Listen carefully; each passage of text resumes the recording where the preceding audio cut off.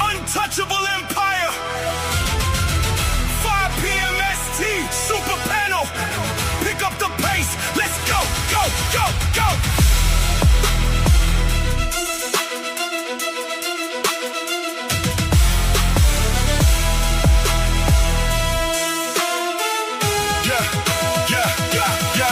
We coming in heavy, the Super Panel ready with Fatty and Ali on the stage, the host dropping the ANGRYMAN standard, making the toast of the untouchable empire running the coast. They stepping to us, but they moving too slow. The orchestra rising, we running the show. The 808s bumping, the violins jumping at 5 p.m. AST.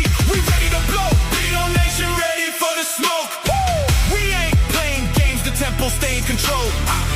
Step to the squad and you'll get exposed. Untouchable empire, leaving you broke. Hey, hold up a minute, the opposition learning, they trying right now to get in the league back. They put in revenge, they bringing attention, but we got the armor defending the track. The steppers is speeding, the process is stampede. We trapping the beat and we bringing the heat. The aggression is teaching the lesson, the empire standing, we never retreat. Beat on Nation, ready for the smoke. Woo! We ain't playing games, the tempo lock and load. Step to the squad and you'll get exposed. Untouchable empire, leaving you broke. Fatty, Ali, the squad is ready. We ready for smoke. Angry man, are you ready?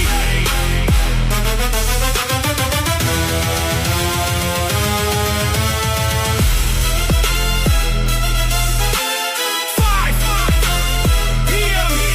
ST, untouchable empire. Woo!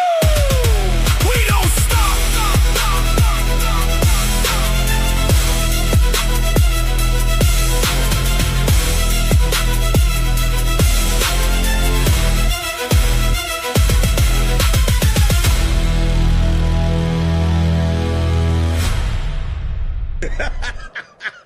Psych! The content presented on the following show is intended for satirical and educational purposes only.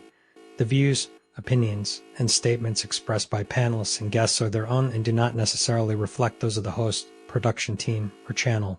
Additionally, any third-party content featured in this program is used in compliance with fair use under United States copyright law, which allows for commentary, criticism, news report, teaching, and research. Viewer discretion is advised, and we encourage independent thought and discussion. Welcome to the Untouchable Super Panel with Ilkan Ali and Fatty. Kick back, relax, and enjoy the show.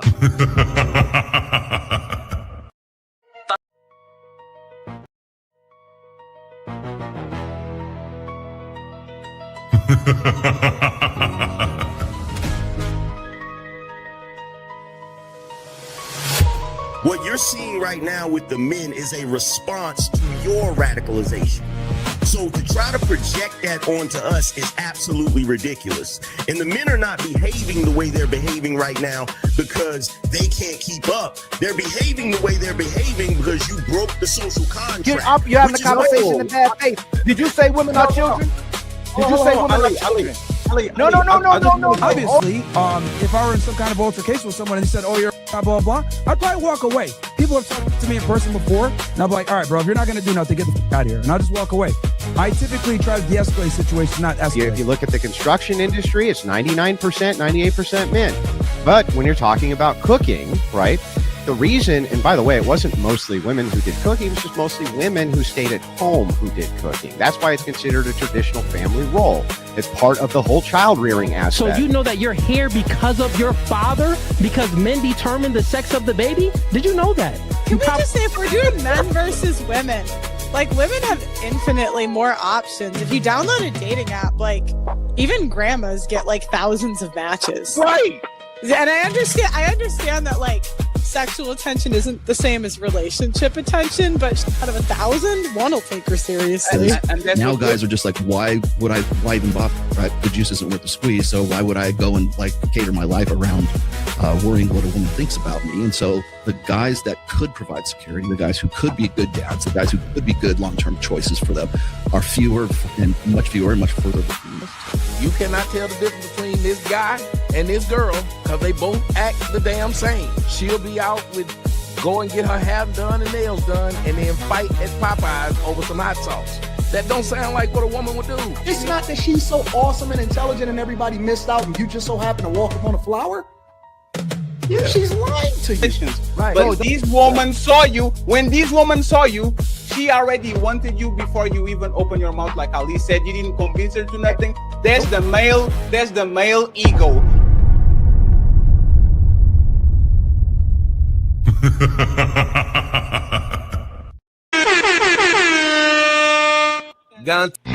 It's time to Welcome, family, to another Untouchable Super Panel where we don't just chit chatter and all words matter. All right, we're here to bring you another breakout conversation with phenomenal panelists, untouchable panelists, and hopefully it gets you through the weekend. And hopefully I had a great week as well too. Before I start, I'd like to introduce some of our panelists today. Okay, we're gonna start out with my sister Jessica. Much love, Jessica, for coming through from TikTok in the building.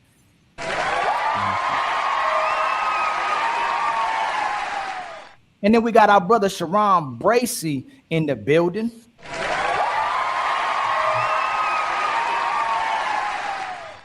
And we got our amazing sister SH in the building as well too. Shout out to SH. How you doing, SH?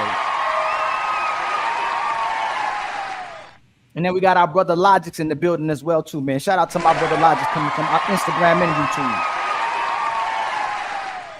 And Smatter Rose is making so much noise on the YouTube. Much love having you in the building. And then we got CRIP Jesus in the building as well too.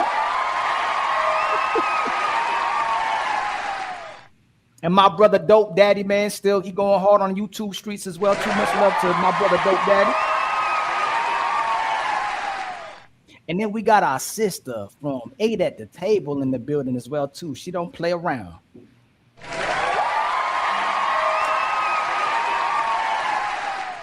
And then the one and only legendary Angry Man is in the building. Ooh. The Angry Man.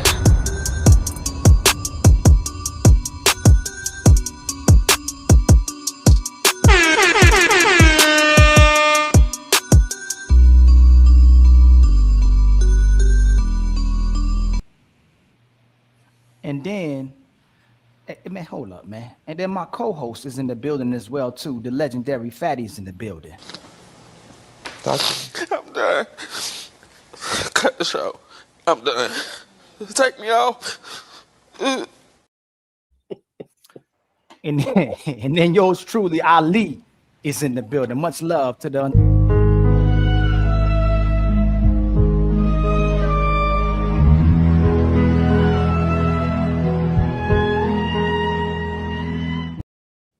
That's Mr. Used to Steal Your Girl. I'm not like that anymore. That's my past, man. Okay, don't do that to me, Fatty. And before we start, Ali, since ANGRYMAN is not still selling those Shut Up Fatty shirts, we can promote his link. So if you guys want to get some merch, okay, the Beano Nation website is over here. We're going to drop this in our chat. If you want to catch a shirt, hoodie, hat, I would appreciate y'all to support the brand. Since I stole the moon that you can see over there, I stole that shit. That's what I do. Stole that shit. That's what I do, nigga. Fuck, nigga, I stole that shit. Oh, that shit, friends. Great month, great week, but we still have 2 shows for y'all. Tomorrow, quick smoke show at 5 p.m. 2 hours. If y'all have smoke, pull up. Not very important, but swing for the neck, okay? And of course on Sunday, the infamous Ladies First is back. We're going to take a 2-week vacation, friends, in the 2nd week of August, but we're trying to end this little season with a bang. Jazz, Tina, Rebecca, Melanin, Roxy, AVG, and Ghosty at least are going to be in the building. So make sure that you follow us at 5 p.m. Eastern on Sunday. I did that, friends. Let's have fun. I have one video to show y'all and one question too. Mont, I will bring you up and down every time we need. I'm going to fall back to the back a little bit too. So make sure that everything is copacetic. Let me see. And I'm sorry, friends. It's just 1 second. Okay, I have 1, 2, 3, and 4. Let me start with this one. Here we go. Let's hear it, and then I have a question for y'all. So I got kicked out of this dude house because I didn't want to hunch. I got kicked out of this dude house because I didn't want to hunch. I never thought it would happen to me. I just thought we was going to chill and watch a movie. She thought she was going to just chill and watch a video. Okay, that's what she's saying. And once I said no, he said, okay, well, you can leave. I said, you said I could leave? He said, yeah.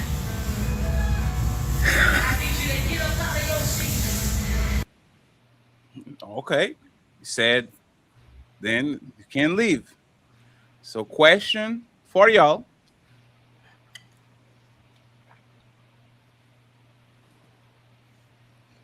Is a man wrong for kicking her out of the house if she doesn't want to dance? Okay, is a man wrong for kicking a woman out of his house if she doesn't want to mingle? It's time to do. Ali, I'll be on the back. You can redistribute to whoever you want to here first. Okay. Let me see. Angry Man, you want to go first? You want to start it off? The answer is absolutely not. I knew you were. So ladies first then. SH. Ooh, the one and only SH. I knew he was going to do that. You knew I was going through the SH. No, ladies first. What do you think, SH? Is the man wrong for kicking her out the house but not wanting no D? He can't be wrong for kicking her out the house, but he did her a favor so she could go find somebody on her wavelength. She wanted something different, so. Okay. So you're not obligated. If she come over to Netflix and chill at that time, she's not obligated, right? That's what you're saying? She said she came over to watch a movie and chill. She had different expectations. Okay. I will give you. I'm not gonna give you a hard time. Yes, I will. I am gonna give you a hard time real quick. If the sister came over there and wanted some, and the guy said no, would she be understanding of that, or would it be called a derogatory term? Ask your question again. If the sister said, "Hey, let's go," and he refuses to have sex, would she accept that and say that's a real man, or would she hit him with a derogatory term, possibly call him gay? Would she possibly call him Would gay? she say this is a good leader? No, I'm asking you typically. Would she say this is a good man? He made the right decision. That's a leader. Or would she say, man, this dude got to be gay? Nah, there's women that's going to say that's a good man. Typically, most of the times or minority of the time? A lot of the time, women going to say that's a good man. I got you. Hey, my sister smelled the roses. If the sister come on over there with the Netflix and chill, and she get kicked out for not, want to get a man any, is he wrong for that? He's not wrong. Oh, but he's an asshole. I mean, putting her out. I mean, just watch the movie and then dismiss her. Right. But, I mean, dang, like maybe his breath wasn't right. Like he could have been like, okay, let me wait this out a little bit. Maybe she didn't want to get it cracking at that exact moment. Like. And what if the reverse happened? What if she wanted some and he refused it? Would she say, you know what? You practice dick discipline. This is amazing. Or would she be like to a girl, man, that nigga gay? I can't imagine an instance where a woman would be like that, but if there was, I would hope that she would be understanding that the man probably wasn't in the mood to crack her. Right, but in real life, if a woman wants some, is she gonna support the man practicing dick discipline, or would she be upset with the fact that he practiced dick discipline? Upset. She's gonna internalize it. Like, she will say that it's him, but it will really be her inside thinking like she's not up to par. But she won't say that out loud. She'll say the opposite. Okay. My brother Sharon, what you think, my brother? Would the man be wrong for kicking the woman out for not giving him none? If he's not into the woman, no, he's not wrong for it. If he only wanted her for vagina, she ain't willing to give him no goddamn vagina. Hey, it is what it is. At least he's up front. He ain't lying. Ain't no but. He ain't manipulating. He ain't trying to sneak the draws off the woman. Hey, I think that's how you should be. Be up front. Like, hey, I only want you for your goddamn vagina. You as a person actually don't matter to me. Yeah, be up front so that woman understands what kind of man you are. You ain't, you just for a good time. So, yeah. Yeah, but that's not a reflection of the type of man he is. That's just a reflection of what he wants. It is a reflection of what kind of man he is for her. No, but who he is in reference to what she wants is not who he is in reference to himself.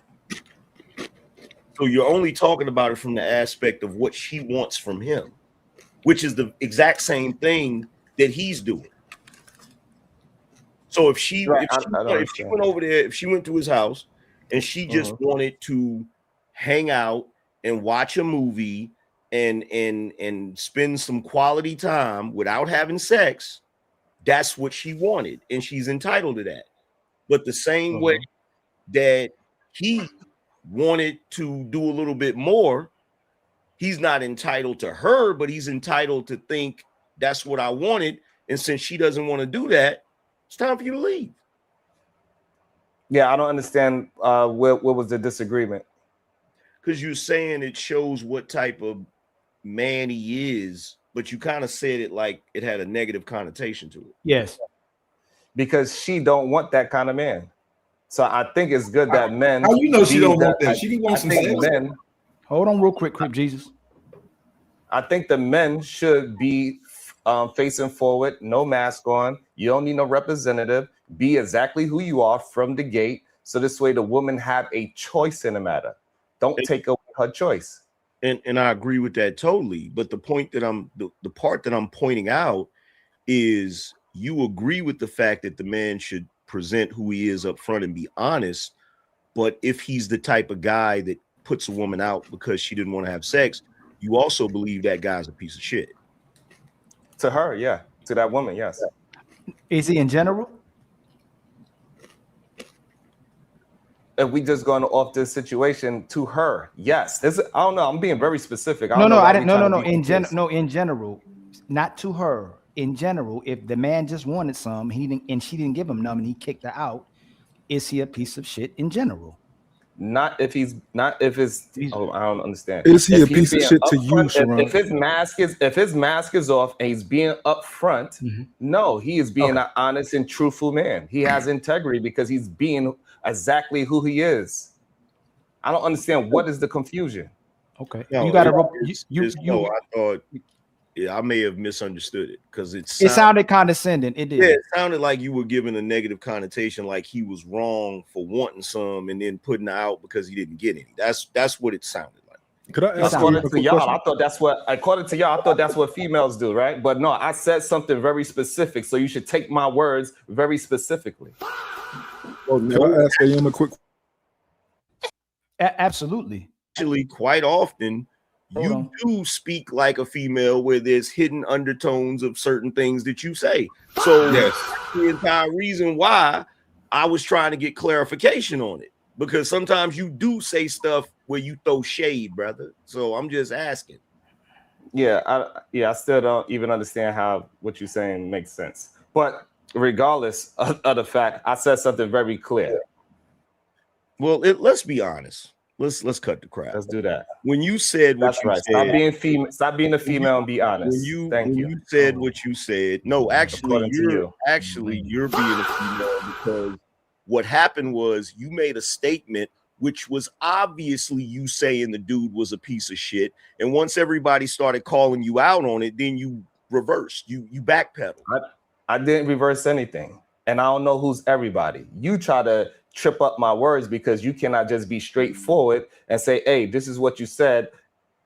It is simple and plain. No, I was very specific about this exact position of what this woman went through. So I wasn't talking about anything else. I don't know where you get this. You made up something in your mind. You made up a scenario in your mind instead of dealing with reality.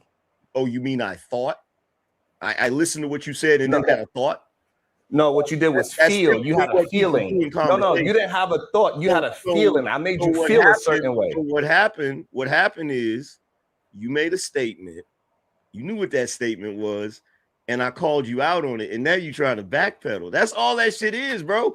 Tell the truth. You believe that guy's a piece of shit for kicking that woman out of his crib. I know that's your position. Stand on it. Yeah, you cannot make this thing up, right? So I said something. So you, in your own mind, you felt something in your heart. I don't know what it is. It's something, but sometimes when you have that masculine energy, sometimes you bring feminine energy out of other people, right? And so therefore, I guess that's what happened with you. And then you went to a whole different world. I have no idea where you went, but you went to the multiverse and you started communicating in a different way that I never communicated in my life. So that's not your position. That's what you say. I said exactly what I said. If you don't understand, then I guess I can repeat it for the third and fourth time. But I'm being feminine. I said what I said. But I'm being feminine. Exactly. You see how I pull it out? I pulled out that inner voice in you. I pulled it out of you. That's what I do. I pull that inner voice right up out of you. Anything out of me. I'm trying to see. I'm doing you a service by pulling that energy up out of you. You don't need it. You didn't pull nothing out of me, brother. Stop it. You sounding crazy right now, bro. So before I go to CRIP Jesus, Sharon, just want to be consistent with what you said, right? If a woman wanted a man to spend on her, they were on a date, and she's like, nah, you got to go 50-50, and she bounced on him on a date, and you said how you said in the way she said, I said, man, is that a good woman for kicking this man or leaving this man because she didn't want to spend the whole, didn't want to pay the whole tab because he didn't want to pay the whole tab, and you said, nah, but it says a lot about who she is. Would that sound like it's condescending? Or would it sound like you like, hey, she's real for just keeping it up front? I'm not going on date when the guy's not paying the whole tab. Would it sound condescending? Right. So if that woman do not want to pay, she don't want to go Dutch with a man, is what you asking me, right? No. No. If you said, hey, you say that's if fine. I said You said that's fine. Hold on. That's fine. If I said something, you want, that's what you're saying. You already saying I said something. I'm saying what you said. You said that's fine. If he does that, that's fine. No, how about but it says ask me the question so I can say, because you're changing the scenario. I'm not. I'm saying what you said. That's why Angry Man said what he said. No, because hold on. If I said, hey, Sharon, it's not going to change anything what I'm about to say. I swear it's going to be the same thing. If someone says it says a lot about who that person is that typically praising them or is it condescending? I don't understand the question. You do, but that's okay. That's okay. I really don't. I don't understand what you. My brother CRIP Jesus. If the brother kicked the woman out for not wanting to give him some when he invited over there for Netflix and chill, is he wrong for that?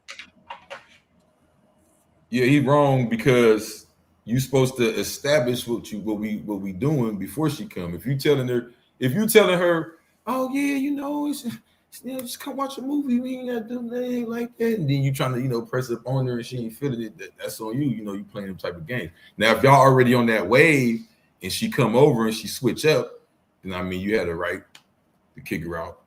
Or just ask her to leave. It ain't gotta be like a kick out, like get up out of here and get all in your feelings and all that. But you know what I'm saying? But if you invite her over talking about movies and all that, and she don't want to do it, that's kind of on you.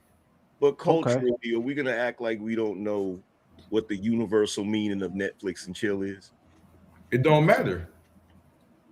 I'm from South Central. I'm from South Central LA. That's like saying, "Oh, you a hoe and you riding around with me in the car, so I expect you to pay me." No, you got to break her. You gotta. You know what I mean? You gotta present the situation. We grown. Let me get everybody in real quick, Angryman, and I'm gonna open up the panel. Because because look, everybody got their own game. She got her game too, so she may be like, "Oh, he think he's finna get me over here and move on." You supposed to be able to present. And I feel like this. If you younger, that's one thing. You know, I know when we younger, we kind of play that game. You know, you try to get the girl around here, try to manipulate her. But I feel like as an older person, you're supposed to know how to flirt. You're supposed to know how to talk a little foreplay. You're supposed to know how to be able to switch the conversation over and make it sex talk and kind of put out there what you're trying to get to before y'all even get there to that. I mean, that's how I'm rolling. I'm not inviting them over for the hee ha ha. You know what I'm saying? Like when we walking through the door, you know what I mean? But I'm not saying like everything about sex, but I'm saying if that's what we're on, that's already been established already. So question to you, just so I'm consistent with I don't you even as well. watch Netflix. Oh yeah, I know. But typically, if a man is inviting a woman over for Netflix and chill, is he typically expecting sex, or he's really trying to watch the movie with her? Maybe in the older era, but there's a lot of dudes now who be. I'm telling you straight up, there's a lot of dudes now who I see who be hanging out with women not getting none. You feel what I'm saying? I established that before they come over because I've been through that already. You know? I didn't. I asked you if man is typically inviting a woman over to Netflix and chill. Is he typically inviting her over for the possibility of sex or to actually watch The Notebook? Oh, he probably wants some sex. Okay. Does she know that too? Typically. Yeah. Depends. That's what I said. That's literally Somebody what lies. That is what you said, Bob. I don't know who, but I'm telling you, somebody's lying. I'm telling you straight up that if you don't establish that beforehand, I don't feel that that's right. You gotta, you asked to watch a movie, watch that movie, lame ass nigga, and go and get it over. Wait for the movie to be over. See, y'all want me to defend lame niggas. It's the problem we always get to when y'all bring me up here. I don't defend lame niggas, bro. I'm gonna tell her what it is. I know how to flirt. Where y'all grew up at? So you should flirt with her to try to get sex. Why you on the phone when you're inviting her over? You on the hey, I mean, hey Sally, I like your shoes at work. Would you like to come over and Netflix and chill? Get that funny ass shit the fuck out of here. That's the problem with niggas. They be all mad. She didn't let me fuck, man. You wasn't saying nothing to doing nothing enticing. You over there lame as hell, being lame, and she probably wanted to eat for free and watch a movie and get on. She used you. You set yourself up to be used. Yeah. Dang, and I'm gonna keep it real. I'm not saying I'm super duper man. I'm saying I've lived alone long enough to have been through that phase already. I'm not playing that game over here. Some man might probably live with their mama, then live with their woman, then was with their roommate or whatever. But when you get your bachelor pad, you see you're gonna go through that enough times to figure out, you know what? I'm gonna establish what's going on over here before they get here. I'm gonna have some soft music playing. I'm gonna have some incense burning. Fuck Netflix. Nigga, let's talk and chill. I knew you was coming. And this is how you know CRIP Jesus doesn't have no game, because women like the plausible deniability thing and they like the game too. As soon as you say, come here, I'm going to clap some cheeks, you literally lost the cheeks, or you're going to have a very quick section because they should I said flirt. I was listening. I'll go back to the bottom. No, sir, this is not Uber Eats. Women like the game too. Women like to dance too. That's why Netflix and chill work. Once you are not a lame for playing the game, she knows what it is, you know what it is, and then y'all get together. If you are one, hey, Ooga, me, caveman, me want sex. Come 7 p.m. Okay, like what you come to the extreme. You ain't gotta say we having sex, but there's a way to set the mood. You feel me? But let me just ask this real quick. CRIP Jesus, let me ask you this. Right? You from the hood, right? Yes, sir. There's a saying that goes like this: what's understood don't gotta be spoken, right? Yeah. Okay, so whenever dudes be like, yo, you trying to Netflix and chill, they know women understand what that means. Not in this new era. It's not. That was back in the day. You got to clarify it. You got to make them sign the contract. 360, man. Boy, you don't sit your stupid ass down. Who the f think you is? Y'all act like Netflix was 50 years ago. So Logic, you agree with that? I agree. I don't think it's just a given all the time. It's just like No. Slow down real quick, brother, because y'all keep changing it. No, if a woman's typically coming over, does the man typically want sex, or does he want to watch a movie? It depends how much he like her. You know what I'm saying? If he really like her, then maybe he don't care. But if he just want to fuck, then he just want to fuck. Hold on. Let's go to the ladies. Before you go, intentionally. So if you hold on, logic, please, because y'all say it's nuance, right? Y'all always want to use this nuance, right? If I take a lady out on a date, does she typically expect me to pay, or we going 50-50 on the tab? Bro, I don't know this world where you think everything just so No, simple all the I'm time. just but it's y'all. just like- I'm not saying what I know, y'all. I'm just asking your thoughts. So don't switch it to no. Ali, you are asking questions, and he's going to give you the same No, shit. so exactly, right? It's bad faith. If you take a woman out on a date, she typically expects you to pay. If you get in a relationship with a woman, she typically expects you to pay. So why are we having a bad faith conversation talking about it's a new world? It's a new world. If a man wants to be around a woman, typically he wants sex. Like, why do we lie to women to make them try to feel good or try to look? Hold on, you respond when I'm done. Why do women ask for the truth and the men to be truthful with them? And y'all say to be truthful, but then you line about what men typically want, whether it's a girl that he likes or a girl that he doesn't like. If he's inviting her over, he typically wants sex. Bro, you sound like a horn dog that never gets none, because that's not the you sound like it, because the fact that you always think, man, if you coming over, I gotta fuck. Like, bro, you can sometimes want to kick it with a girl and not always want to fuck. Like, it's not you like that's not what I asked you. I'm trying to give you the benefit of the doubt, but it just seems like if it's not sex, then nothing matters. And that's not what nobody said.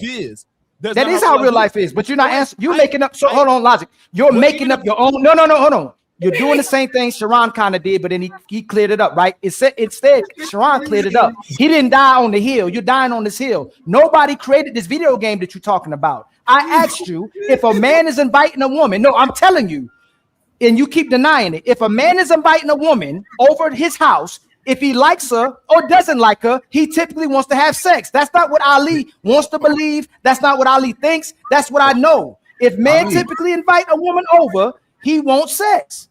Let me make sure. 1 second, friends. Let me make sure that Logix agrees with this statement. Do you agree, Logix, with that statement? No. Don't let him force you. Oh, okay, No, so let me ask the ladies. I don't agree with that. I don't agree with that. So let me ask the ladies, right? Before CRIP JESUS, I got you, right? So just to make sure, because we would dominate a little bit too much, right? Aaron, Jessica, and SH, and Smell the Roses when she's back. Do y'all hang out with this type of guys that invite you to their home but don't want to bone you? And I'm not saying that they don't. Sometimes we don't act on it, but do you really think that anytime a male friend invites you to their house is on a platonic friendship? I will never do this to you. Jessica, Aaron, and then the ladies uninterrupted. And Typically. And Mont and CRIP JESUS get on the back end, and Angry Man if he wants to talk. Go ahead. Oh, Aaron, she go ahead. muted. Aaron.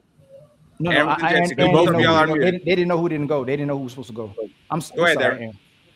He said Jessica first. That's why. Oh, I'm sorry. He did say Jessica. When she was talking. Jessica, you were muted. Yeah, no, I thought Aaron was going. As far as what you're all talking on, do you want me just to talk about like if a man So Ali's statement was this, right?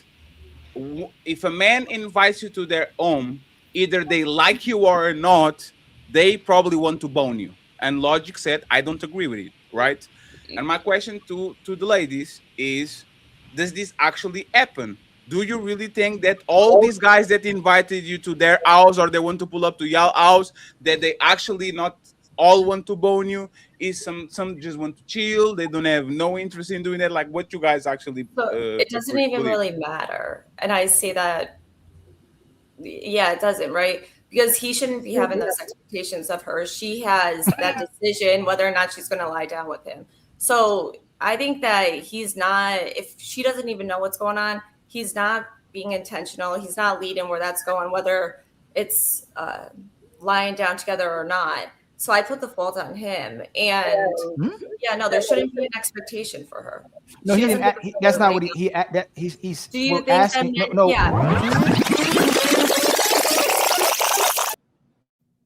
Yeah, after hearing so many men speak, Yeah, I would say more than likely they want to lie down with you.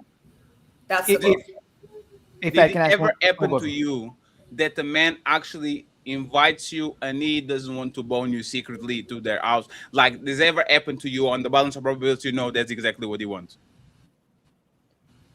Yeah, but again, it doesn't matter, right? No, but that's not the question. I didn't ask you if he matters or Yeah, not. more than likely he's gonna want to lie down with you. I mean, No. She answered it. Please listen to my question, Jessica. Right? There was woman that already came to my house and he didn't have sex, right? Right. But I wanted to have sex. It just didn't happen, right? Mhm. My question to you is, do you agree with Ali that men will invite you to their house, and even if they like you or don't like you, they will want to have sex with you? Or you agree with logic that a lot of time they don't have sex in mind, they just want to actually hang out, chill. It's not the sex Watch thing The Notebook. that they got. no, they're more than likely thinking about sex, whether or not they like you. Thank you. And that's why it's important for women to know, like, what's the intention here? Is there commitment? Where's this going? Thank you very much, Jessica. What about you, Aaron? And thank you for your patience.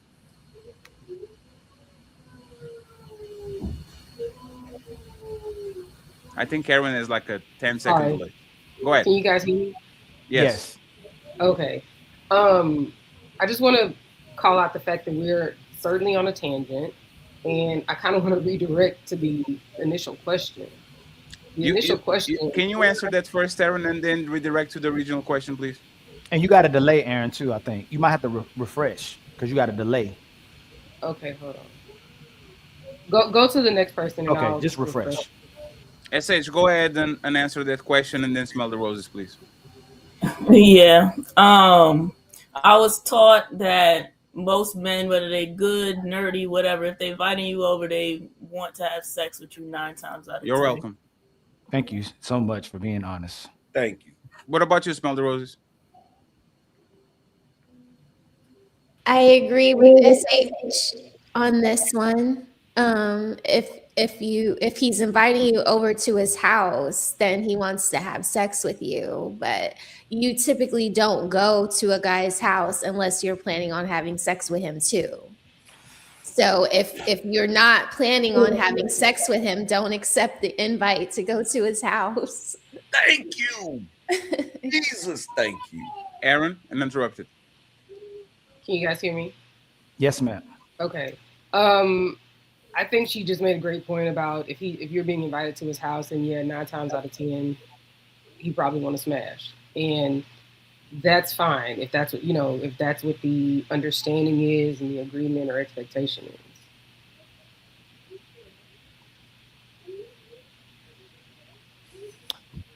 But would he be wrong for kicking the woman out if she doesn't want to have sex? Okay, so that goes back to the first question. Yes, ma'am. I think that he is not wrong for kicking her out or asking her to leave or whatever, but I think he's very disingenuous by not being transparent and upfront about what he wanted from the jump. Like, don't have me come over here and waste my gas saying we about to watch a movie and you really want to smash. Like, men are upfront about what they want. Can I ask you a question? Sure. Would most women be turned off when she hits you up and you go, hey, yo, when we come over here, we're going to watch a movie, we have sex. That's cool with you? Like, would most women be like, what? Like, be turned off by that? Or be like, okay, I'm cool with that? So I'm going to speak for, I guess, women in my age group. Mm-hmm. I'm going to say, yeah, we want you to be upfront. Because don't waste my time. Don't waste my gas. And, like quit playing games. Just be upfront about what you want. Anybody else believe that, or anybody got a rebuttal for that? Anybody disagree? Can I say something to that? Yes, ma'am. Do you disagree or agree? No, I think he was wrong. Like I said from the beginning, yeah. No. If the guy wants sex, should he tell you? Would most women be turned off or embracing of a guy that tells you, hey, when you come over here, we're gonna watch movies, but we're gonna have sex too? Would most women be like, oh yeah, that's fine, or she be turned off by it? Right. It's going to be based off of how he's saying it, right? If he's being demanding, there's not a connection there. They haven't built rapport. That's going to gross her out. Like, what do you think you're going to tell me that we're going to go and lie down together? That's crazy. However, in the event he, got know her, connected with her at some level, perhaps they could get into that, and it doesn't have to come out like yes or no. Are you going to lie down with me? Do you know what I mean? Or like this is what we're doing. That's a turn off. It never happened. The 10 guys that y'all had sex with never ask you, can I please have sex with you at 7 p.m., please? Can I kiss you on the cheek? Can I pull your hair? Can I spank your ass? Can I turn you around? Like, men don't ask, and neither do y'all. Y'all like the let's do it on the heat of the moment, read my mind type of thing. Jessica, the last man that you had sex with you said, hey, this is the first time we're meeting, bring condoms because we are going to have sex. Did you ever add that, like the last man that you had sex with, did he propose the situation like that? Or he actually happened, y'all read the room, and that actually unfolded into sex? No, yeah, like I think it goes much more smooth, if you will. It's not being choppy like that, like kind of like, it's kind of awkward, right? If you're saying like, can we do all this? It could be, however, with the temperature today, we have to be careful. What? No, hold on, Fatty. Hold on. Hey, so sisters, hold on. So you want him and to y'all hold on, Roses. Hold on, Roses, because I want you to say it too. No, hold on, and hold on, Jessica, hold on. I want you to start first. Tell us how a man would tell you that how to have sex, and then y'all have sex and it works smoothly. Can I hear from y'all? And I want to no, actually, Ali, 1 second. That's perfect. I want Erin first because she was the one saying, if you don't tell me, you're playing games. So I actually want to hear from Erin because she's a mature woman. If I'm playing games for saying Netflix and chill or pull over, pull out, let's watch it. Right? Hold on, Like, brother, how would the man actually do that? How would he present it? And then Jessica. Hey, women, how they gonna know that? I can tell you the lady, hey, Crip Jesus, please don't let me. I can tell you how. I'm one of those guys that do that. Okay, go ahead. Ask them. Let them make up some lie for you. Oh, wow. So now they liars. That's crazy. Go ahead, man. Boy, they're women. They're not the man they think you is. Go ahead, my sister Aaron.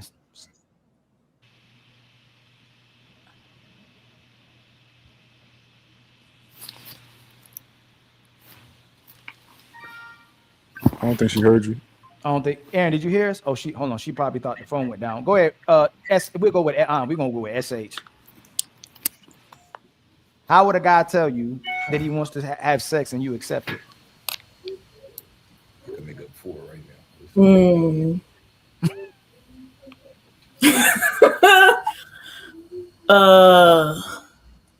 Yeah, I don't think it can be said like that. I can tell you. Say it. How? Hey, Crip Jesus. Nope. We said women. If you're not a woman, please don't speak right now. We said ladies. When we say brothers, you can speak. Please, Crip Jesus. I'm just trying to get you the game, man. I don't need a game. Yes, you do. No, boy, you don't sit your stupid ass down. Who the think you is? Yeah. Is my mic working? Did you hear what I said? Oh yes. Oh, so you don't know. Okay. You have no answer. She don't know. She has no answer. Okay, smell the roses. Okay, thank you. No answer. Jessica, how would he say it? Nike, just do it. I mean, what? Don't worry.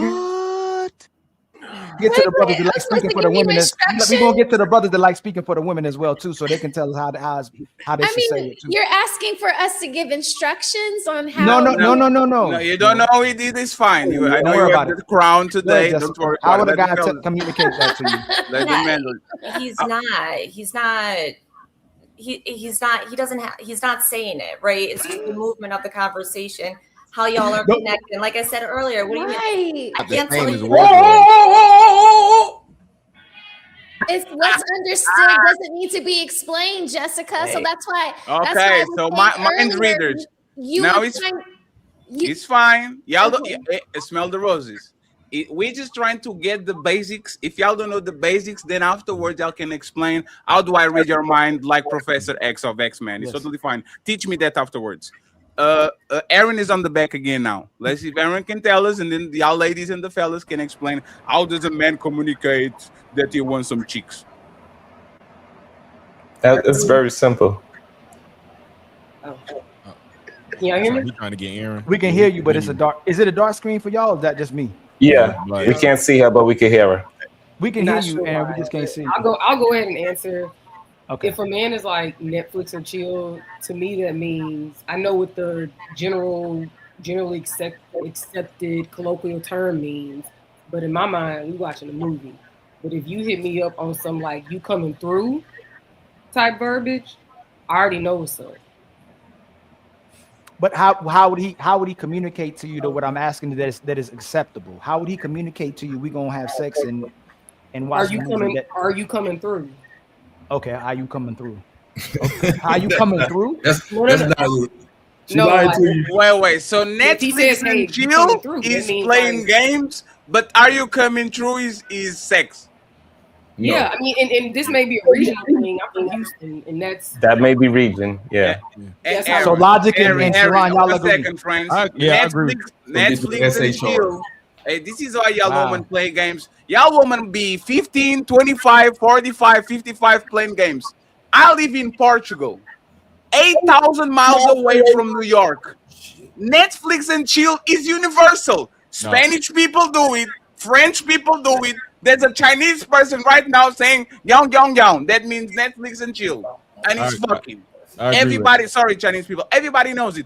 How do y'all that actually coined the phrase and developed the term don't know what Netflix and chill is? I agree with Aaron though. That's pretty much how it is though. Because like Netflix and chill, if you got somebody coming over at 6 o'clock, you literally might have time for a movie, and then whatever happens. You know what I'm saying? But you might legit just want to hang out with somebody. But like she said, if it's like 11 o'clock and be like, "Hey, you trying to slide?"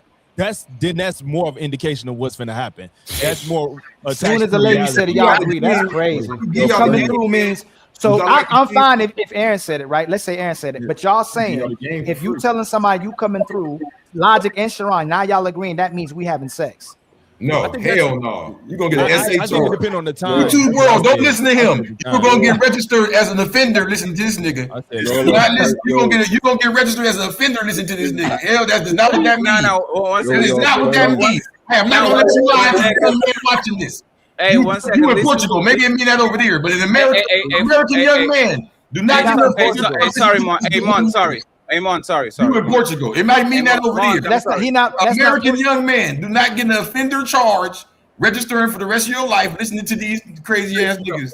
They lost their mind. So that is not what that means. Okay, now that the jailbird already said what he needed to say, let me actually tell you how these people need to be. I can give you some game. Oh no, okay. So give me some good game straight. Yes. No, hey, don't interrupt me. I'm not playing this game with you today. I know you're too excited because you have a lot of men on the panel. I know how you roll because you've been in jail for 15 years or prison, whatever it is. But you tell you how to tell a woman when you invite her over. Just calm down. Calm down. Let's have a conversation. You can throw the shots that you want to throw shots. It's totally fine, right? Explain. 1 second, please, sir. You are going to explain to us since the ladies couldn't help us. Okay, yes. And Smell the Rosa, I'm going to pull you right up. And Monten interrupt because you haven't touched the microphone. CRIP Jesus, tell us, how do you invite a woman to give us some game to have sex with? But go ahead, explain to us, please. So the balance and the struggle here is the man is playing the role of the predator and the woman is playing the role of the prey. Right? It's a hunting here. Now, you want to say, well, I'm going to tell her I want some cheeks. That's too obvious. You can't tell the rabbit, I got the pistol here, I'm going to shoot you. It's the art of seduction. Okay? So you may suggest something like, hey, what do you like for breakfast? She might say something like, why you ask me what I like for breakfast? You.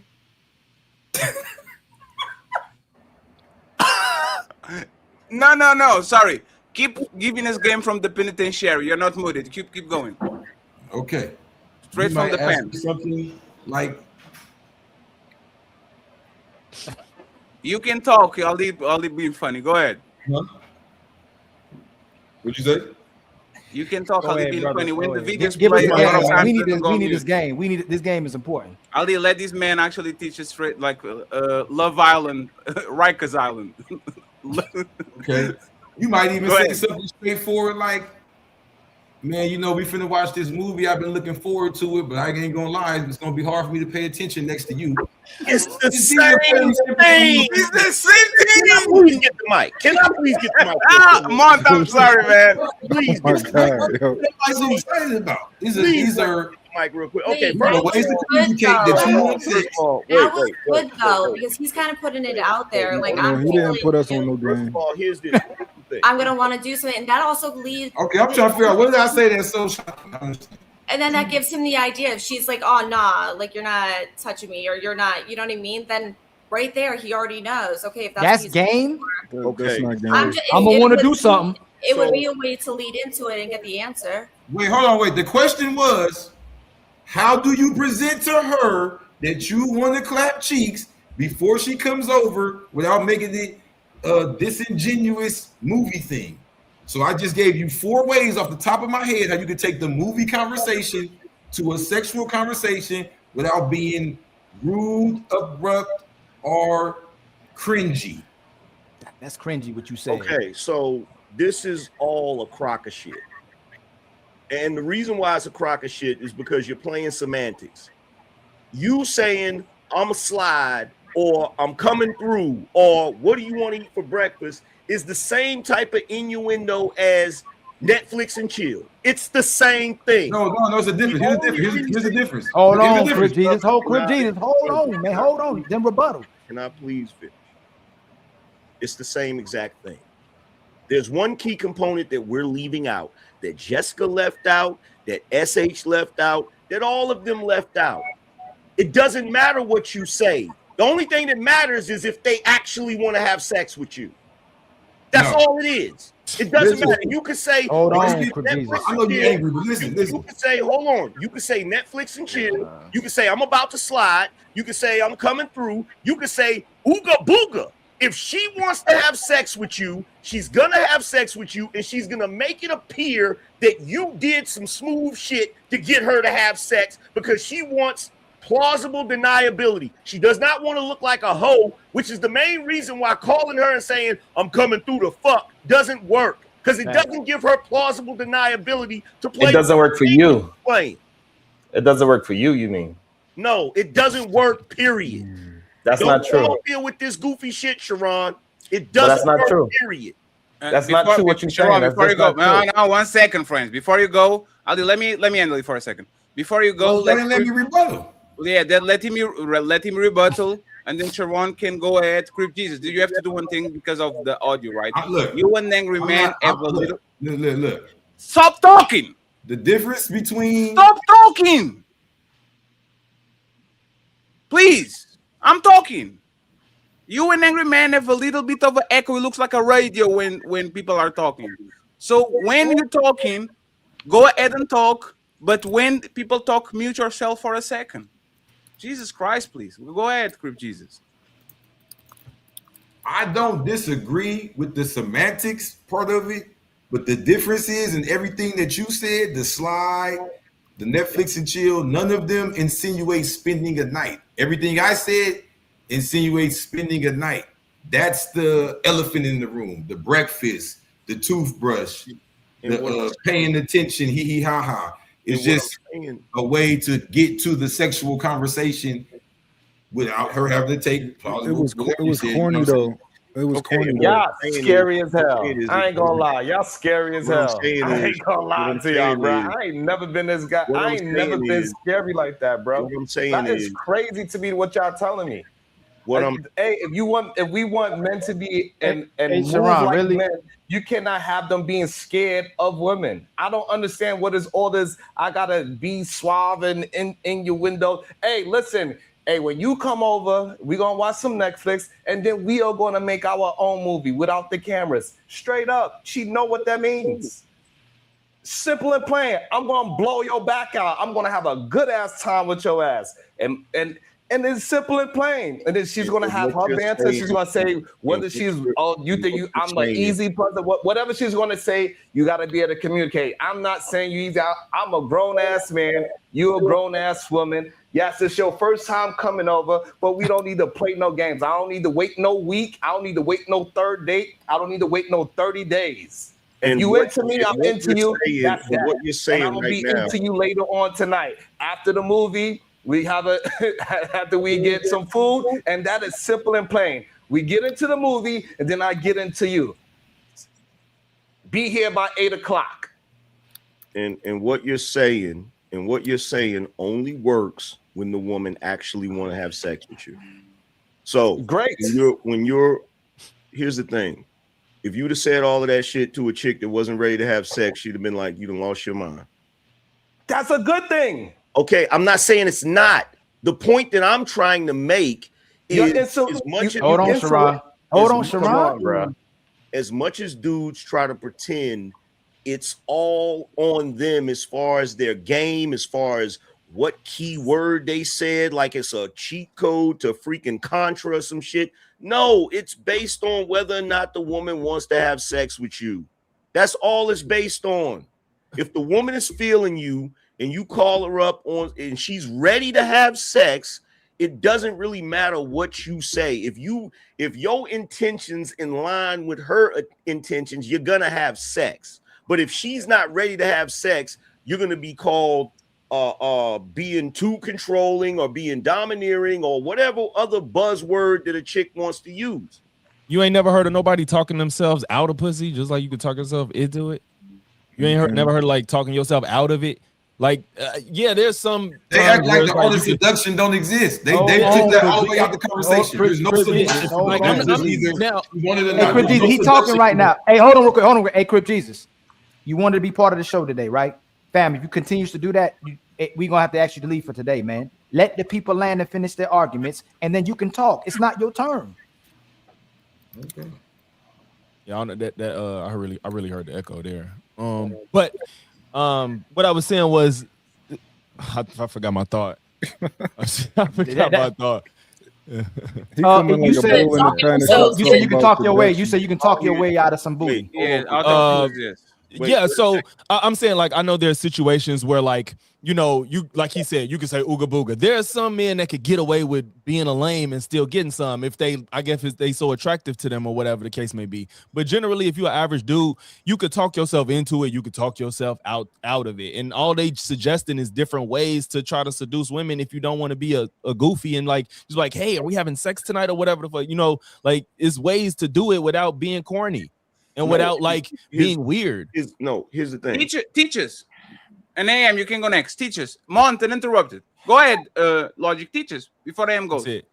Teach us how to do it. You said there's ways to do it without being corny. So you if every man up here has ever seduced a woman, it's just a vibe thing. I don't know why y'all acting like there's this instruction manual of how to get pussy. No, that's kind of like hard rules for it. Absolutely. You said. I mean, there's kind of hard rules for it, things to avoid completely and things to do it for the most part. There's kind of hard lines of how you do it. Yeah, and you work from that framework. You base that off your personality and hers and the situation that you in. Otherwise, So do it based on your personality. Do it based on your personality. Show us. Bro, we not finna role play in here right now. No, it's fine. I can put Jessica next to you. You got it. I'm retired, bro. I ain't got. I'm retired. Okay. But Logic, I think that's the point. Logic is it's never straightforward. You play the game, right? Women want you to play the game. That's what they want. So that's why we do it. We be smooth. We play with them. We talk, you know, and we get them to that point where it's like, all right, now you might mention like, you know, giving them a massage or something like that, but you kind of gradually do that, but they don't like the straightforward thing because like AM said, they want the plausible deniability. They don't want to feel like you know they're a whore, right? They don't want you to. They don't want to know. Oh, this nigga know I'm giving it up. Nah, we not. I don't. You know, you're not going to act like you know they're giving it up, even if you know they're giving it up. You know. Y'all crazy. Yeah, Y'all crazy. Which one of these women on the panel feel like if they giving it up and you know you giving it up, you want the man to know that you giving it up too? Look, you want us to act like you don't know. If a man is being honest, if a man is being honest with a woman, that's all she needs to know. And it depends. If she think that you going to be a chatty patty, the problem is that a lot of men are too chatty patty. That's the problem with y'all. So she don't give a damn. She willing to do all the nasty things with you as long as she knows it's going to stay in that goddamn bedroom. The problem is a lot of you guys is chatty patty. You need to be more masculine and stop talking so goddamn much. Go ahead, Angryman, and interrupt it, please. And yeah, be more masculine. Absolutely. The guy that talks endlessly. That's Go crazy. ahead, Angryman. So again, y'all are bugging. My man sat there and said, yo, even a lame can get some cooch. See, that's the problem. We're basing what a lame is off of what us guys think a lame is. Facts. What does the woman think he is? If the woman doesn't think he's a lame, if she's attracted to him, she's gonna have sex with him. That's all there is to it at the end of the day. Oh, so you think like a woman, you saying? Oh, hey, Angryman, hold on real quick before he respond. Hey, Sharon, don't say nothing in the middle. Sharon wants the smoke. He goes up there. Go ahead, damn. No, let him have it. He wants it. So basically, what you're upset about is the fact that I actually understand women. That's what you're upset about? I'm not upset. I mean, you made the little comment. You threw the shade like a bitch. I ain't throw no shade. You said you got to think like a woman. You said that. You inserted that into the conversation. That's not. You had that. You got the woman's point of view. You said, "Hey, you gotta think like how the woman is looking at the man. How the woman looks at the man is what you said. That's not what I said. So what you say? That's not what I said. You went, hey, God, what you say? So number one, what I said was the woman is going to have sex with you if she wants to have sex with you. That's all it boils down to. It's not what you just said. What you're doing as a guy is you're trying to determine whether or not guys are lames based on how we view guys.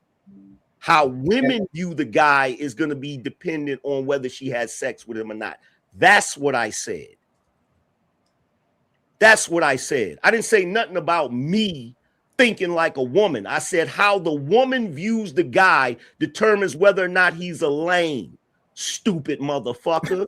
Get your ears, open your ears. Instead of looking for a viral moment, you clout chasing bitch. You the only clout chaser here. How you gonna call me a clout chaser? You can't even have a conversation. You telling me how I look, now you want to overtalk. Go ahead. You get your feminine energy out. Get your feminine energy out. Go ahead. You the clout chasing bitch. Get it out. You the clout chasing bitch.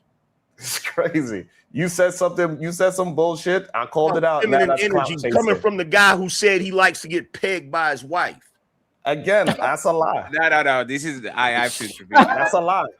I'm sorry. No lie. I was there when you said it, nigga. Looking for clout. One second. That's clout chasing in his finest. I'm going to. Hey, friends, I'm going to pull an Anton. Friends, we're trying to go corporate and get some new sponsors. So no fight club activities over here, okay? This is to make sure. Let's leave the families out of this, okay? So now let's go back to the conversation and let's actually cool the room. Let me get Jessica and Aaron over here. Man, he begging. Hey, Damn. Sharon, He begging for us. Okay, so Aaron froze. Roses and Jessica, right? This is my question.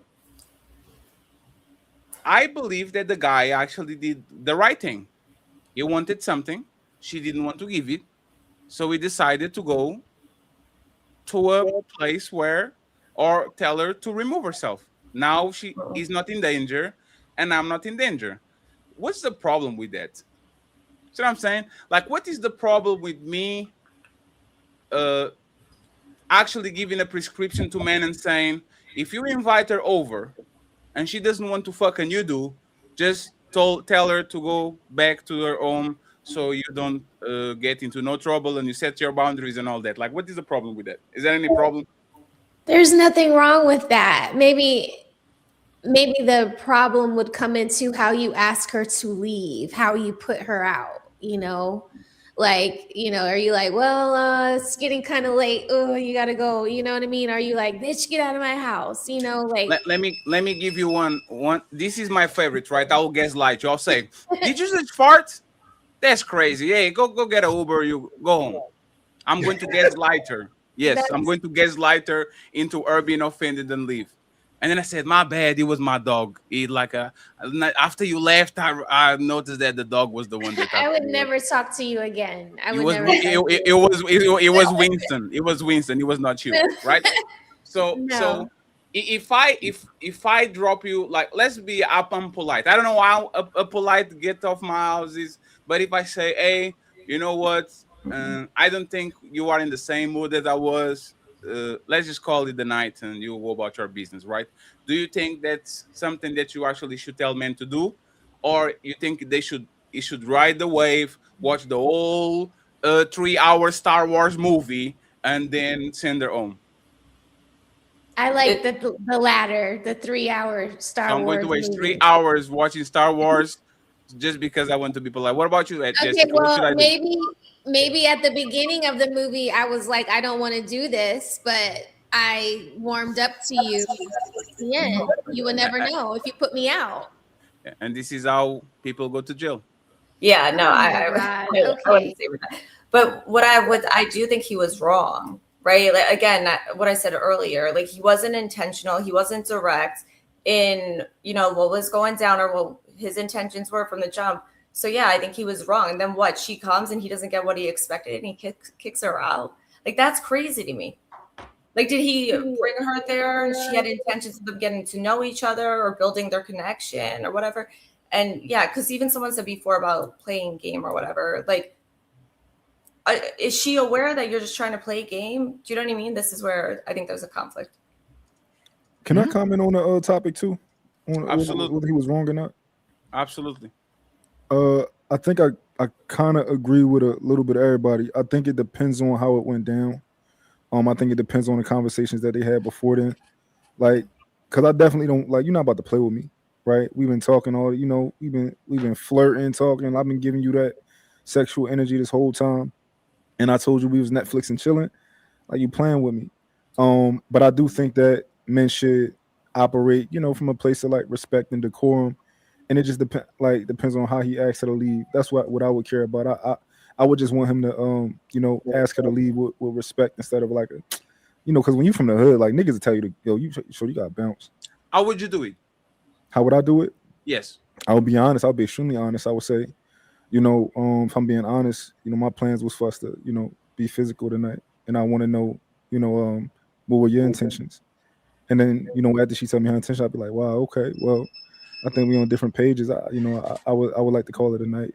Hey, Mont, I'm going to say this, Mont. You are very smooth. You clearly have more game than me, but that sounded crazy.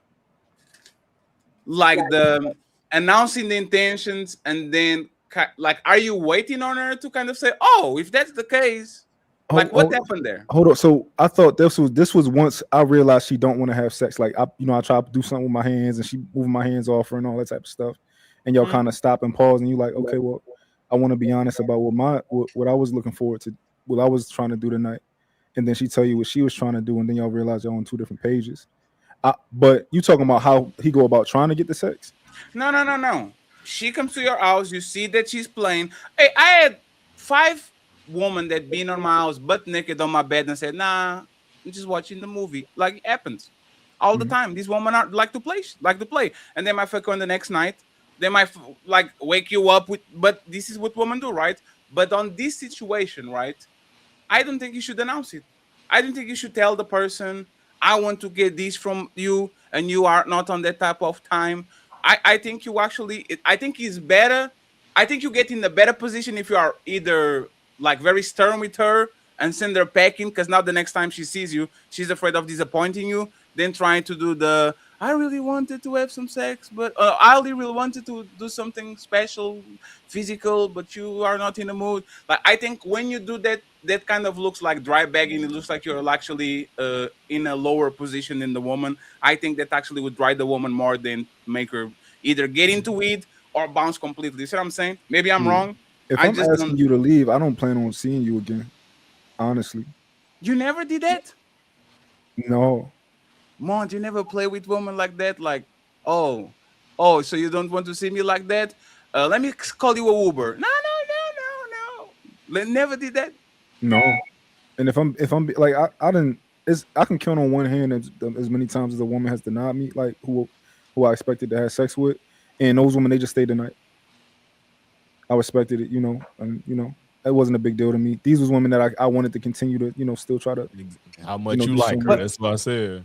Nah, but it's rare. Isn't it rare for a man to kick the woman out too? Like in case it might happen the next time. So you saying that you said some women didn't have sex with you that you may want to have sex with, right? Yeah, and I ain't kick them out. And you ain't kick them out. That's what I'm saying. Unless, like you said, unless you really don't like her, like you really want to try to. Ali, no. I think most of us, it was when we were young. See what I'm saying? Because we kind of like the little game. You're young. Probably Uber was not as popular and all that shit. Right now, 2026, with people that are 30 and up, I don't think a lot of men let women sleep on their own and wake up the next day and or without actually having something like that. Because you are putting yourself in a situation where, like, this woman now is kind of a liability to you. Like you have no like. But Fat, don't you think that's the desperate guy? Like the men who can get women, they be like, the man who can get women be like, oh, for real? I said, all right, hey, I got to do something. And then you invite somebody else over. The man who desperate for women, you don't think he'll be like, all right, we're not having sex today. We can try another time. The man that is desperate might actually, now that you're saying that, you get what I'm saying? Might actually play the long game. Play the long game. Yes, because I remember when I was a sucker, I'm probably on my early 20s. I had this big booty girl that I never fucked. She came to my home 3 or 4 times, got herself butt naked, walking in front of me and all that shit. And every time I do that, stop it.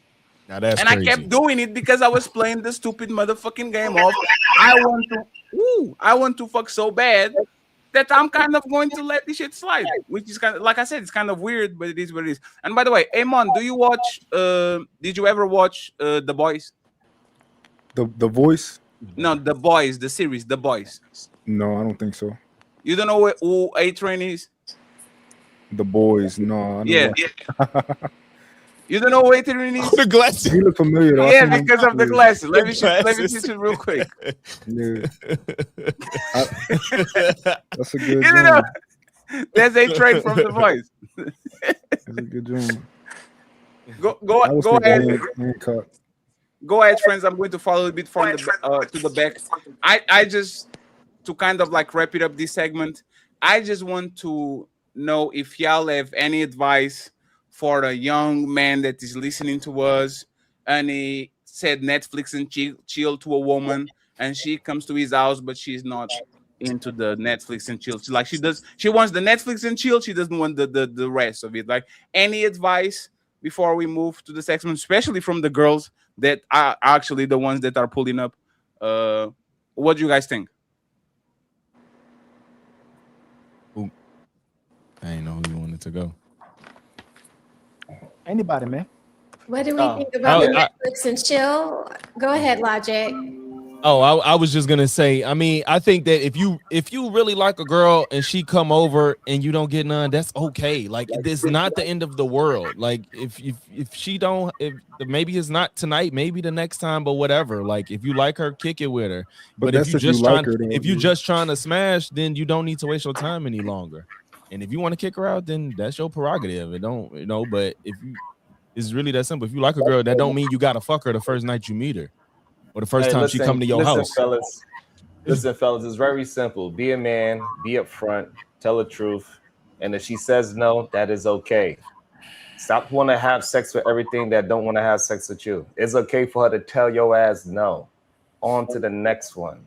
It is simple and plain. I don't know this idea of all y'all men is giving advice because you're afraid of some goddamn rejection. If you be honest with her, she might tell you to no. So what? Be a goddamn man and stop crying. Sharon, I don't think that's fair.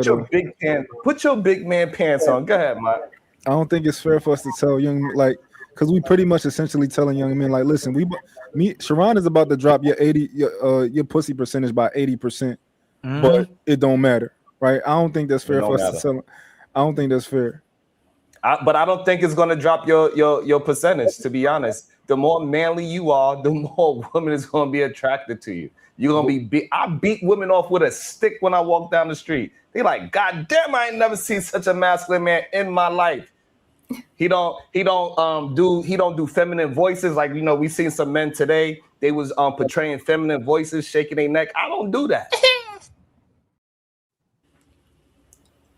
at all. Okay, so I don't talk with my goddamn neck. I don't make up female voices in my head and then project them outside. You see how they over talk and everything? I don't do those things. I told you. I'm just saying my You can't use that this show. And every time, and for some reason, when I'm stop. One second. This is crazy. I always gotta stop. Sharon, stop. You're right. CRIP Jesus is the last time I'm going to tell you, man. You have an echo every time you unmute yourself. It looks like a radio on the back, like 3rd Street. We need an ambulance. Beep. Over. Please mute yourself, and then mute yourself when you want to talk, please. Thank you. Go ahead, Sharon, and pick a fight with Angry Man so we can waste more 10 minutes of y'all going at each other. Go ahead, Sharon. You got it. I ain't picking no fight with nobody. I'm just saying what happened on this panel today. And me pointing out something that happened today is picking a fight. That's insane to me. It happened. It was a man on this panel started talking like he was imitating a woman. Did that not happen? Or is that masculine for a man to put it? Is it masculine for a man to start swinging his neck, swinging his neck and put his voice in a female voice? Put the name on it. Did it happen? Did it happen? Put the name on it. Did it happen? Put the name on it. That's what I figured. Hey, you see? Wait 1 second. ISO. Hey, friends, think about what Sharon is doing, right? A masculine man will go to a woman and says, I want to fuck the shit out of you. But the masculine man doesn't put names on it. Right? A masculine man, when they say, put the name on it. Right? Doesn't the masculine man put the name on the bullets that he's shooting? What's the name? Go ahead, Sharon. Of course. Go ahead, Angry Man. So, to all of the younger dudes, regardless of what time period it's been, there's always a dance that men and women do.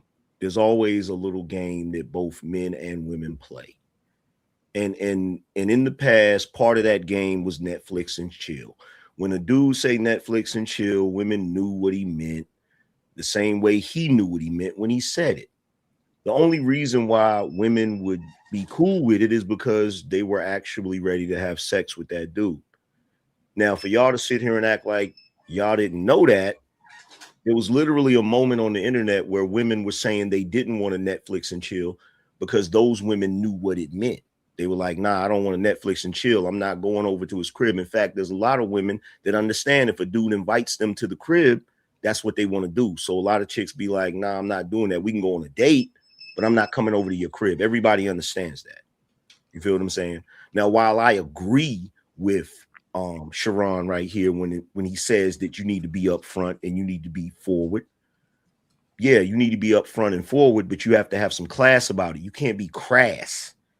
You can't just be like, yo, you coming over here tonight and I'm gonna smash your cheeks. Not every woman is gonna respond to that the same way. In fact, giving young men that advice in this era, you setting them up for a sexual harassment situation. Fatty said that. I didn't say that. He was the one that put those extra words into it. No, I didn't say that. Yes, you did.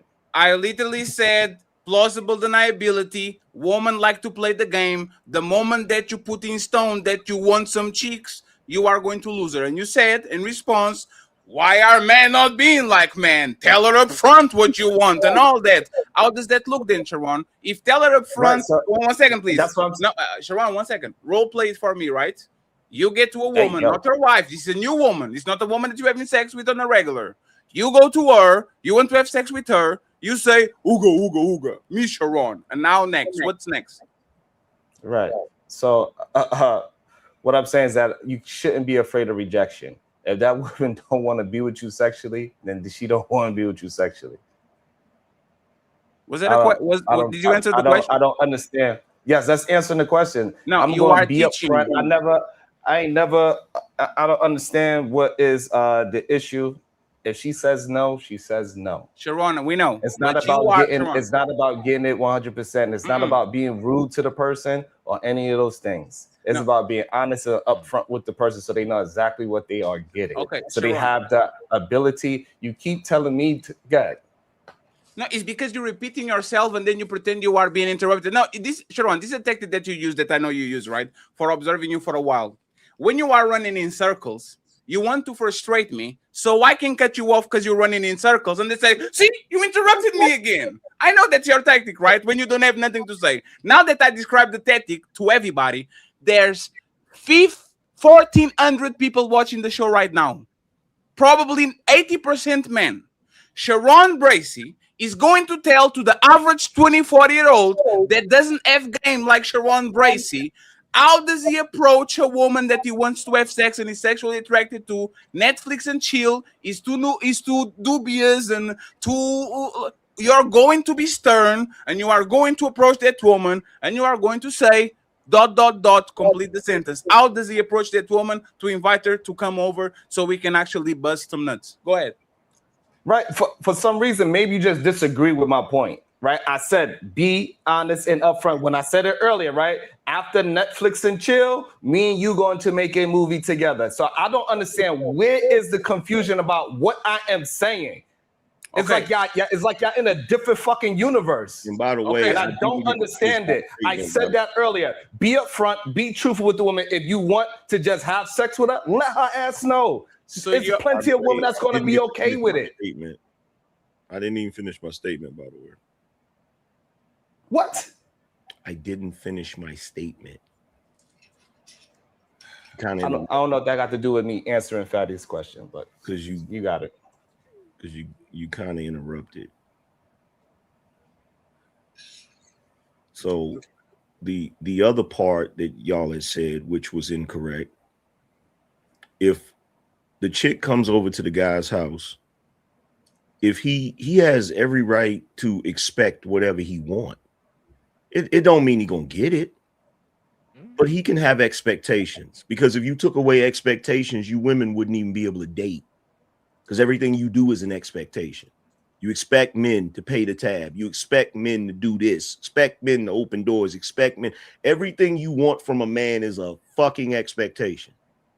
So to say that men shouldn't have expectations is absolutely ridiculous. So he can have as many expectations as he wants. I hard disagree if with she says that. no, then he's like, okay, well, I can't do that. In that moment, he now has the right to say, well, time for you to go. He absolutely has that right. I don't like saying expectation of sex, because sex is supposed to be this consensual both ways. It's not like the way you're talking about it. You're talking about it as if no, only men benefit from this, and the woman should have to give it to him because of my expectation. You compared it to like paying tabs and stuff like that or whatever. So it to me is just expectation. I don't. You be like, yeah, I want to like ideally I want to have sex today, but the expectation, regardless of what it is, the only reason why you feel like the expectation of somebody paying a tab isn't a big deal is because it's a woman's fucking expectation. No, it's because there's double standards that benefit us both. That's the only reason why you view it differently. No, we both there's double standards both ways. Men can absolutely expect to have sex. If the woman says no, they got to deal with that. They got to be like, okay, she don't want to do it. Well, if that's the case, then why are you complaining about it? Right to have an expectation is ridiculous. Why are you complaining about it then? If everybody got an expectation and may not get met, why are you complaining? No. You move the goalpost logic. No, you move the goalpost. Answer his question, right? What? Let me give you an example. So, an agreement. Woman, when they want to fuck you, they put the extra pair of pennies on their purse. They put the toothbrush. Like the woman literally has a starter pack for I'm going to get cracked today. They are expecting to have sex. How is that unfair that if you come into my house after 10 p.m. and I'm telling you Netflix and chick and we're already flirted and all shit, how is it wrong for me to expect sex, like ANGRYMAN said, and then he adds a caveat that is very important, expect something, but if she says no, back off. How is that not very reasonable as a man talking with other man? Expect something because we have something going on here. But if she says no, just back off. How is that not reasonable? No, I'm not. If we're talking about expectations in a situation where there's been no understanding of what's happening, like you just said, if somebody bringing some extra underwear, then I guess that is the expectation because you're prepared to do something. I'm talking about when there's no clear understanding of what's happening. If we talk about the Netflix and chill stuff, if somebody's coming to hang out, I think the expectation of something that has never been prior discussed is what I'm talking about. I'm not talking about where we know we finna crack that. Like that's not what I'm talking about. But we've already seen, and this is where the disingenuousness of the conversation comes in. I need to learn a new word. We've already established that Netflix and chill is code for something. We've already established that both men and women understand what that code is. So if a man says to a woman, hey, you want to Netflix and chill, and she says yes, logically he's going to expect that there may be something happening that night. What I don't understand is if a man is expecting that and then it doesn't happen and he's like, okay, then, time for you to leave or whatever. Because here's the part y'all want to leave out. Women get upset when men lead them on.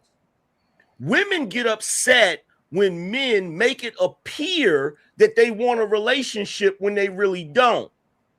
And you guys, with all your similitude, you'll agree. You'll even go on a whole tirade about how men are pieces of shit for leading women on, knowing damn well the woman was expecting a relationship, but you seem to not have a problem with women leading men on by accepting a fucking invite that everybody knows is code for sex.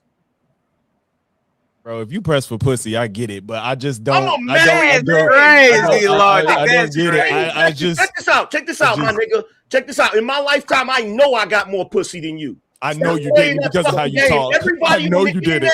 Everybody on the internet, I know you didn't. Some incel nerd because you had to say it. Always go through. You just had to announce it, so I know you didn't. You don't have a logical response. You just had to announce it. That's how I know you. You don't have a logical response. You got a lot backed up in you. That's why you're so angry. No, I have a knife here, bro. So do I. So shut the fuck up. It doesn't mean anything. What are you talking You're not about? saying anything. What are you talking about? I'm See, saying that you. I'm saying that you press for get pussy. On the internet. That's why you sound like this. Everything that comes out of your mouth has to be some sort of validation through women. Everything. Wait. All you do is try to validate yourself through men. I get pussy. The logic of what I just said. That's the pussy that you wish you got all your life, bro. What does getting pussy have to do with logic? Bro. What does getting pussy have to do with logic? You said you get more than me. Shut the fuck up. You're not even keeping up with what you're saying because you're so pressed. Responding to you. You're so pressed because you're not even realizing what you just said. Responding to what you said. You brother, I used to get more than you. See, all this is you mad I called out your hypocrisy. You don't even know what you're talking about. You mad I called out your hypocrisy. No, I'm not. You just said yes, you are. And I would say people are evil for leaving them on, and you never even heard me talk about dating dynamics besides this conversation. And hold on for a second. Hold on for a second. I'll tell you exactly what it is. Hold on for a second. I'll tell you exactly what it is. I'll tell you what your hypocrisy is. I just pointed out the fact that I know that when you analyze a guy that's leading a woman on, you're going to say that that's wrong. But when it's a woman leading a man on, you're going to say, well, that's her right. She can. Hey, what's the timestamp or video I ever said that? When have I ever said that? When did I ever say that? This is how I know you goofy, because you think that just because I can understand that men and women have different dynamics in dating, you think that I'm always going to side with women. You have no timestamps to me ever saying that. With the back and forth, let's get one mic and then one at a time. Finish your point, Angryman, and then you can reply. If a woman is given an invitation to Netflix and chill, number one, if a woman is given an invitation to go over to a guy's house that she just started talking to, of course the implication is the guy wants to have sex. Now, by her accepting that invitation, she is leading that man on to believe that they're going to have sex. But in your world, at the end of the day, when she goes over there, it doesn't matter if she led him on, because at the end of the day, it's about consent. Right? We all agree. So she has the right to say no. So guess what? In the opposite direction, he has the right to kick her out of his fucking house. The same way she has the right to say, no, I don't want to have sex with you. He has the right to say, no, you can't kick it in my fucking house and waste my fucking time. When did I say he couldn't kick her out? Do you disagree with anything he said? I never said he couldn't kick her out. This is how I know he's a goofy, because he just wants to fucking talk to his manosphere guys talking about, I'm trying to pander to women. You're just trying to pander to men. You just made a whole argument and a soliloquy over something. I don't even disagree with you. You goofy as hell, bro. Hold on, please. Logic. You literally told him you sound like a man. Hold on, please. You told me you sound like he pressed for sex, and then he had to tell you he was married. You made that. You took the shot first. You said it sounded like you. Ali, that ain't got nothing to do with what we. No, you asked the question. No, you asked. No, you just. You said he was throwing shots, but y'all like Sharon did the same thing. Y'all throwing. I didn't say nothing. Hold on, please. Hold on, please. You threw the shot though. You asking about why he's doing it. So the shot doesn't matter. I didn't say I didn't know. I didn't say I didn't throw a shot. What I'm saying is what he just argued had nothing to do with what I said. What do you disagree with? No, one second. So why did you say it sounds like he's pressed for a pussy? Yes, because you don't disagree. Because he's arguing at the first thing I said was putting on the expectation of sex. I just didn't like the verbiage of it. That was my initial contention, because it sounds like it's only a one-way street when it's something we both supposed to understand. But then he started to say, you would just say it's okay if a woman leaves a man on, but you would say a man is a piece of shit for leave. And I ain't never say nothing like that. That's a whole different conversation. I agree that he could kick her out. I don't really care. I don't think you're a bad person. I just think it's like, okay, you kicked her out or whatever. I was talking about the expectation of sex as if it's only something granted for men, when I said it's something for both parties. Okay, so let's clear up one part of the conversation, because I just noticed something. When I said you guys would say that it's wrong for a man to lead a woman on, that's not me saying you specifically. That's me saying that's the societal thing. If a man is leading a woman on, if a man is going out on a date with a woman and dealing with a woman, and that woman feels like it's supposed to lead to a relationship because of the way he's behaving or because of the decisions that he's making, everybody's going to say, okay, that guy led her on and that's wrong because he's wasting her time, right? Fair. That's fair. Sure. Okay. So right. Yes, right. Because her goal is to get the relationship. That's her goal. And for him to be doing anything to make it look like that and then not do that, that's wasting her time. So if a guy is kicking it with a woman on the phone or whatever, and he says, yo, you want to Netflix and chill? In that moment, that woman, if she thinks that he's trying to have sex, she could be in that moment say, no, if you're alluding to sex, we're not going to have sex. She could say that. But most women don't say that. They'll come over and kick it. And so what I'm saying is when the woman comes over and kicks it with the guy, she is giving an implication, leading him on that there's the possibility that sex is going to happen. So when it doesn't happen, are we going to say that woman led him on? No, we're not going to say that, because at the end of the day, we're going to look at it from the position of she said no, and that's just the end of it. We're not going to look at the fact that she led the man on, because when it comes to women, we're not allowed to do that. All this is a distraction from when he said you guys. He could pretend like he wasn't talking about me, but it's fine. I mean, you can take it that way if you fucking want to. Either way, it does not change the logic of my argument. Because all of that was irrelevant. You was talking to me and I responded, but we can move on. It doesn't change the logic of my argument at all. I don't even disagree necessarily. Let me ask something real quick, right? Anybody disagrees with the fact a woman shouldn't go to somebody else that she's not sexually attracted to? Anyone disagrees with this statement? A woman should not go to anyone's house if she's not sexually attracted to that man or pretending to do something that is sexual to his house. Anybody disagrees with this? Yeah. Anyone? No. Anyone? Nobody? So why are we having this conversation? That's crazy. That's great. That's Plausible crazy. deniability. Because the It's question plausible is it deniability. wrong? Not every man It's says it. it's not safe for us to go over to a man's house if we're not So thinking angry about. man is literally kind of like what is this? He's right. And it's madness. Can I respond? The reason we're having this conversation, especially One second, one second, friends. 1 second. Y'all let yellow pill man bad, red pill man bad. That's why we having this conversation. Yeah, all of y'all had the opportunity to say, I disagree. And this is what Angry Man's saying. Y'all know, as soon as a woman goes to somebody's house, there's an expectation that something is going to happen. Matter of fact, if your girlfriend went to a male house, no matter if they were playing Sudoku or chess or y'all said this is cheating. What the fuck are you doing alone with somebody in somebody's house? Like, you know, there's anticipation of something. We have to actually give prescriptions to the people to be safe, to men and women.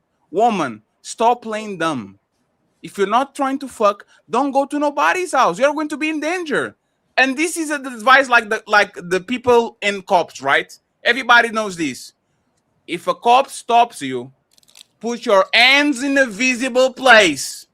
We know that is 99.9% that nothing happens to you, but there's a general advice. Every time a cop stop you, put your hands in the motherfucking place where they can seize you, because it's a very small probability that you are going to be meet a blind cop that is in a very bad day and he think you have something on you and now you are in trouble.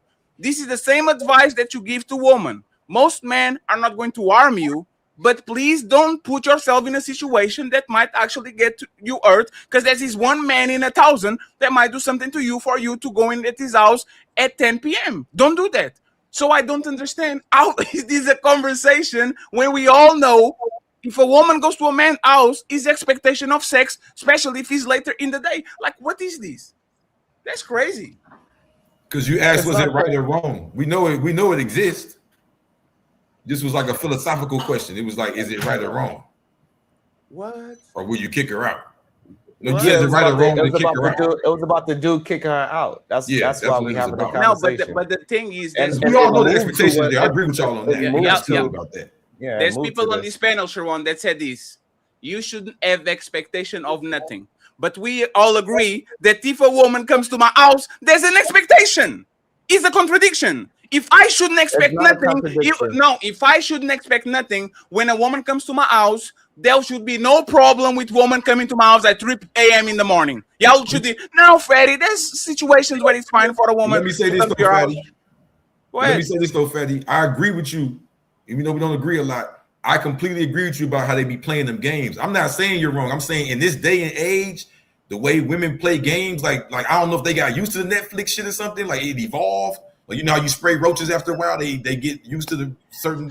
I don't know if they evolved or something, but now it's like they'll come with the Netflix, they'll come get naked, they'll come for a workout, and they might want to test the waters to be like, I didn't say I was gonna have sex. So I'm just suggesting to the man out there, you might want to find a way to try to clarify or try to make it, known what's going on, because they play them type of games now. I'm not saying it just from the perspective of, I know I use certain language, but I'm not just saying, oh, niggas lame, they don't know how to get it. I'm saying a lot of women play games, bro. Look, I'm gonna tell you a story real fast. I had a woman we talking like phone sex, we sending pictures of privates, all that. Come over, we watching the Netflix, we start kissing. I pick her up. I'm thinking she impressed with my muscles. I pick her up, walking her up the stairs.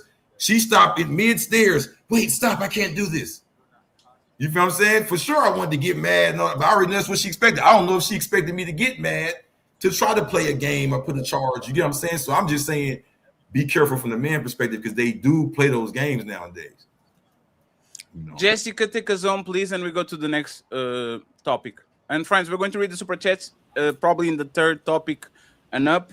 Please forgive us because there's so many people watching and so many super chats coming. We definitely going to read them in the end, but please buckle up. We're going to make sure we try to integrate him here and there. Shout out to the 1,500 people watching. I appreciate y'all. Like the video where you're watching the show and support the person that you're watching the show. We're going to make sure that we get up to y'all tomorrow on Smoke Show, okay, 5 p.m. Eastern, and the infamous Ladies First, star-studded Ladies First Sunday at 5 p.m. Eastern too. Okay, Jessica, you had your hand up. Take us on. We're going to the next topic right after you finish. No, I kind of agreed, right? However, with that being said, I would certainly say, yeah, expectations, that's when people get let down. That's where we hear people feeling some kind of way. So yeah, as much as we want, I know there are expectations, but y'all should really be mindful of and try not to. Because there is no guarantee that she's going to want to lie down with him if she goes over there like that. Do you think women should tell the other woman to stop doing that too? Yeah, I think it's a huge turnoff for a dude to ask a woman, "Oh, do you want to come over for Netflix and chill?" Like, it's lame, in my opinion. Is lame from the part of the man or the woman? No, but you said to communicate it. No, but you changing your answer again because you agree with all the ladies to communicate it. Then all of y'all, when we asked you how the man would communicate it, you said, "Oh, we don't know how he would communicate it." But the other thing is, y'all will use the man for a good time, especially if you're bored, to come over there. You want to go eat, you want to watch a movie. It's fine for you to use him plus deniability, but he can't invite you to use you.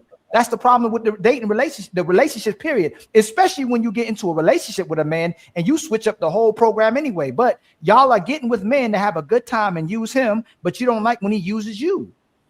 Mm-hmm. And they shouldn't like it. Wait 1 second. Yeah. All the women on the panel, any one of y'all play these games? Of course.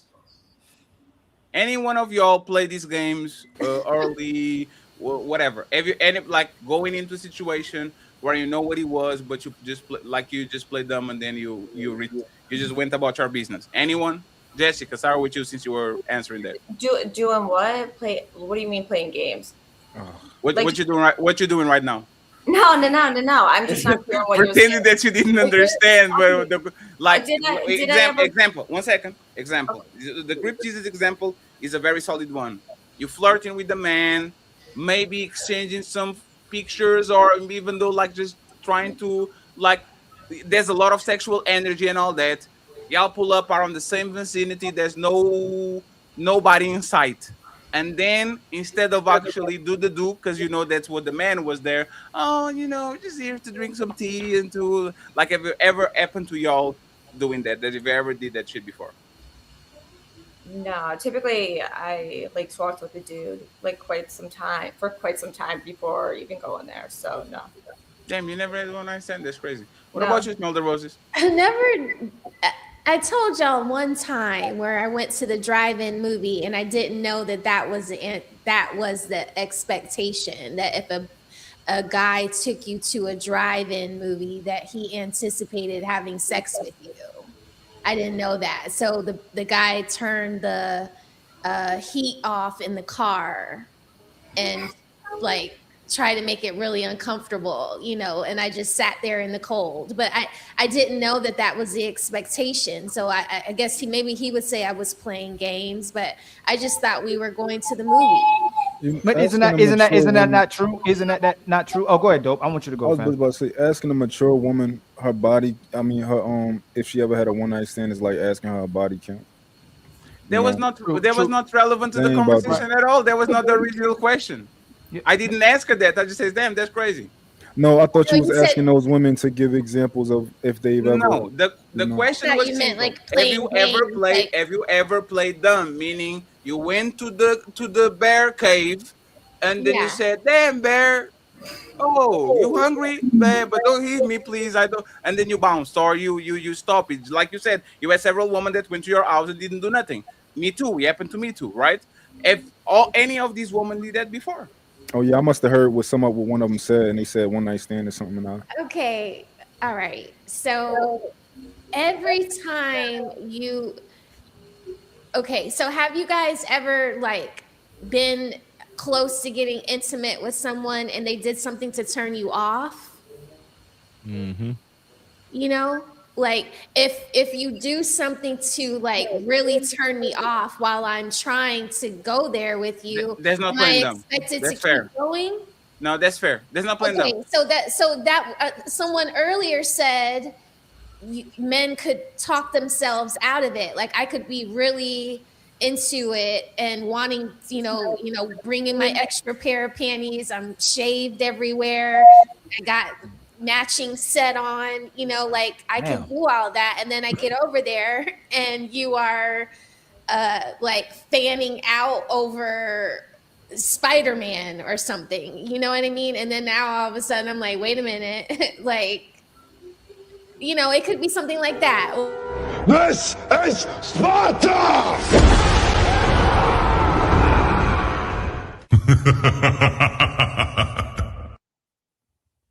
How dare you talk shit about Spider-Man? I knew it.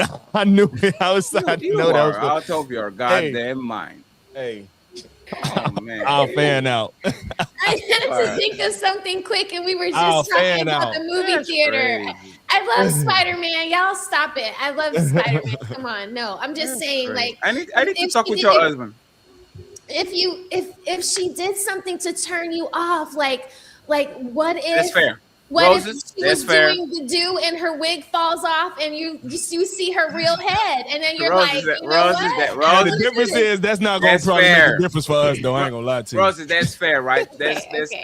and let's say okay, take us on. There's a situation, for example, if I'm flying somebody out, I think it's universal that we're probably going to fuck. But if you land there and there's something like people have the right to say, "God damn it, fatty, I didn't know you were that big." That's crazy. Like people have the right to do it.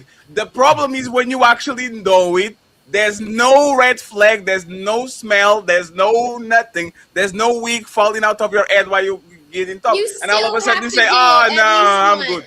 You So- still have to do it at least once. No, If no, you no, no, really no. like them. No, you don't. I really No, do. you don't. I Don't really do do that. think you have No, to. don't. Hey, Roses. Wait, do what once? Do what especially once when- there? Huh? Do what once if what you really once? like them? You like just like The tip. you know, like no, like not What the hell are fully. you talking about, Roses? What are you talking about? Like you know. You know what, right now, Roses? You know what? Ali knows what I'm trying to say. Like No, I'm he not doesn't trying to figure. No, Ali, we trying to figure it out. We're trying to figure that out. What? I have Ali no idea knows. what you was At talking least about. one was. You gotta I'm let him saying, what? like, okay, so maybe this is our first time being in a place together alone, and I come over and like we do close to everything else, but we just don't do that. Is that okay? Oh, Is that yes, okay, yes. James? No, Wait. yes, it is. Yes, this is what she said. Y'all do almost everything, and she just like, hold on, we just not doing that. No, If she that's do fair. that- I don't know what That's almost fair. everything means. I guess Like you getting a lot. It's a lot of action. It's a lot of Now, action. You just one don't second, get to that. friends. I'm an expert in this. This is the part that I actually like. The about first sex, time. right? It's the little and. This is the little. That's it's a the little li- it- excessive. It's like. Okay, we're not going to do it. Can you just give it a little kiss? No. I don't. I want the kiss. I want the. Just the tip. I promise I don't go far. I promise. Just 3 pumps. Like y'all y'all don't know the fun part of the sex, man. The fun part of the sex is the I would think appetizer. that these guys that's calling out people on how much pussy they get would have understood what she said. I understood what she said. I understood what she meant. Why y'all didn't understand? Oh, pussy shit. hounds. Why y'all didn't understand, pussy hounds? Hey, I'm a different type of red Wait, pill I'm guy. gonna- Hold on. I'm a different type of red pill guy. I'm not an incel. Oh my god. Yeah, I know that hurts y'all's feelings. Every dude this manosphere ain't an incel. Damn. Hey, Fatty, I got But a you question are. for you. I'm an incel. Trust me, you're not convincing a nobody. bro. married man. Come on, man. A married man. I'm an fucking married man. incel. Y'all are married. Y'all can call married people incels, man. That's so stupid. Come on. But you can tell he's so repressed because he didn't get fucking any. idiot. You can tell. He's a fucking idiot. Go ahead, Sharon. What's the question? It's crazy. Hey, Fatty. I thought I was questioned earlier. Who the fuck is y'all? Wait, Who the fuck is y'all? Because I was questioning. Put a fucking name on it. If not, no, you're not doing that. Hey, I know you're not asking to put a name on it. Yo, this Man, hey, I'm going to take a piece. Yo, this crazy. Man, Hey, this Sharon crazy. is funny as fuck, man. Hold the fort for 20 seconds. I'll be right back. Fatty, I'm not even gonna say. Never mind. Hey, go ahead, Sharon. Get the capping on. Go ahead, man. I Put just your best want to cap know. on. I'm looking at everybody's name. I don't see y'all at all. So I don't know who the hell is y'all.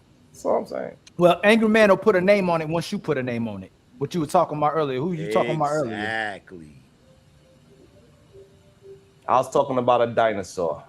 That's what I was talking about. Yeah, I was talking about a dizzy. Hey, that's still, you still not putting the name on it, Sharon? That's crazy. I was talking about a graham cracker. That's what I was talking about. That's what I was talking about. Whatever great value, Tay-Rock. Okay, so long as you know what I'm talking about. As long as you know exactly what I'm talking about. Can I say something to the ladies?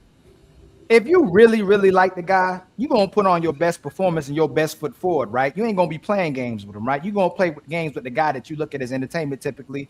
You typically going to get there, right? Usually. Except for the people who only been intimate maybe one time in their life, except for them, right? You should still be strategic about it. You just don't.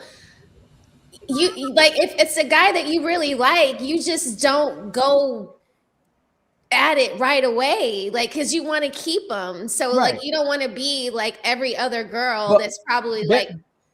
Better yet, shouldn't you tell him we ain't having sex? Before he take you on that date, before he invites you, won't you say we ain't having sex? Yeah, so we don't have to play this plausible deniability game. Hey, look, I'm coming over there. We ain't having sex. Hey, I'll talk to you later. Click. Hey, can we go out? Hey, we go out and what? What's happening after steak and lobster? Nothing. A click. Shouldn't you just tell the man? Because when you like him, he gonna get the draws. When you like him, you're not gonna play games. Ain't no man saying that. Ain't no man saying that to me. She's saying the opposite. She's saying the opposite. If you really want him and like him, don't do it. So what does that mean? I said you don't do it straight away. And what does that mean? That when you don't want to keep them, you do what? You no, not you. My name is you. What about you? You. That's my name. A young lady should like keep the worm on the line. You know what I mean? And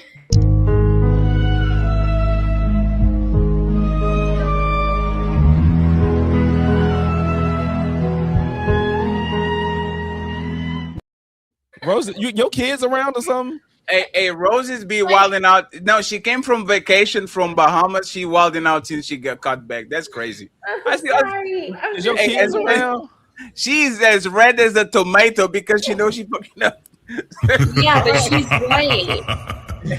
And say, go ahead, because we really have to go to the next topic. Strategy behind how you get a man and keep a man. Like you titillate him to a good enough point to where he's satisfied, but you haven't done everything, so he's ready to have you come back. What she's saying is pussy whip him, friends. Just dangle. Yeah, there you go. I guess. Just do the carrot and dangle that shit in front of him so he can keep walking. You gotta use what you got. You gotta Ali, use. I think you was on to something with what you just said, though, Ali. Go ahead, cook. I think that the women are in the same position as the men. If a woman tells you like, yo, we're not doing nothing, you know that, right? That's going to make a lot of men make the decision to be like, oh yeah, shorty, we're not hanging out tonight, right? So they're doing the same thing as kind of like keeping it in their back pocket and kind of like not being ambiguous of like, oh, I might do something tonight, we might not do something tonight. So you're doing the same thing as the men by not being upfront. Facts. No, but no. That's where the game, Ali, that's where the game starts. That's right. Every time a woman says we're not doing nothing, the answer is we'll see. But because women want to do that. Oh my God, I really didn't want to do this today. Just happened. Right? It just happened. You say we'll see because now is the game. Now is her said no. I said we'll see. And now she's going to get to the point where she says, oh, it's the first time I'm doing this. I can't believe I'm doing this. It's the one-on-one. Like regular game. You don't say, oh, we're not going to do nothing. Because you don't want to tell him actually if you like him or if you're using them. You don't want to admit it. Hey, am I really just trying to use you for a good time and just I'm bored? Or I really like this guy as well too. You're not putting yourself in the position as well to see if he really likes you too. You know what I'm saying? Right. Well, that's what I was saying. So he's right. It's on both sides. So I'm courting Mont. And I'm playing this game with him, and I see that Mont is like, he's not, like, it's getting harder and harder to play the game with him.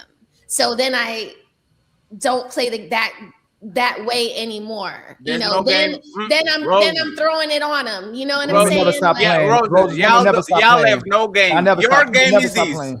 Your game is I'm going to keep this coochie. Once we get it, that little game that y'all have. Yeah, so that's what I'm saying. I'm trying No, to we're draw not trying to do that that. out as long as I can, like keep him on the line and not do it so quickly. So And Rosie, Rosie, before we go to the next topic, and please, friends, don't keep extending the conversation, Roses. Okay. You are going to teach us now that you are back to your regular color. Okay, you're not fully red. Hey, tell us this, right?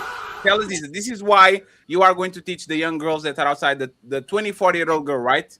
You like the dude. You did the carrot. You dangled that shit. You dangled pussy in front of him, and he walk. Took you on a bunch of dates, all that, right? Now you gave it to him. I want you to teach all these women watching. Now that you gave it to him, how do you keep him? And then not forever. Let's not forever. Like, let's assume the next year. How do you get the guy, keep the guy? Like, what is the game that y'all actually play? Go ahead. You expect to be in his bed every single night. You just So do not take no for an answer. You just don't take no for an answer. So you more coming over Gucci, here, like, or I'm spending the night over there with you tonight. Like that no is how it so is. no cooking, no words of affirmation, of no course. just Of course. sex. I'm like, Fatty, I'm cooking spaghetti. At what time are you gonna be here to eat? Like, yeah, that's what I'm doing. Like, or you want me to bring your dinner over there? Like, yeah.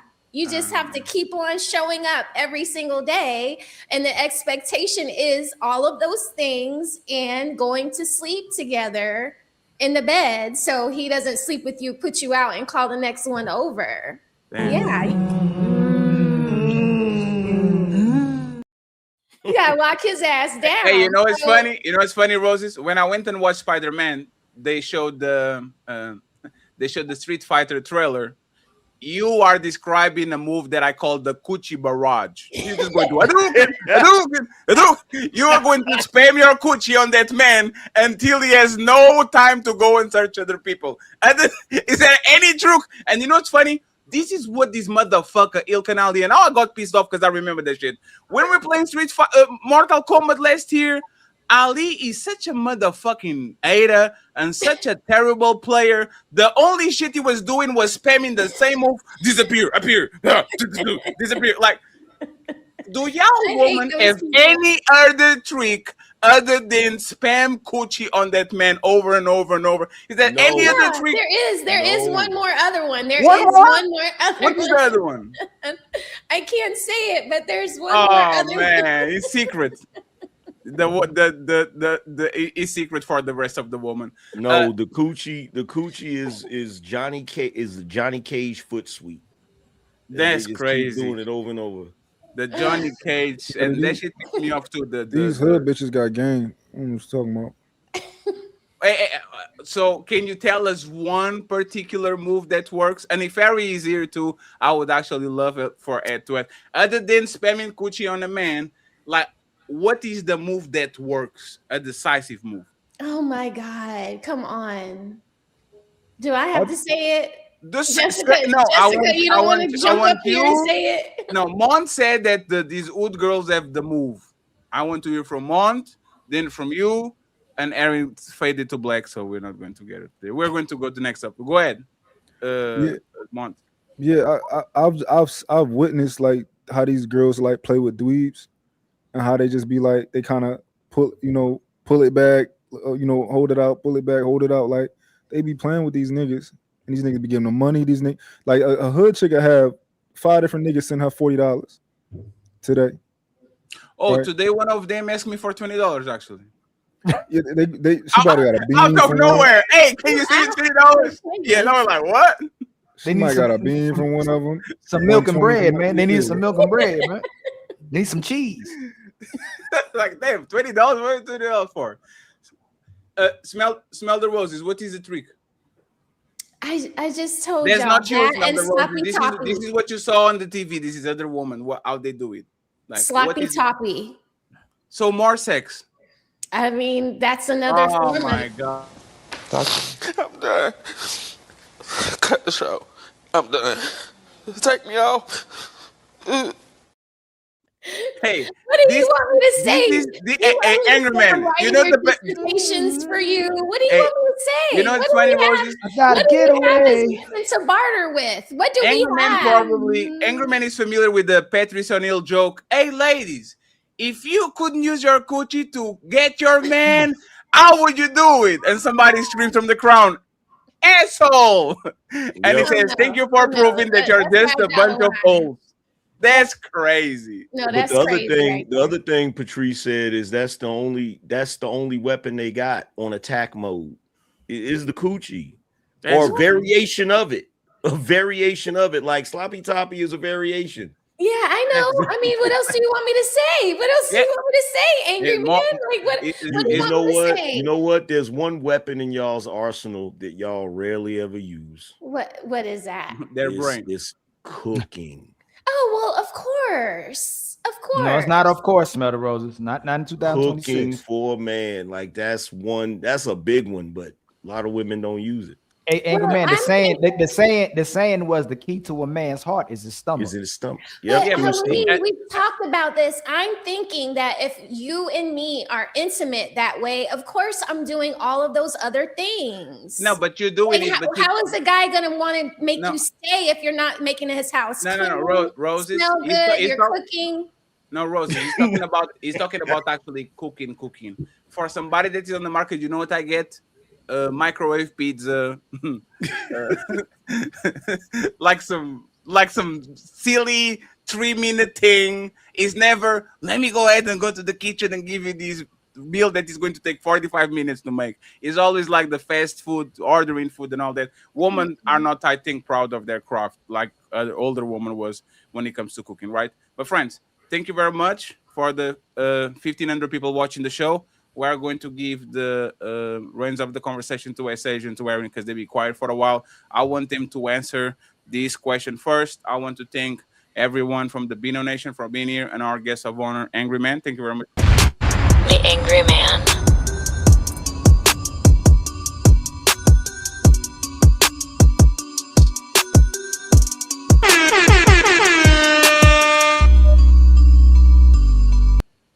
And now I want to introduce another video. Let's see it very closely, and I have a question for y'all. Let me mute this. Let me mute this and let me replay it. So there's this very attractive woman, and she fell down the barricades chasing Chris Brown.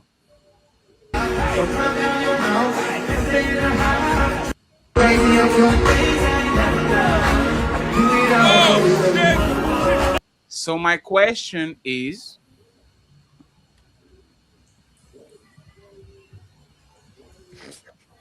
why can women show this type of enthusiasm for their husband? I'll repeat it again.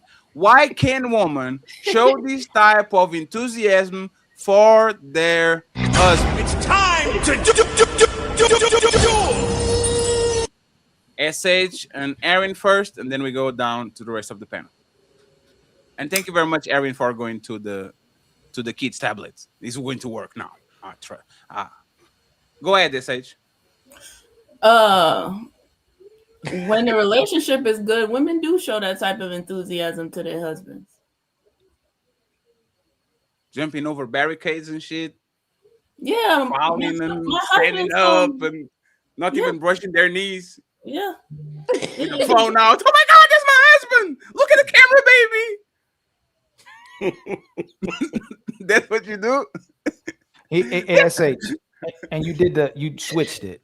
Why don't women do it for their husbands? Not the one that do it. That wasn't the question, Ali. Yes, he said, why don't women? You're switching the question. Hey, Fatty, can you answer I actually can put the question again over here. Jesus Christ. They always got to flip it.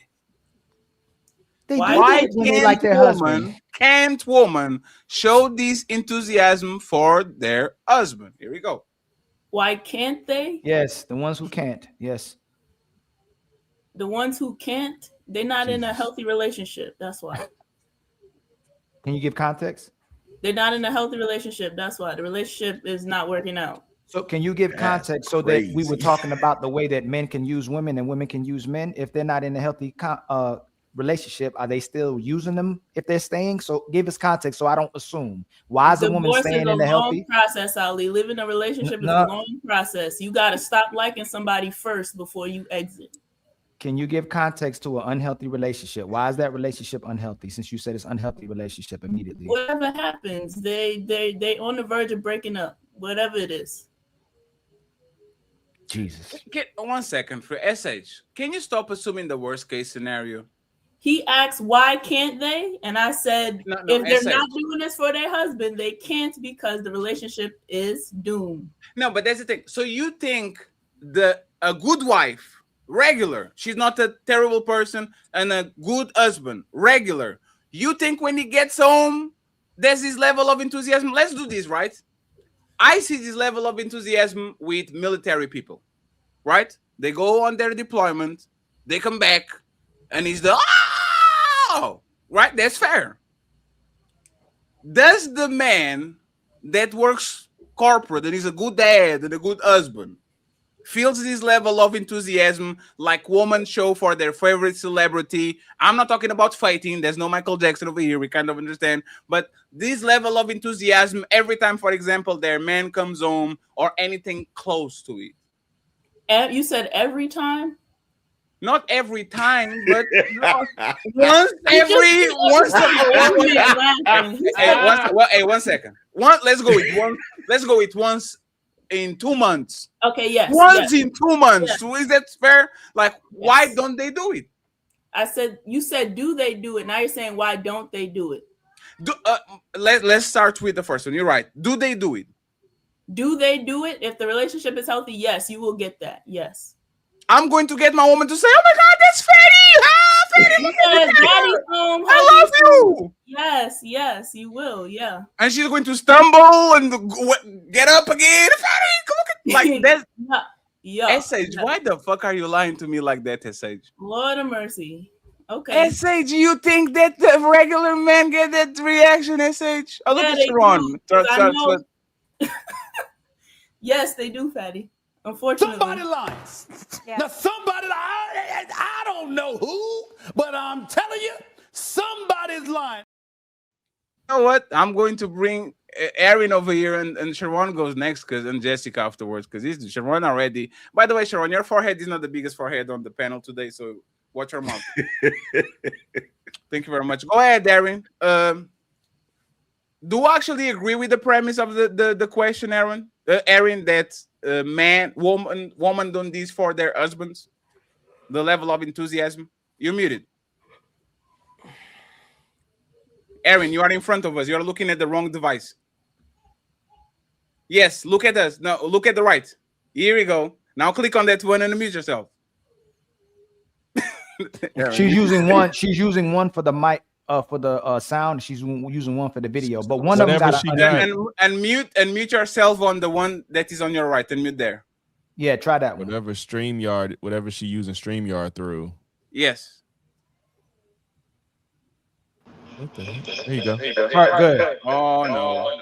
Uh-oh. You might have to mute the other one. Now I'm going to. How about now? Well, yes. Good. Stay there. Stay there. Go ahead. Perfect. Okay.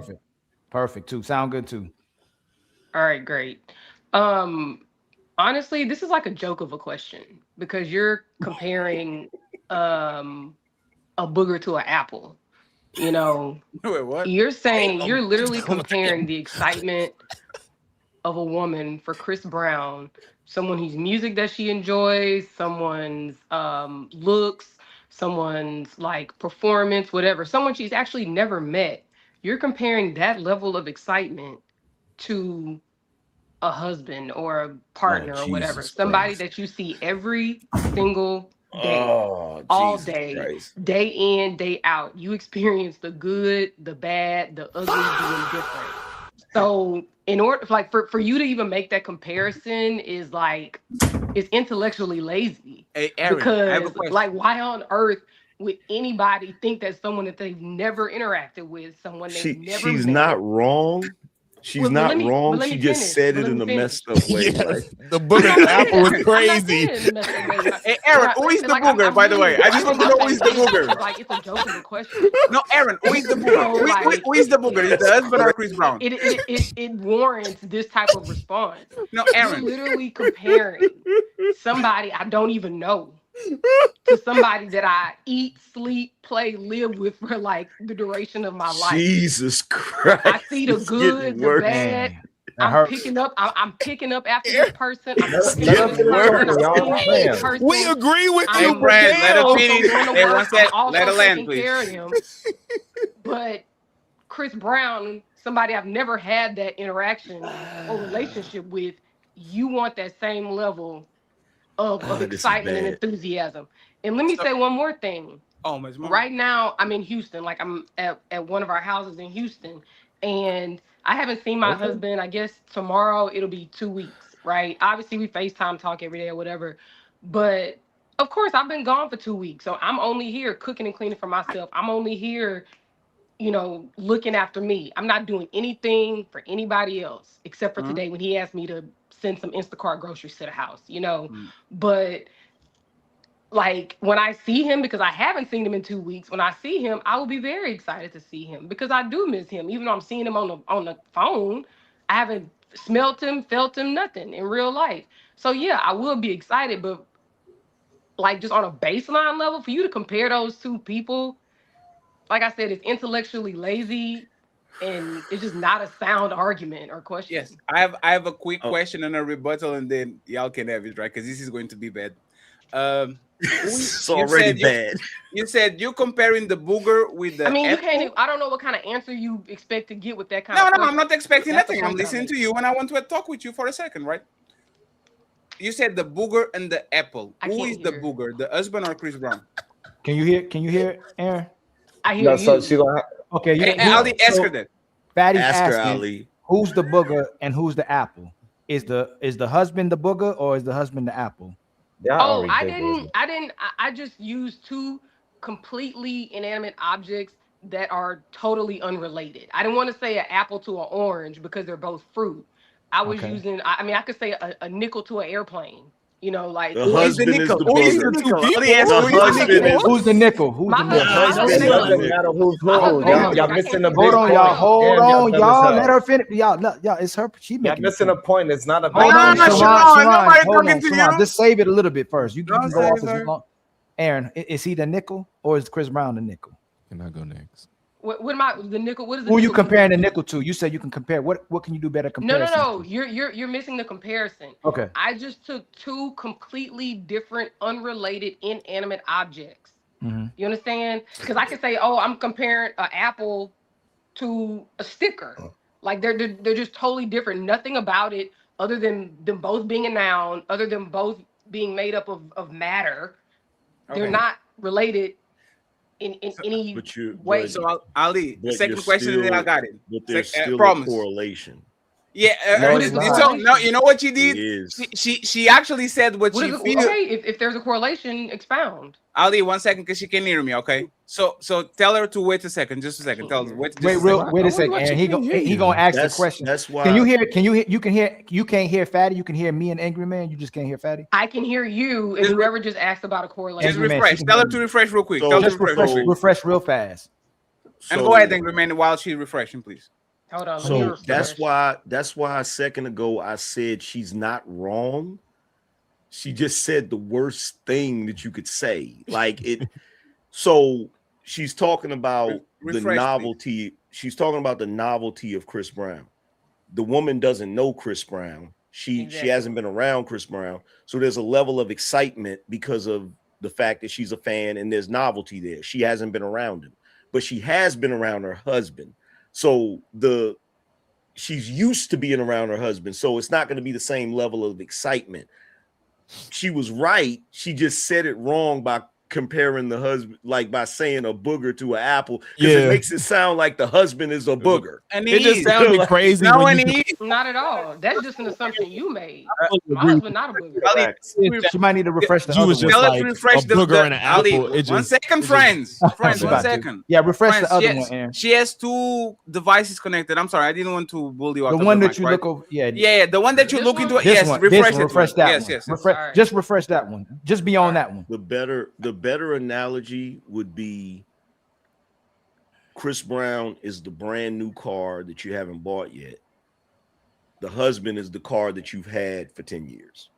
That's a better analogy. Hey, Sam, Fatty, you know what's can we funny? change? Hey, Fatty, can you change? Do we have to have a? Do you like? So is one energy more of a sexual and like desirability one versus like if someone saw if men saw Michael Jordan or Ronaldo? I don't want versus- to. I don't want to change Okay. it for now because of what she said, but that's kind of a fair point, right? So, Aaron, can you hear me now? Yeah. Okay, so you actually slipped and said what you actually felt, and then you corrected in a way that actually is not as dramatic. Woman actually think Chris Brown is the plane and we are the nickel. Woman, well, like you know. Matter of fact, I'm going to actually give you something that is going to be an uncomfortable truth. All the fellas probably on the panel saw that shit. Notice that your woman only reveals the worst part of her to you, to the husband. Notice, like, if you ever saw your woman treating you like a piece of shit because she was mad at you, and then flip it immediately. How you doing? Everything is okay. And go on shopping, be nice to everybody on the shopping mall, kissing babies, hugging old ladies, and then go right back home and right? First of all, y'all reserve the worst of y'all to us. We get the worst part of a woman, pain, sorrow. For example, postpartum depression is just for the man in the home. You see your woman go to work with postpartum and she's working, she's smiling. One second, let me finish, please. I didn't interrupt you. I promise I got you. Like, y'all just don't do the extra treatment on the positive for the celebrity. Y'all reserve all that bullshit and the trauma and the postpartum and the menopause and all that shit for your man, shit that you usually don't show to other people. My question is this, based on your statement, and then you can challenge me, right? Ali has kids. Every time this motherfucker calls me, there's somebody on the back doing and Ali is always excited. Oh, look at my hey Fatty, you heard what my baby said? Say it again. Potato! Fatty, you said potato, right? He's always excited to see his kids, no matter what day it is, no matter if it's raining, no matter if it's sun, and all that shit. Imagine that I say this to you. Hey, Aaron, I go outside of my house and I get excited to see all these kids because they're new to me. I'm like, baby, you want a baby? You're such a baby.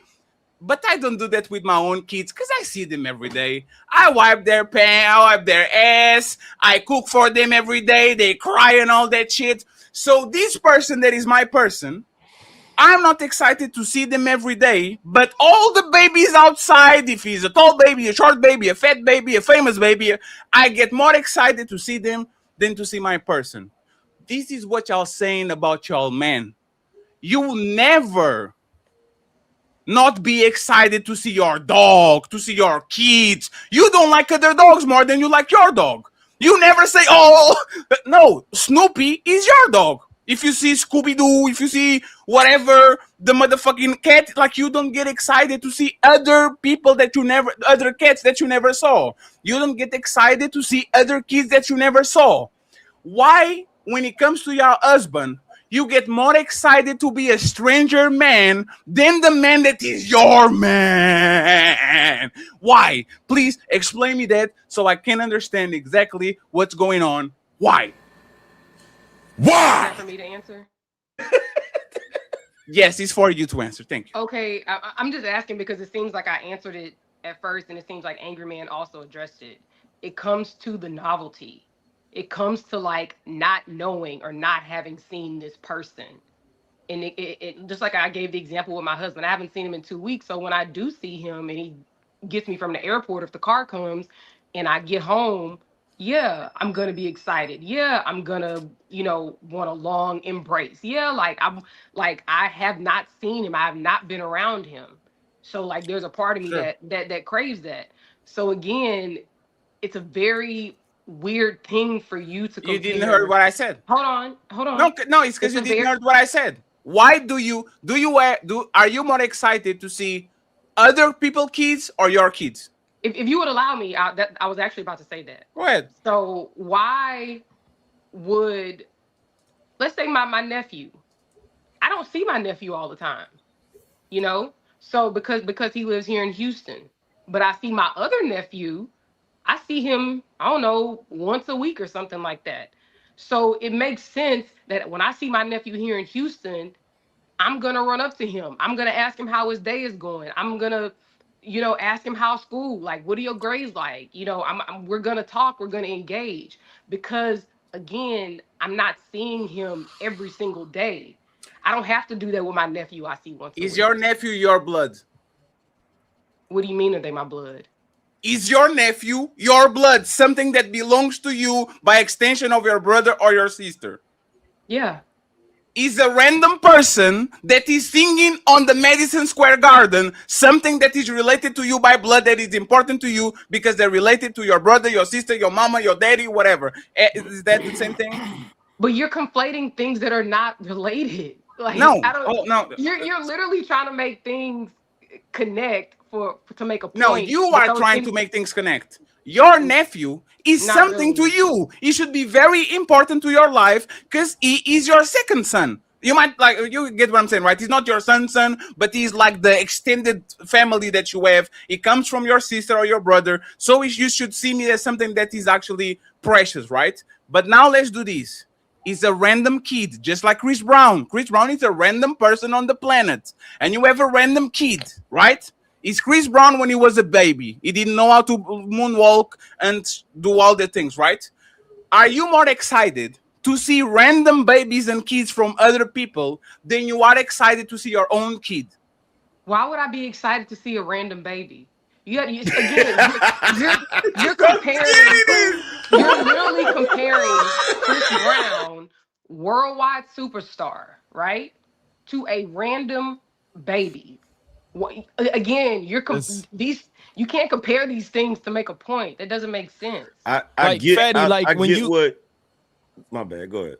Go ahead. I was just, like Fatty, like say like I don't know, with Portugal, like my Six Flags in Illinois, I like going there. It's cool, but when I get to go to a Six Flags in another state, I'm geeked. I'm like, oh, they got rides I've never been on before. You know what I'm saying? I've never been there. It's a novelty. It's a new experience. That's not your Six Flags. Yeah, I'm saying like I like my Six Flags well enough, but when I'm going to one that I've never been to and never experienced, it's a different type of excitement. And it don't mean you don't appreciate your own Six Flags. But you know what you do? The people working there, you tip more. You say, hello, Amanda. Hope you had a great day. I treat the people in the local facilities I will go every day way better than I treat random strangers in other cities. I might say hello and all that shit, but once I'm actually involved and I see these people every day, I treat them better than any people outside that I don't know for nothing. So even on that Six Flags analogy or the regular coffee shop or the regular, I treat y'all better than I treat motherfucker YouTubers that I never saw in my life because y'all are my people. So I'm going to actually give you an extra type of oomph that I will give a regular motherfucker that I never saw just because. Isn't that fair? And that's what women probably do for their husbands. If they see Chris Brown at best, they probably get a picture with them. But he ain't getting sloppy toppy every day. They paying $1,000. Yeah, I mean, yeah, that's still Where's crazy. Now you say it's crazy. That's crazy. Like, they barely spend. They'll barely spend. But no logic. But logic. They'll barely spend $1,000. Logic. They'll barely spend $1,000 on their man outside the bills. Oh my! They're barely. No, it's keep it real. Well, first of all, if you do, you probably get that on your birthday. First of all, I don't know. Maybe y'all got the YouTube funds. We ain't spending $1,000 regularly around here. So maybe on your birthday, you might get $1,000 spend. But taking a picture is still novelty. Like you pay extra money to go to see the concert or whatever artist that you like too, bro. That's like I agree with everything what Aaron said. The booger stuff was funny, but at the end of the day, can you stop me there? I agree. Can you stop me there? Hey, fellas, before ANGRYMAN goes. Do y'all spend more money on LeBron James or on Michael Jackson than you spend on your woman. Is that even close? No. It's not close.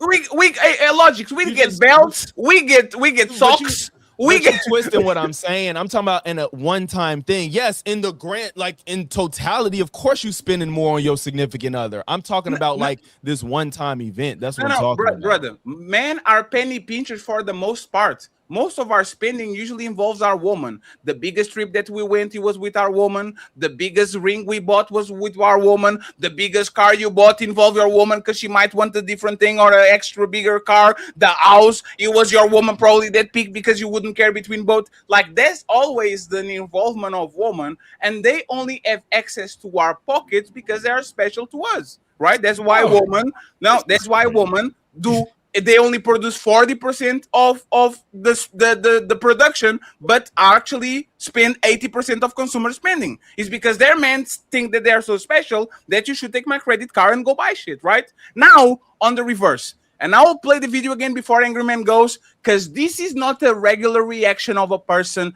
I guarantee you, man.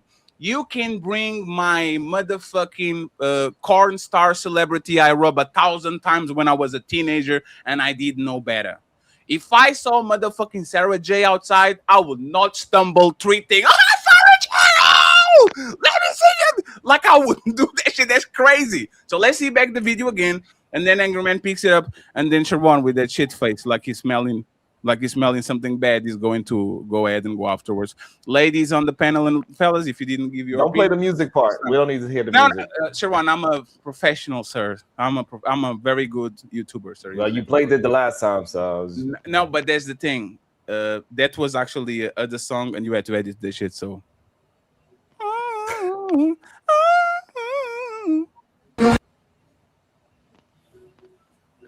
Oops.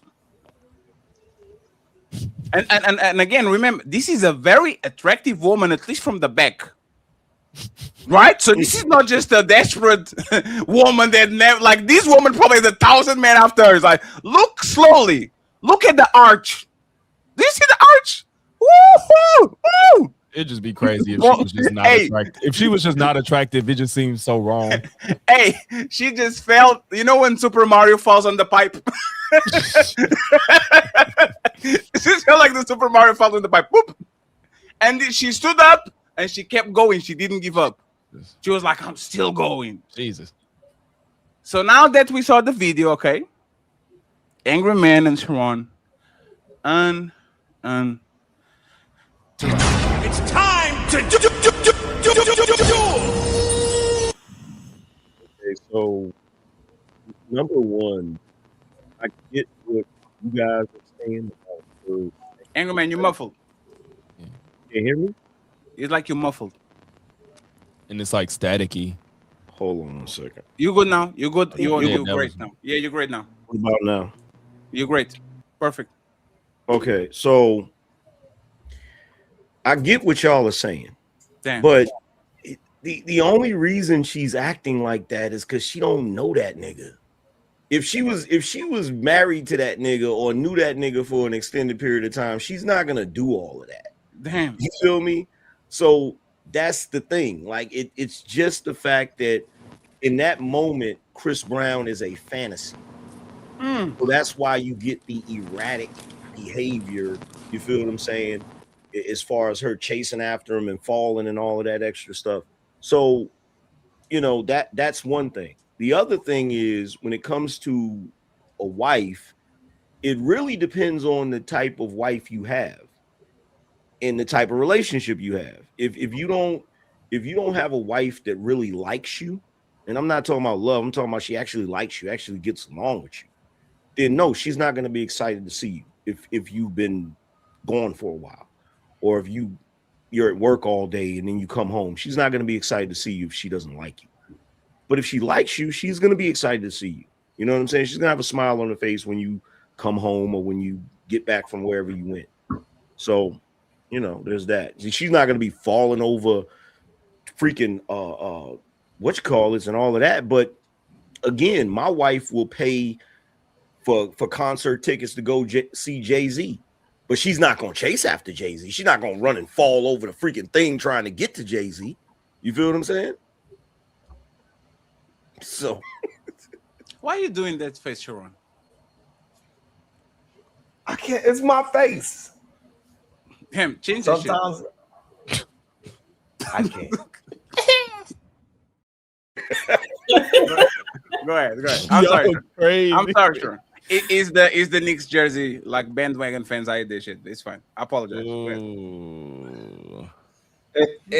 Anywho, I think y'all not really understanding like husbands that come from the military, they experience that kind of affection when they see their wife for the first time. They be at the airport, they'll go run past everybody, fall down, trip, flip over some goddamn luggage, and get back up and go keep on chasing after their husband. So it's just about if a situation has occurred where you didn't see your husband in a long time, you would get that reaction from like what Angry Man said. If your wife actually likes you and she actually enjoys you, you would get that reaction from your wife. That I just think y'all don't understand the nuances of if you are a traveling husband or not. So I think that's where the issue is. If you're seeing somebody every day, it's the same thing with your homeboy. When you don't see your homeboy in 10, 20 years or 5 years or even a year, you give them a certain pound and a shake and a hug. But when you go, if y'all work together and y'all see each other every day physically, you're just like, yeah, what up? And you just get right into the movement. So it's all about that time distance. Anybody wants to rebuttal to this bullshit? Wow. That's crazy. That's crazy. I thought you said you treat people that you know. I treat people that I know better than the people. You said you treat them well. Hey, you said you treat them well. Hey, Sharon. I went to LA to not to LA. I went to Miami to saw LeBron James, and I went to a guy that I actually appreciate, right? A friend of mine, right? Do you think I got more excited to see LeBron James than actually the person that is my own boy? Like, do you think I was like, "What's up, LeBron James? Hey, whatever. Why are you doing my man?" Or I was excited to see the person that is my friend. It's because you couldn't. Right, I'm not understanding. Hey, friends. Now we have a problem, right? Next to your homeboy. Friends. Kobe Bryant could come back from the dead. If I see Ali or Angry Man or Sharon, I'm not going to be more excited to see Kobe Bryant than actually to see y'all. Well, if you got a relationship with somebody, I'm not. No, I agree with you in a sense, but there was no competition in this scenario. We talking about yes, it was. No, it's not. It's no like okay. For if we're going you off, disagree with what I said though. I don't understand what's the disagreement. I got to point something out. I'm flattered, but it's Kobe back from the dead. I'm just saying, like, I don't give a fuck.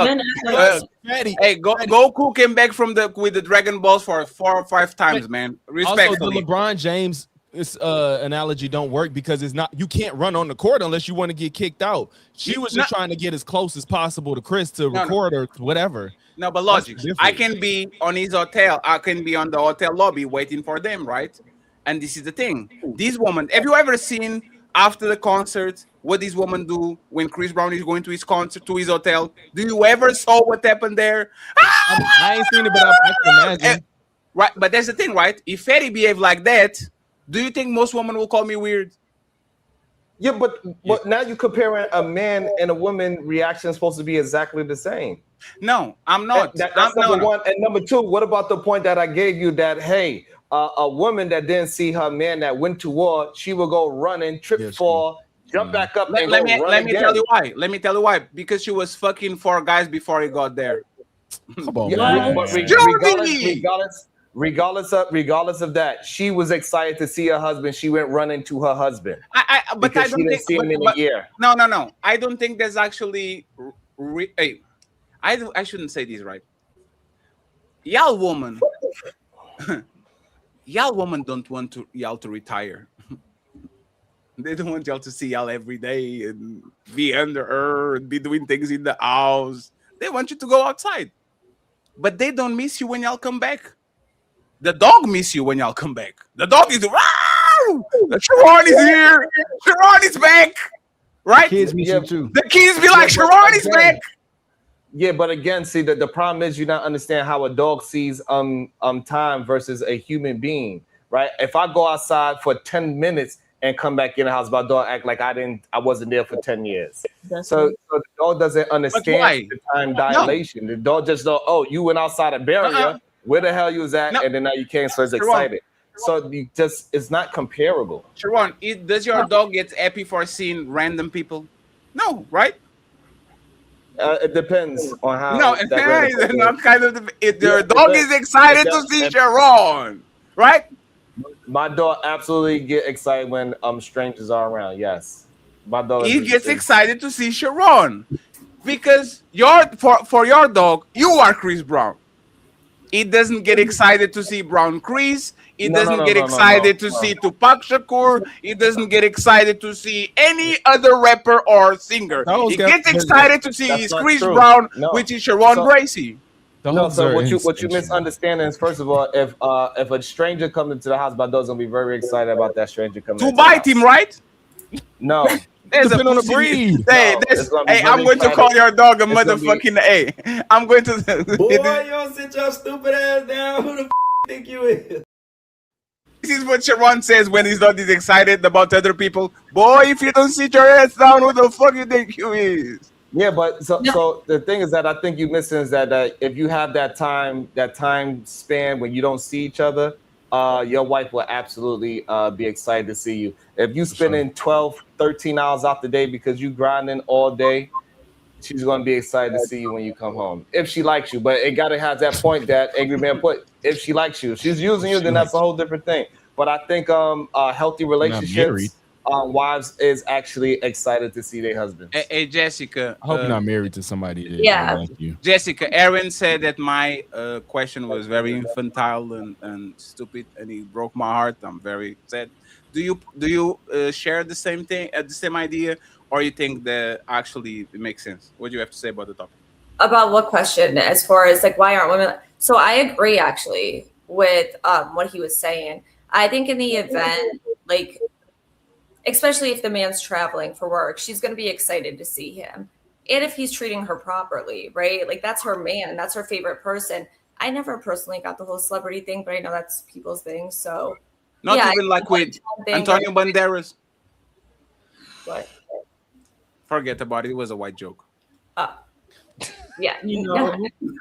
It's like I would say, like Antonio Banderas, like Brad Pitt, Leonardo DiCaprio, like I don't know, Steve Nash. That's like Desperado. He played Desperado. You never had like one guy like, oh, if I saw him, I was like, is Steve Nash in those conversations? Yes, because Steve Nash had the black wife. I just trying to make these diverse. No, for real. And like I said, no. He's her favorite person, and inevitably, if a man's treating a woman properly, she's going to want to pour into him. It's just how women move; they want to do everything for him. So yeah, no, and she's going to be stoked. That kind of went to the other question you had before. I actually think it's the opposite. If a man treats a woman like shit, she actually wants him more. No, she's not. long. She's really, and he's treating her poorly. She doesn't care. Don't when listen he's to home. She doesn't even want to see him. Are you sure? Yeah. So you think that if I treat a woman hot and cold, ignore a little bit, breadcrumber, love bomber, and then take all that shit back, like play a ball, do you think she likes me less? I think when you're dating, it's a different situation, right? But y'all were talking about marriage. You're seeing someone every day, or if they travel for work, perhaps one time a week or whatever it is. That's going to change the dynamic. Yeah, but the big manipulator. Games. No, the biggest manipulator. So this is what I'm saying, right? We daters, we are the G League of manipulation. Okay, and let me tell you what it is. It's easier to go to the pickup park and to cross over people and to finish a layup and all that shit. the biggest manipulated relationships are the people that can pull this shit while they are in a marriage. That's the NBA. That's the creme of la creme of manipulators. The people that see their spouse every day and they can give him the hot and cold, the shoulder, use coochie to get him mad, and then love bomb him, and then he's like, oh, I'm doing good again, and then like that's the biggest manipulators, right? No, but you think that if a man's stepping onto his woman, she's feeling that energy. She's knowing something's up. She's feeling the shift. This is where you go to say, like, the man sets the tone, right? She's not happy. She's concerned. She's like, why is your energy? Oh, and that's good. No, it's you not. Know why? Good. Hey, Jessica, you know why? You know why? Why? Because woman never happy. So you get her busy. What?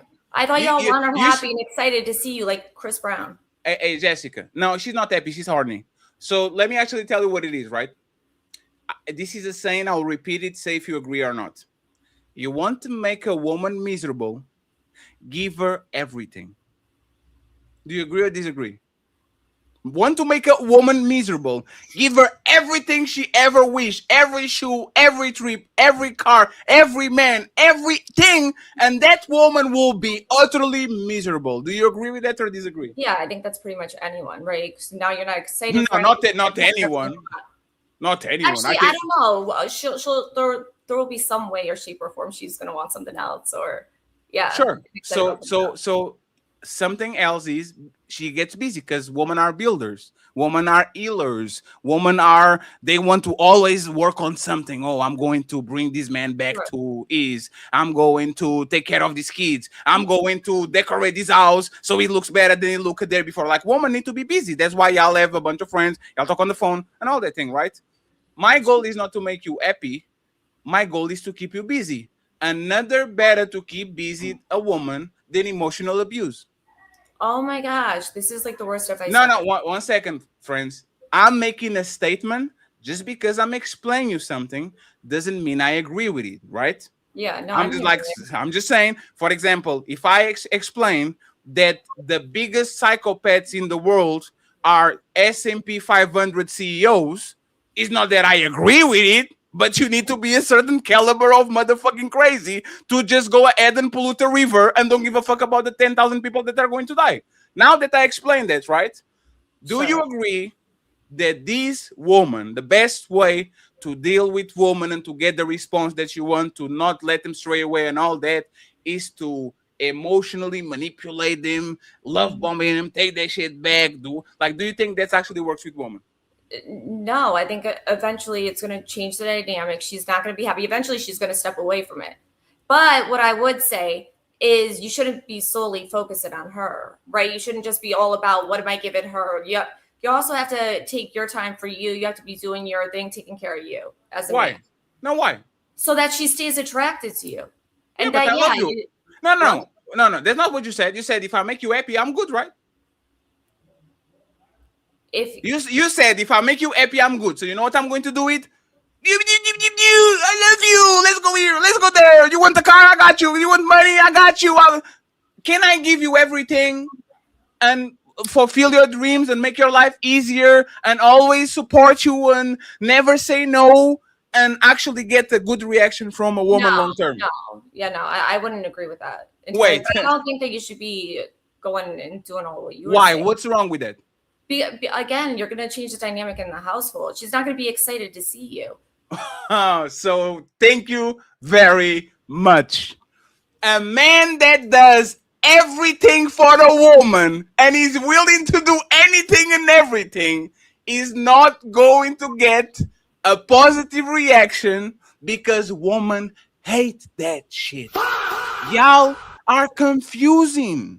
Y'all will tell that you want a guy that treats you well, get the guy that treats you well, yearn for a bad boy, then get your heart crushed, and then go back. Like, what do y'all want? No, certainly. Hey, Jessica, 1 second. Okay. Just to make it clear, I'm going to facilitate this, right? What do you want? Describe me the perfect type of man, the perfect way that you will treat Jessica. How many times does he say yes? How many times does he say no? How many times he says, shut the fuck up, you better sit your ass, woman, or I love you, you so pretty, you are the woman of my life. Like, how does this man treat you, please? Yeah, no. So I prefer, right, someone who's going to continue challenging me, who's going to make me think, who's going to have reasons beyond what I was thinking. Certainly, I appreciate that in a man. That's the beautiful duality of it. And I respect him, right? So I'm going to value what he's saying. I'm going to appreciate that. What you said? No. You're talking about challenge you. What does that mean? Can you give context to challenge you? Can you elaborate? What does that mean? So you say, okay, I want pizza. He says, no, hamburger. Right? I want to go back to school. No, you are going to be at home and you are going to have 70,000 babies from me. Like, what is challenging? Just that we have a different mindset, right? So, like, not everything I'm saying is going to be correct. Why? When you're talking in the dynamic, why? What? Why? Hey, Roses, 1 second. Let's role play real quick. We have a genie right now. The genie pull-ups. Woo! Jessica and Fatty. I have one wish to grant you. The wish is your woman is going to do everything you want. You know what my reaction is? You're excited.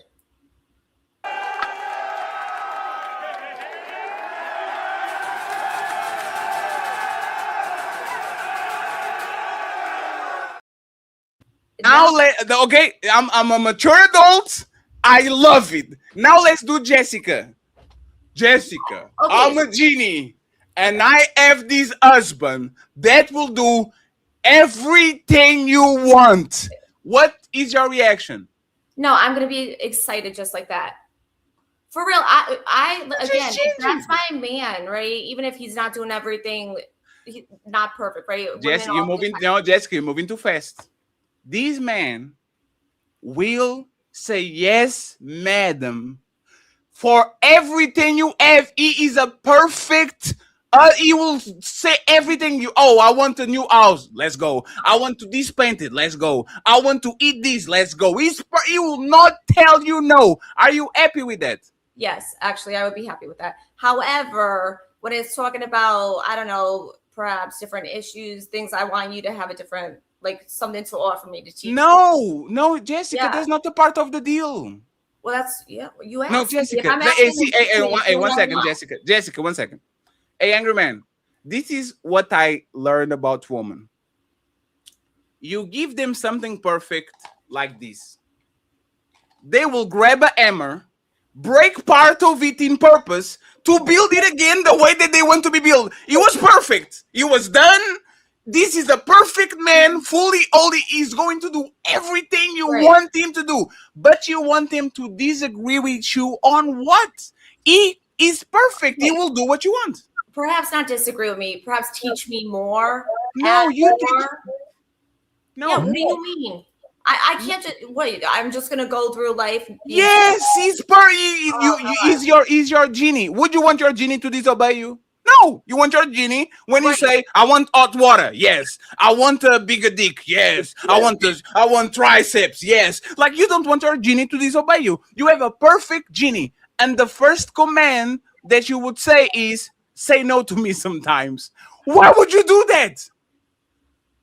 Yeah, I mean, our minds as women, we know our minds process things differently. They move differently. So we need it stimulated. What are you talking about? So you would get somebody that will do everything for you, and the first thing you would say is, "Stop doing everything for me." No, I still want you doing everything for me. So why do you want him to challenge you if he's doing everything? Mentally, it's more of a mental thing. How? Like I said, winning games of chess. Perfect man is. Hold on, just she's about to say it. Hold on. douchebag. You said tell you. You said tell you no. No, teach me something new. Add on to what I know. Make me second guess things, right? I'm not talking about what I want. Yeah, get me what I want. But when I'm talking about different thoughts, if I'm going to make you second guess, I'm going to say that's wrong. There's a wrong. Hey, I'm going to give Angry Man over here. Hey, this is what's going to happen. Hey, ladies, this is a very good example of how it's so difficult to deal with y'all. Jessica will have a man that will do 100% of the things that she wants to do, and by the third month, she will be talking with her friends like this. I'm done. Cut the show. I'm done. Take me off. No, that's not true. That's That's not true. No, but yeah, you wanna. No, but see, you just said it. No, but yeah, you know. I know. I just yes, said but yeah. no. It You just goes want to keep back. growing and learning. You don't want to stay stagnant. And I know everything, or I'm getting everything right. Like you want to keep learning. I don't know. Yeah. That's my mindset. Angry Man Yeah, and get her interrupted. everything she wants. Make her happy. What are you talking about? Wait, you change it? Oh, go ahead, then. Go ahead, then. It goes back to plausible deniability. It's not about her. Like, they want a guy to give them everything that they want, but they also want a guy to challenge them and say no to them. It's the same thing as what we were talking about earlier with the Netflix thing. It's not about what the guy is doing. It's about what she wants in that moment. So it's plausible deniability. What it is if she were to admit to you right now that the genie was perfect, that the guy was perfect, the husband was perfect. If she then changes her mind and decides she doesn't want to be with the guy, she's going to be wrong. Because she's already admitted this is the perfect guy. This is the perfect guy. He's doing everything that I want. And so if she admits to you or admits to the world that he's the perfect guy and he's doing everything that she wants, she has no she can't then pretend like she's the victim when the relationship fails because she wants it to fail. When she's ready to move on, regardless, because it's a woman's prerogative. A woman could have a guy that's doing everything that she likes, but then she sees a guy that she likes more.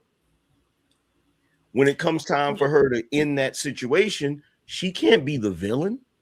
The guy has to be the villain. The guy has to be the one in the wrong. So they're never going to admit that the guy is doing everything right, because if they do they can never say that he's wrong when it's time to move on or be hypergamous. That's really what it's all about. Hey, Jessica, can you say if you agree or disagree with him and why? I would love to know. I disagree, because I think actually women make excuses, right? And they try to find the good in their man and stick around longer, and they'll literally be stretching stuff so that he does fit or he is perfect or whatever. You're a woman, you're not gonna agree with what I just said, because part of the game is Angry Man, hold on. She just contradicted herself. What Fatty said. Of course, you said you just contradicted yourself. You said the woman's gonna make it last longer if he's not doing right by you. Look what you just said. He said if we're doing everything you want, that it's going to be problematic, but you said no, you're going to still try to make it work it out if the man is problematic. So what Fatty told you is if we emotionally abuse you, you will still try to make it work. But if it's everything that you wanted, you're going to leave this situation or sabotage it. And what's Angry Man saying about plausible deniability? Y'all telling yourselves every time, no, she's going to try to make it work. She's going to believe your lies. She's going to stick it through. She's going to do everything she can to keep that together when the man is mistreating you. And by the way, Jessica, you have a fan on the chat that is my fan too. He's here. He's called Thomas, and he's saying, "I want to make love with that white woman." I don't think he probably heard Sharon's advice of being very literal and go ahead. He could say at least Netflix and chill. But this is what Sharon. This is what where I said how lame that is. See, but it's lame, right? But Jessica, this is what Sharon is teaching to this. No, Sharon said to do that though. He's teaching people to just be tell her you want to have sex. If she want to have sex, she'll have, and now these people do it, and now look at we have problems. No. We getting straight to the point. We getting straight to the point. Jessica, can you tackle what the Angry Man said? Right? That's not what I said. What? Yes, he was, Sharon. Take accountability. Jessica, is that the fact that y'all don't want to be responsible? Like, for example, right? If your man said you lead the relationship and I will do everything you want, is that because you said, yeah, I want a man that does what I want, but I want him to challenge you? Is because y'all don't want to take the responsibility if things go left? I think that women today have gotten to such a state where they are controlling so much. I actually think they would appreciate a man who does do what they want, or who does move that kind of way. What do you mean?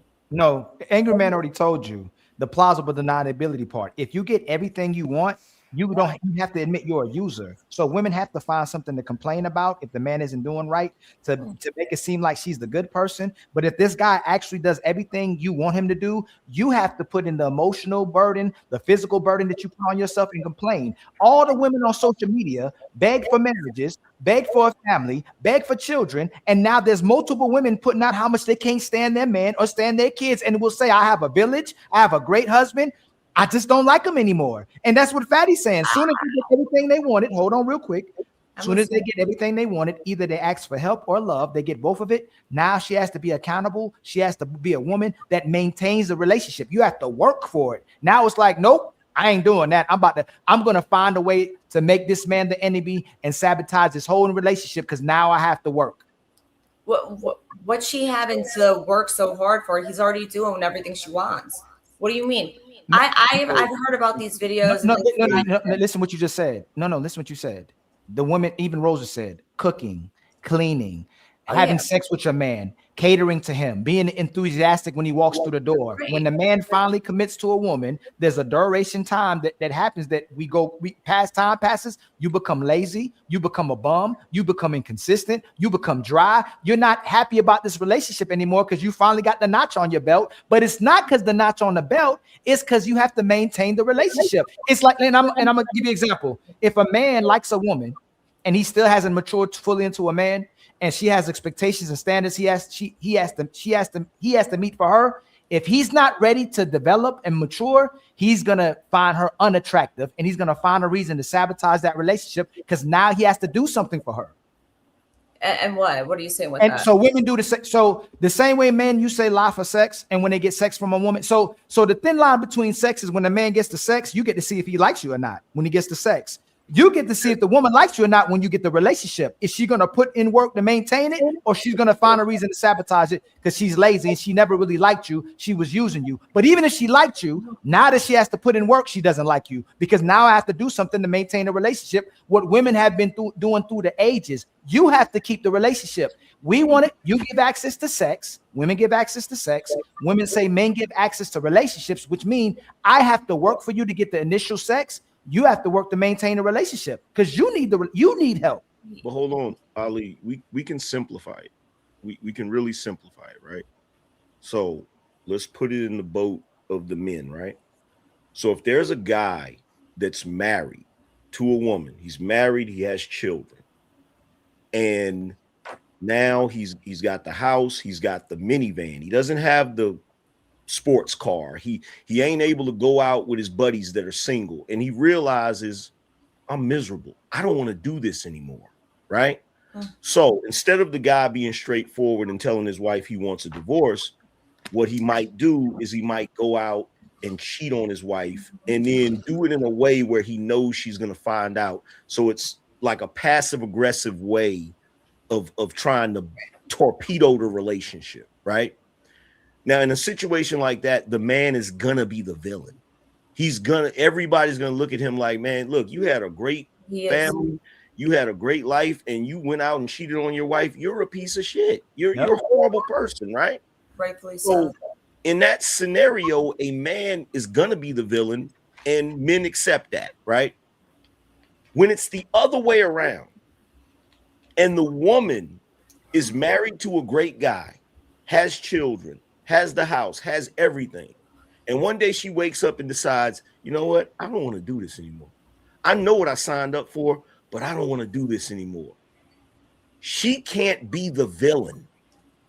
She does not want to be the villain. She has to figure out a way to make him wrong. She has to figure out a way to make the scenario wrong for her. So like, even if she gets caught cheating, she's going to say something to the effect of, he wasn't there for me emotionally, or he didn't do this, or he didn't do that. And the whole reason why is because she wants to do something different with her life, and she has to figure out a way to make him the villain so that she can't be the villain.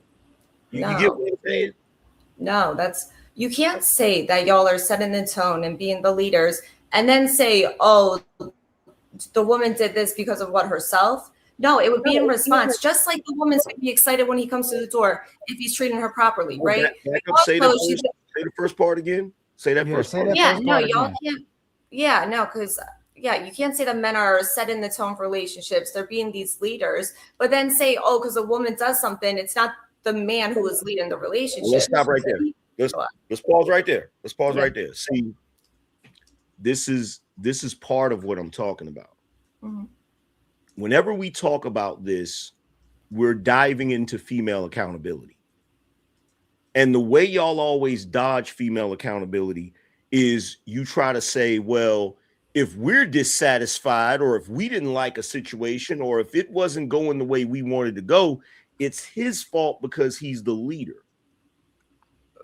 That doesn't work. That doesn't work in a relationship because here's the thing. If we look at it from a leadership to followers position, if there's a leader that has 10,000 followers and they end up in a messed up situation, you can absolutely say it's the leader's fault. Correct. But on the other hand, when you're talking about a relationship, today y'all say a relationship is a partnership. Y'all say a relationship, regardless of what men say about leadership, y'all say a relationship is a partnership. Y'all say it takes two to tango. Right. So you can't just put it on the man that you're not satisfied with the situation because there has to be some personal accountability there. So I agree, right? So that we would have to look at the dynamics of those relationships, right? Mm-hmm. Is it this new 50-50 thing? Are they moving where, she's taking a step back, he's leading, this kind of dynamic? I don't know if they've done studies as far as that. But if we're talking about how it was and with like this generation, I mean, we could say more than likely he was leading the relationship. But we know, but here's the thing. This is something that we know. We know this even if women don't want to admit it.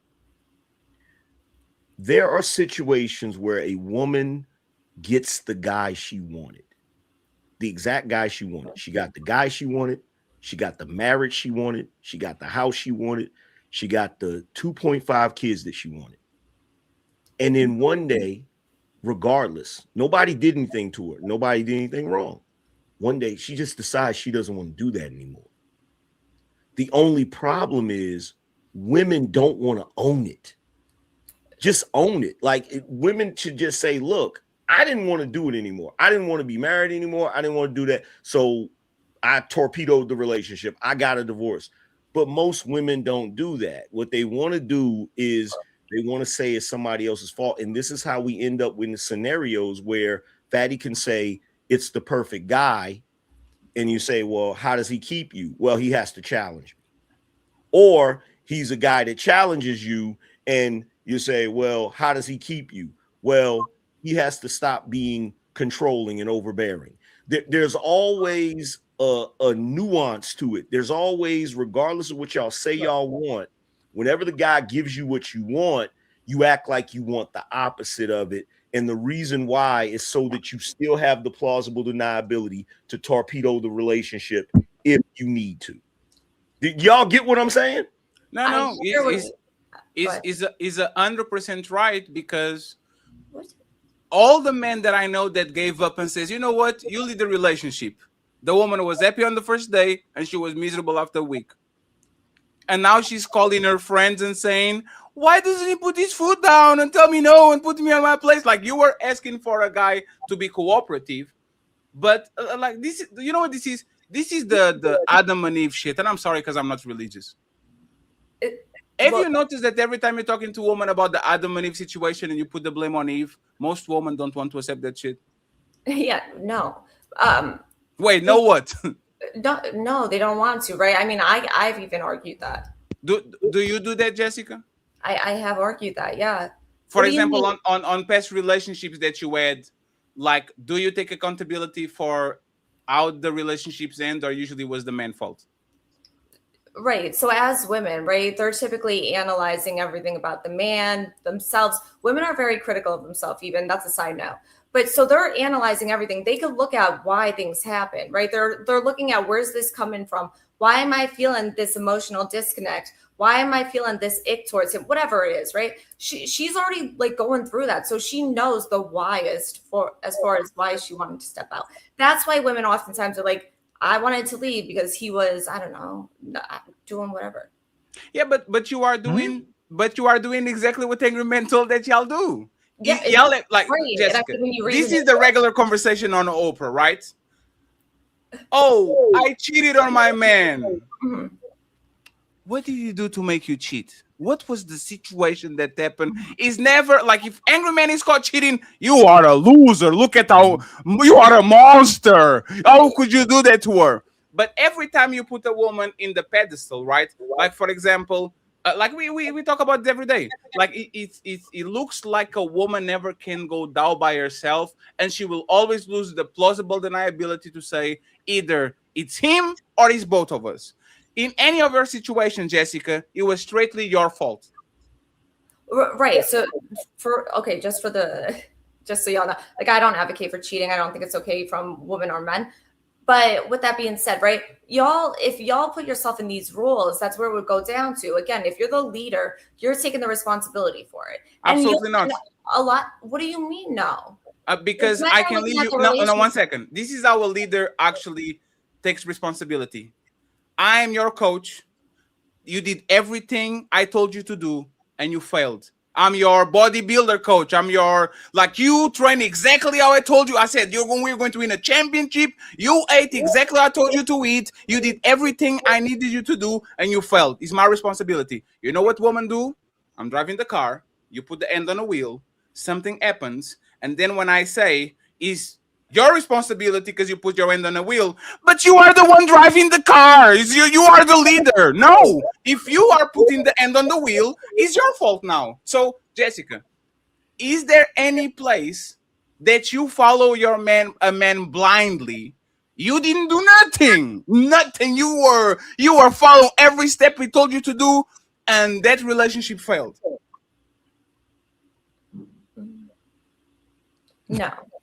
Obvious, because you're going to have an opinion, rebel here and there, be on the mood here and there, do certain things that he doesn't want you to do because you are a person, right?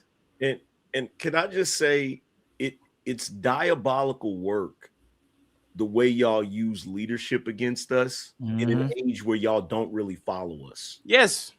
No, I think women would love it today. That's what I was saying before. Women, no, I really do. Yeah, women would love Jessica. To say, I got this. What? No, Jessica, this is what y'all say, right?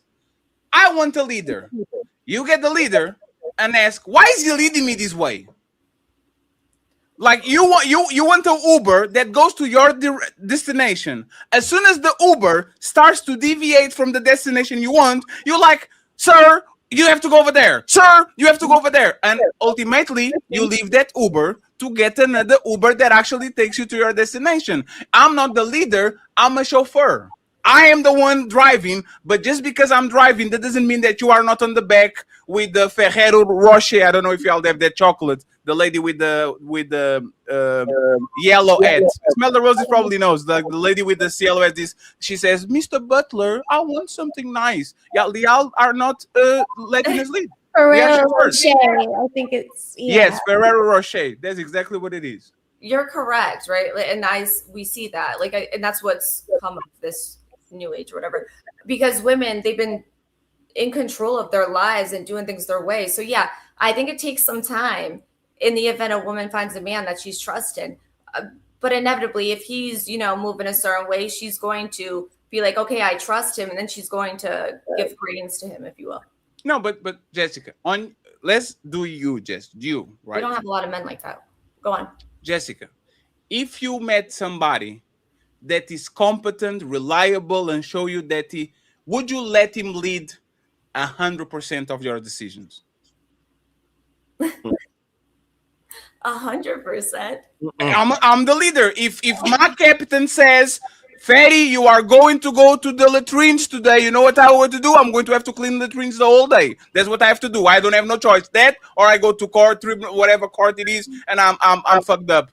Do you follow, like, this man? Hey, you pick this man, you observe him, you had sex with him, you have some babies, all of these things. He is the leader you always dreamed. Would you let that man decide 100% of the things? So when something happens bad, he is at fault. He's not Jessica. He's that bad man that did something wrong. Would you allow that? No. Yeah, I don't know if I could. I allow 100%. Now, 1 second. I need to get the number. 90. No, let's see where she breaks so Angry Man can actually get in. 90%. Oh, 90%. Yeah. So you would let a man 90% of your decisions, you would let him guide you 90% of your decisions. Yeah, if we're in alignment and I see the way If he you had an alignment, exactly. What? Look, here's the thing. This is the paradox with modern women, right? Now that women make their own decisions and their own choices, right? The reality is most women are never going to give men 100% control behind the wheel. And the reason why is because they don't trust men to keep the car in the road. Okay? So the problem is they're out here asking for a guy that can keep the car in the road, but they're never going to trust him enough to see if he can keep the car in the road. That's where the paradox comes. That's where the goofy shit comes in, right? It's kind of like if you're driving a car, right, on a road trip, and you're in the passenger seat. The only way you're going to sleep in that passenger seat is if you fully trust the person driving that car. Facts. If you think they can't drive, you ain't going to sleep. You're going to stay up. You're going to watch everything they're doing. You're going to press the imaginary brake pedal every time they get behind somebody. Facts. You're going to do all that extra stuff. That's modern women. Most women are not willing to go to sleep in the passenger seat. Hell, some women don't even want to sit in the passenger seat. They want to be in the driver's seat. Or worse, they're in the car like the driver's ed car that has the 2 steering wheels. So they're on their side with the steering wheel and the brake pedal. And every time you try to go one direction, they go another direction, or they hitting the brake. And it's like they can't bring themselves to engage in a leap of faith. They can't say, okay, I'm going to let this guy take full control, and wherever we go is where we go. They can't do it. Go ahead, and then I'll introduce Coco and Mr. Fantastic. Go ahead, Jessica. And Sharon was waiting to smell the roses. And Ali, if y'all have something to say, let me know, because we have one last topic. Go ahead, Jessica. Hey, but let me just say this one last part. But on the flip side, every man that deals with a woman has to take a leap of faith, because a woman can ruin your life in one millisecond. Certainly. I mean, a relationship is like one of the most important things you're choosing, right? But that is the problem too. Everyone's living out of fear. They're moving with this caution, not trusting each other. It's really sad. With what you're saying, that's exactly the problem. However, I do think women would love to find that man that they're like, yeah, I trust him to take the wheel. As much as that they're controlling everything. What? You're missing a part of this, though. Even if the man don't trust the woman, he fulfills his responsibilities and obligation to her. He doesn't. She'll say, well, he not doing this, I'm not cooking. He not doing this, I'm not cleaning. He not doing this, I'm not having sex. Men don't never stop fulfilling their responsibilities. They're always being responsible, even if they don't trust the woman. So there's as a man typically, I'm not going to ask a question. Man typically providing, man typically catering, man typically protecting, man typically giving you sex, man typically taking you shopping, man typically going to take you on trips, man typically going to watch that stupid movie that you want to watch today, man to go to Target with you and look silly and look stupid, even though he ain't about to get nothing. Y'all window shopping probably, but most of the time a man is going to oblige by everything that you're asking. They're yes men. Most of these men are suckers for love, and regardless of what they're admitting, most women want help. They don't want love. That's the problem. So every time we ask women what you bring to the table, why are you so special? They can't bring nothing else. And even if they bring sex, it's used box that they don't even use anymore in a relationship. So again, this is why it makes sense that men use women for sex today, and why they shouldn't get in relationships, because women are using men, and then they complain when the man says, damn, first of all, you're not doing everything you was doing before I got you. Second of all, when I ask for something, when I want you to meet expectation and standard, you call me controlling, but I can do everything else for you. Yes, babe. Yes, babe. You want to go here? Yes, babe. You want what, babe? Yes, babe. Oh, you want me to cook tonight? Yes, babe. You need help with the kids? Yes, babe. Y'all don't fulfill any responsibilities or obligations inside the relationship except for creating problems and having demands. And if we ask you for something, he was controlling. That's not true. So tell me, okay, so if I'm wrong, what's so special about you? No, and it's that's not even, hold on, no, Jessica, no, Jessica, straight up. It's not even a disrespectful question, right? Yeah. What makes you so special that a man should drop everything he's doing and go, you know what? I'm focusing on Jessica. Forget all these hoes. I'm focusing on you. What makes you so special in the dating market where a man should marry you? That's all I'm asking. Can you please answer that question? Yeah, no, that's we talked about this last time I was on here. It's going to be up to the man. No, ma'am. Listen, Ali is going to make love to you. Ali is going to pay bills. No. Ali is going to protect you. Ali is going to make you laugh. Ali has personality. Ali is going to cater to you any which way that you want me. Ali, we're going to play games. We're going to play Uno. My kids are going to be happy. I'm throwing kids in the air. I can still cook at the same time. Got one kid in the other hand. I'm going to do everything and anything that you need me to do. So again, sell me yourself, because I'll sell you me and I'll show up too. So again, y'all, hold on. No, ain't no right. Y'all already show up as prostitutes. You already want something for your box and you already want something for your submission. So again, Jessica, what makes you so special? Sell me you. Why should a man, if we're wrong, marry you? Yeah, again. Okay, because it would be that I find you so valuable, right? You're doing No. I didn't ask you that. Hey, Jessica. This is communication right now. This is being hold on. Y'all say we struggle with communication, right? You're struggling with communicating. First, you're struggling with listening, and you're struggling with communicating because you're not saying back to me what I need you to say back to me and what I'm asking you to answer. Why should a man marry you? I just told you why they should marry me. I should have multiple. You know what? Respect to my lady. I should have multiple women. That's what I bring, right? So I'm asking you, Jessica, what do you bring? Why should somebody marry you? Yeah, because women bring that duality, right? No, you. No. Okay, so me, yes. So yes, you. These are the listen. These are the questions that men don't ask on dates for the plausible deniability, so he can still get sex because you're gonna say what you're saying right now. So at least I'll lie to you instead of me listening to what you got to say to me. I'm gonna get sex, and I was about to say something else, and I'm not gonna say that. I'm gonna let a woman who's not bringing nothing to the table talk herself out of me not being in a relationship with her. But before she get out this relationship with me, at least I have sex with her. So again, if a man meets you and he likes you before your mouth opens, because y'all say before when a man opens his mouth, he can talk himself out of sex. When your mouth opens to me, sure. What makes you so valuable and special that a man should marry you? You're gonna hate me for this, but I don't think it's about what women are bringing to the table. Again, he's gonna decide. She's inevitably. Hold up. The feminine. Ma'am, what's 2 + 2? 4. What's your favorite food to eat? Oh, that could be tough. Top 2. Okay, say pizza. And gnocchi. Yeah. What's your favorite color? What's your favorite color? You fat ass, you like pizza. What's your favorite color? Pink. Okay. Why should somebody get married to you? Because they love those things too. No, I'm kidding. No, it would be about align, right? What? Align. You align. That's what Fatty was talking about. Y'all want a man that does what you want him to do, but you don't have to bring nothing else to the table. No, I don't know. So again, no, ma'am. What? Let her. Go ahead, Jessica. No, don't get it twisted. Me personally, right? If a man's doing all what you're saying, he's doing everything I want him to do. He's treating me right. I personally am pouring. I think a lot of women are doing this. They're pouring too much into it. They're putting too much into it. No, Jessica, 1 second. You are pouring too much, meaning you muted, meaning that you're doing something. No, Fatty, let her what you said. No, Fatty, it's just to explain her. I want to hear the pouring. I want to hear all. No, Ali, she's flipping it again. She's saying women are doing too much. Oh, that's the problem. So I want to hear Jessica.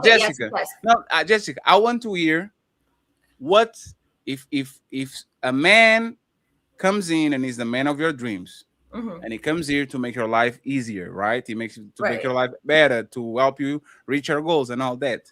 What does he get from Jessica in return? What makes you actually the woman of his dreams? What is he going to get from being with you? Okay, yeah. So he would get me, right? My love, like, hold up, let me finish.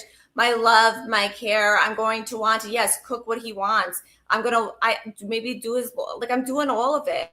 Like, everything I possibly can, right? He's the man of my dreams. What do you mean? I'm going to do everything he needs or he wants. Love and care. Hold on. Love and care. Hold on.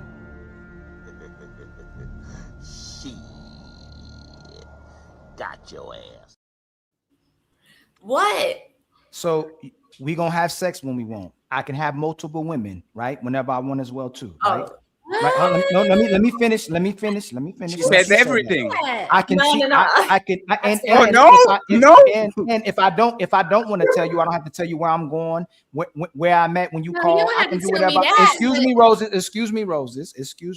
This is how we always checkmate y'all.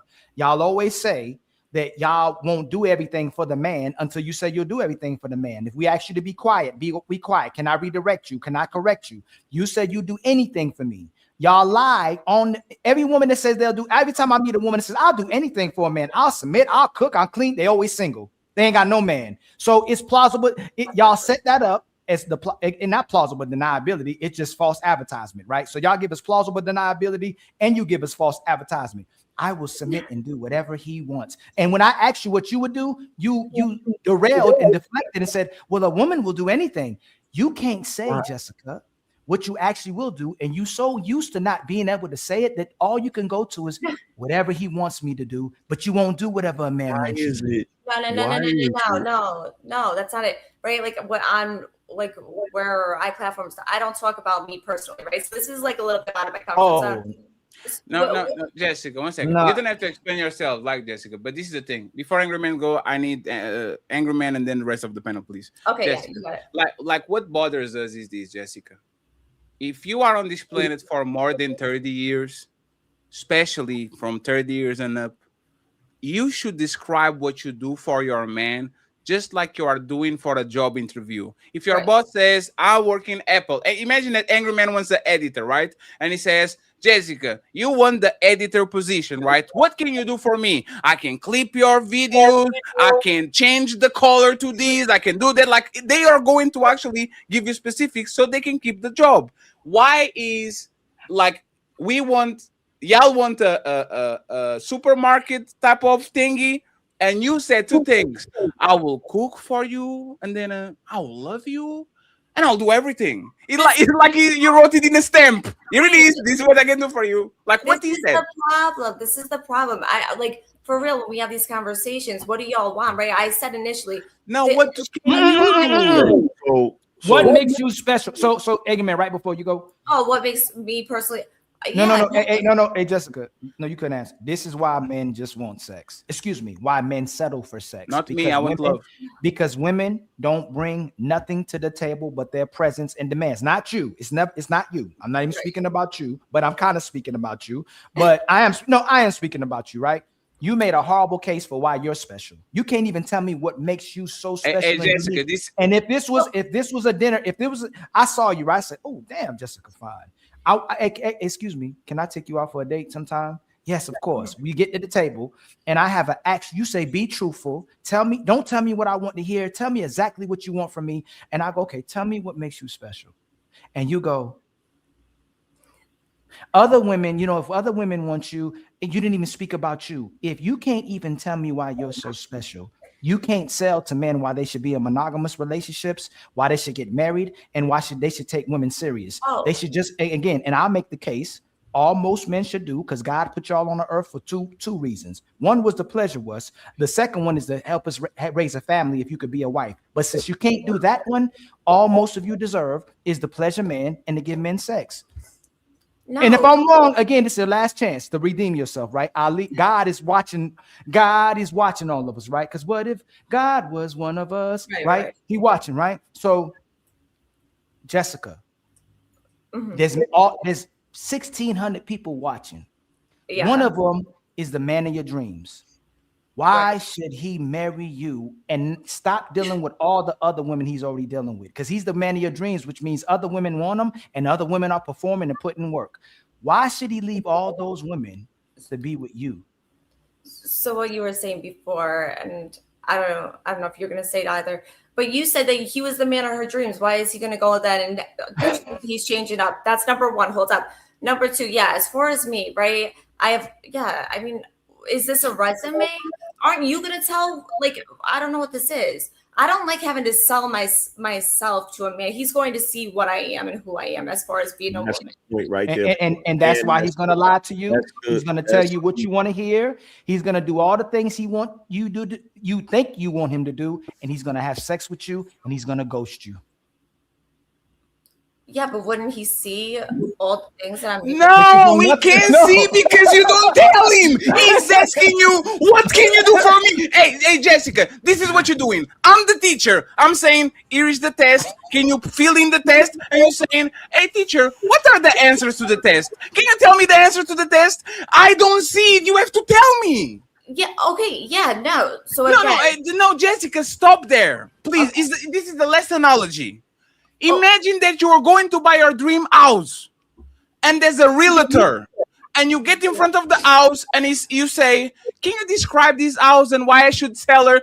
And he says, hey man, you should see what you like. You should know what the house is like. You should watch it and observe it. And if you like it, you like it. If you don't, you don't. No, you have to explain why should a person do the most important decision of their life to actually acquire the house. A wife is even more important than the house. Why can't you sell yourself?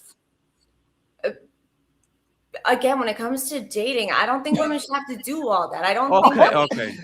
Let her go, Fatty. Let her go. Excuse me. No, please let her finish. Please let her finish.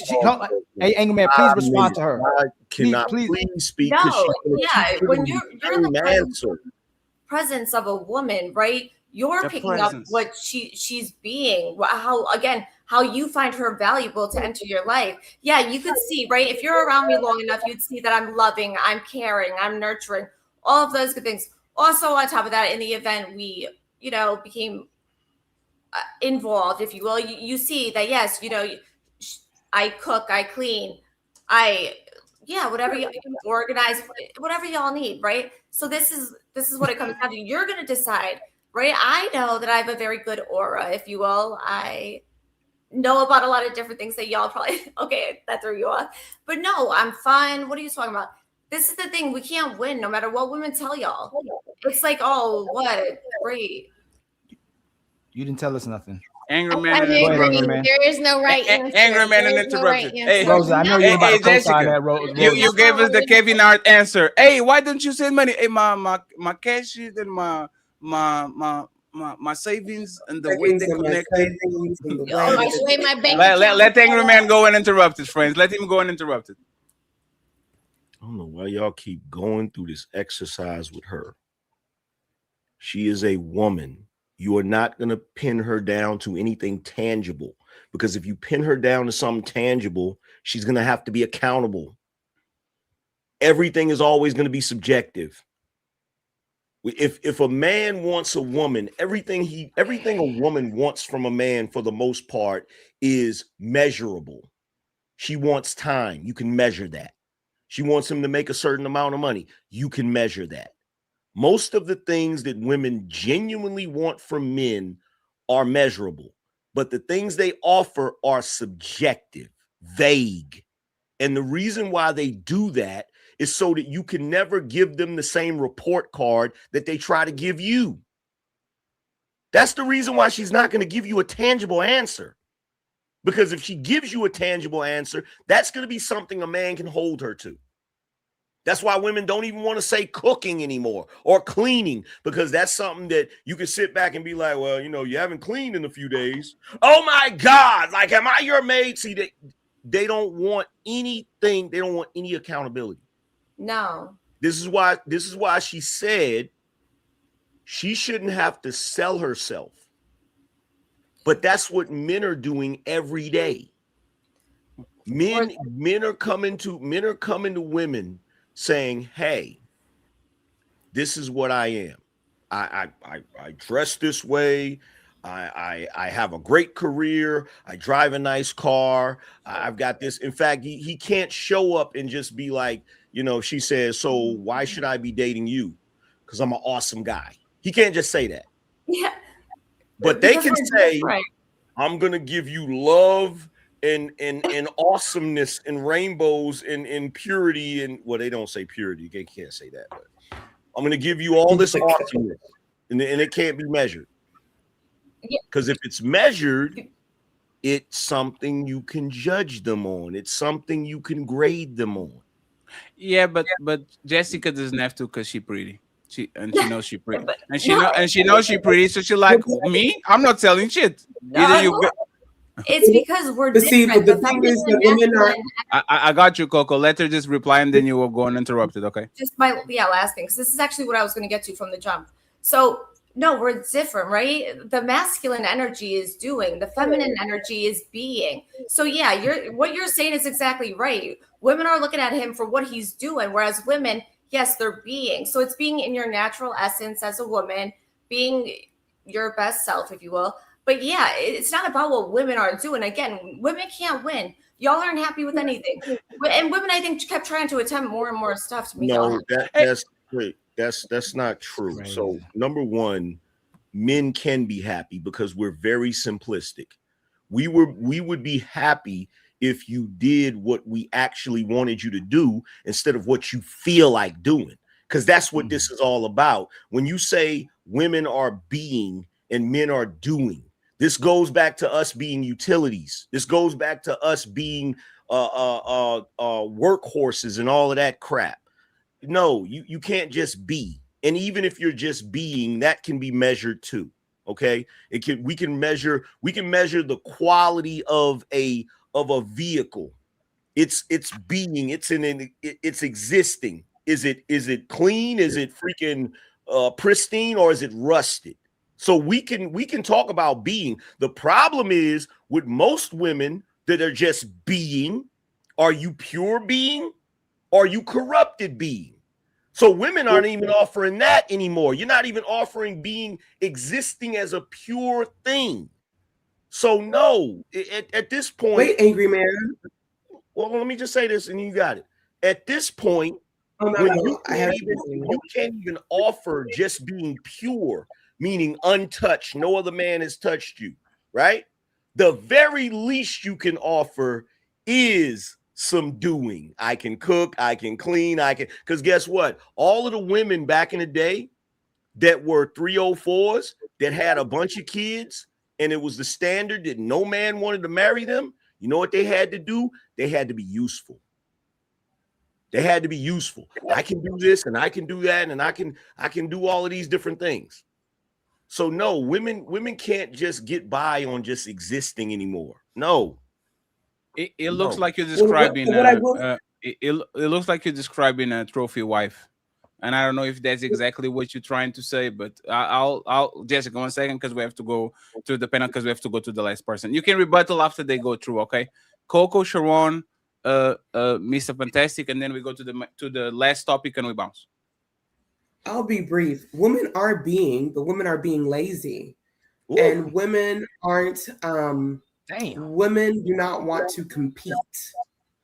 And the reason I say women are being lazy is, Jessica, you're a really cute, pretty girl. Most women are not looking like you. They're not in your fitness level. They're not in your attraction level. They're not in your style level. Most women are not. So when we talk about what women are being lazy, because women think that just them being themselves, not working on their fitness, not working on their nutrition, not being kind, not being thoughtful, not working on their aesthetic or their presentation, how they speak, how they appear in front of other people, their demeanor. And the women in mass and majority, they don't care about anything about that, because how they come is enough. Me just being me is enough for the man that I want. So me being me means I don't have to compete, when that's the exact opposite. For the type of men that women say they want, you have to compete, or you're not going to get that man. You don't deserve that man if you're not going to compete. I'm married and I'm still competing for my man right now. I'm making notes on things that I have to get from my man for tomorrow and the next day and the day after that. But the thing is that you got to compete for your man. You get him when you get him after you get him. When you say compete, what are you competing with so we can understand? Yes, that was a good question. She has a little bit of a delay. Competing with Hey, the Coco, other when you hear pineapple, say, when you hear 5, say pineapple. 1, 2, 3, 4, 5. She said it. She said it right away. No, she didn't. Let me say, when I say 5, say pineapple. 1, 2, 3, 4, 5. Pineapple. I'm gonna go out and come back in. Yes, please do that. Pineapple. No. She's answering the echo. Go refresh, Coco. Sharon was confident, like, yup. No, not you. I was. Sharon was like, yeah, see, it was immediately. No, it was the one 5 seconds ago. I'm pretty sure she was trying to explain that she's still competing because there are other women that are out here. So her man could get tired of being with her because she's not doing the things that she signed up to do or said she was going to do. So she's still competing. Sure. But we are going to see if she's actually going to own it. Because I'm going to ask her. She's going to. So you're telling me your husband will exchange you if you stop competing? Let's see if she competes. Yes, that's what we fear. That's why we would give him the $5 million, Fatty. Hey, man, but hey, y'all married women are not going to get me on that. Trying to trick us. If you put 10 girlfriends and 10 wives, I guarantee you the girlfriends are competing way more than the wives. Guaranteed. They're trying to get in that. Yeah, right? Exactly. They trying to get the position in that driver's and seat. if I give you 10 thing. husbands, and if I give you 10 husbands and 10 boyfriends, I guarantee you the husbands are competing more than the boyfriends. Oh, right. Oh, yeah. Sure I they guarantee you. are. Absolutely. Sure they are. Ain't even close. Sure they are. The So, boyfriends Coco, are. All the time. So Coco, who you are competing with when you were saying you got to compete? Sharon funny, man. I gotta compete for my man's attention. I gotta compete to keep him happy. But what does that mean? That's what I'm trying to understand. Okay. Who So you what does it competing mean with? to compete? Meaning compete is Yes. I'm not resting on my laurels thinking that I got it made just because I'm married. Competing to me is that how I was when I met my husband in the courting stage, in the engagement stage, in the honeymoon stage is what I need to continually work on day after day. I can't be lazy. I can't think, oh, because we have a really good, that's enough. And I'll give you practical tips on how I compete. I pay attention to my husband. If he asks me in my opinion or he has something to request, I make a note of it and I respond at least within 24 hours, depending on what the request is. I look after my husband in terms of the food that I prepare, the food that I prepare for our kids, making sure that he has a peaceful environment because he works a very hard job in law enforcement. I prepare for him for making sure that I'm in shape, making sure that when we have our own time that I get myself ready and perform my wifely duties like I'm supposed to perform. And anything else that he needs. I mean, it's according to my man. That's how I compete. And so you're competing with your former self. Yeah, I'm competing with myself. Yes. Okay, so that's the clarification I wanted to have understand. So you're not competing with other women that are going to steal your husband if you stop doing that? Well, that's the thing. I'm competing with everybody. I'm competing with myself. I'm competing with to your point.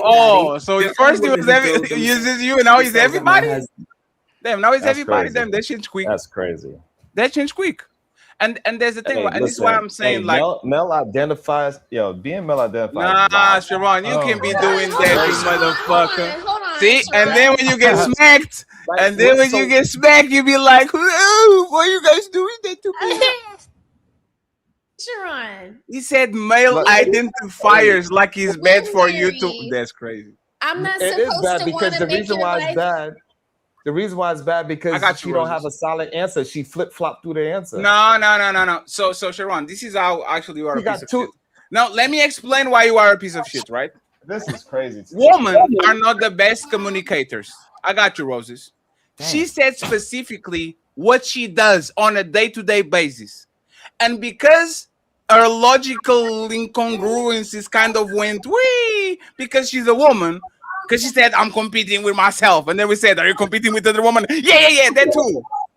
That doesn't deny what she says. That doesn't deny what she says that she's doing to keep her man. So you actually should focus on that shit instead of saying, but your male define woman. If your wife is cooking for you every day, cleaning for you every day, fucking you every day, taking care of you every day, but then she doesn't know how to logically say something and confuse herself, doesn't stop her from saying from being actually a good wife. It doesn't. You're just trying to be funny because you are a podcaster. I don't understand this. How is a married woman not going to be male identified? That's what I'm trying to feel it back. I'm Maybe and Sharon is one of those two. I don't think y'all understand conversations. 1 minute she said one thing, and then as soon as y'all said something else, she said that. She just agreeing with men. She's just saying things that what she believes what men want to hear. So when y'all try to make her switch it up, she's like, oh yeah, I mean that as well. Then you switch it up again. Yeah, I mean that as well. That means yes, I mean that as well. She's not standing on. That means you're female identified. Why are you interrupting? You guys. That means you're woman identified then, right? No. Did you agree with women just to be agreeing with them? I literally in the last 2 shows, I literally disagree with 2 women. You idiot. Yes, you are. Hey, Angry Man, I can prove it. Angry Man, you know I can prove it. And let me smell the roses over here so she doesn't lose her turn. And Mr. Fantastic, please. Let me prove it. A couple of episodes ago, the very first time I spoke to Smell the Roses, me and her had an argument. Literally. Sure. Nah, because you like to do because you go and associate. Let me answer. You associate yourself. I didn't ask a question. What I was doing was showing a statement that he is a liar. Okay. Hey, Fatty, hold on. Hey, Fatty, go ahead and shut this down real quick. You're right. And run with the narrative that I just agree with women with. The very first time I met Smell the Roses, me and her had a disagreement. I agree. The very first time I spoke to Coco, me and her had a disagreement. Because you think that they are big. I agree. You're right. Hey, Fatty, you're right. With her again today. But y'all will keep on saying the same bullshit over and over because guess what? Men that are that's lovers of men, they're just gonna believe anything you say. Sharon, you're right. What's Sharon, you're actually right. happening? Women that are lovers of men. Hold on, Fatty. Because maybe Angry Man made a mistake. Maybe Angry Man tripped and fell, right? Hey, Sharon, if women want to get married, should they listen mostly to men or to women? What was the question? If women. You don't get to answer the question. Ask the question. If a woman wants to get married, if women want to get married, should they listen mostly to women or to men? If women want to get, I don't understand the question. If women want to get married, what? Hold on, my bad. I don't understand the question. The device is messing up. My bad. Hold on.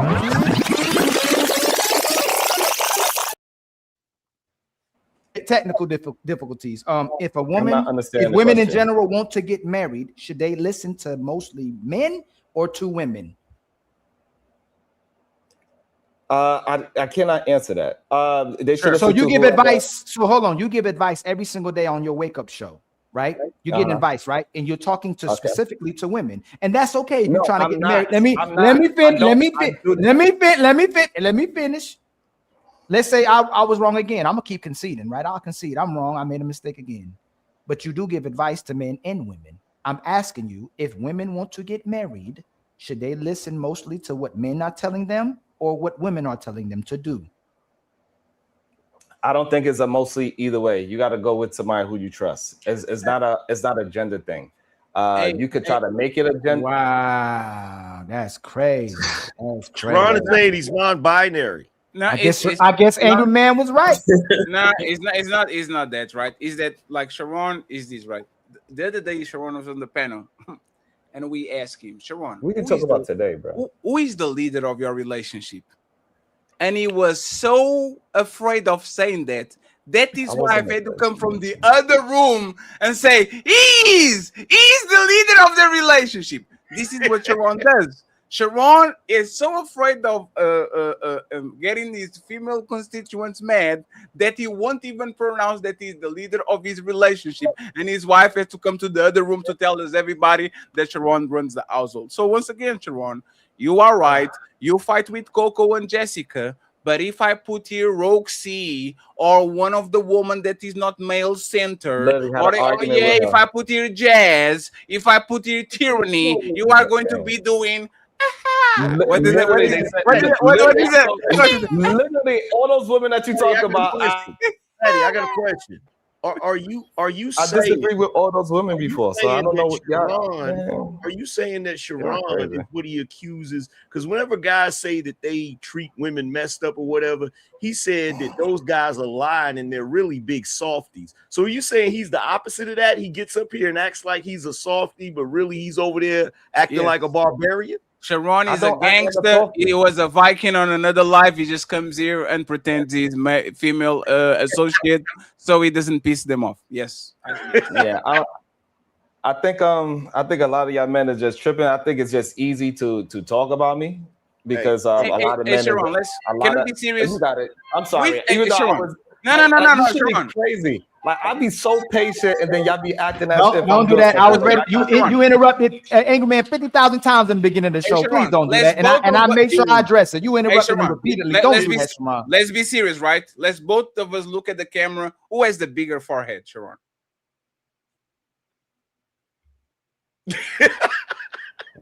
Look straight at the camera, Sharon. You're cheating. You're doing the thing. Who is? Damn, I think I'm losing. Yeah, your head's way taller, Fatty. You got a taller head. I think it's because of the puffy cheeks. I look like a chipmunk. Sorry, Sharon. That was very important, Sharon. I needed the thumbnail. I'm going to do a clip saying the battle of the foreheads, and I'm going to put it on the thumbnail. Go ahead, Sharon, uninterrupted, and then please, Coco. Now, Smell the Roses was here. Y'all freaking Smell the Roses. Well, I'm just saying to reply to what Sharon said about me being male-centered. This is going to be quick. They asked, a true athlete, a great athlete will say that they're competing against themselves. And then there'll be other questions asked. Well, what do you think about this component? And then they will address that. I didn't contradict my statement. I am in competition of myself.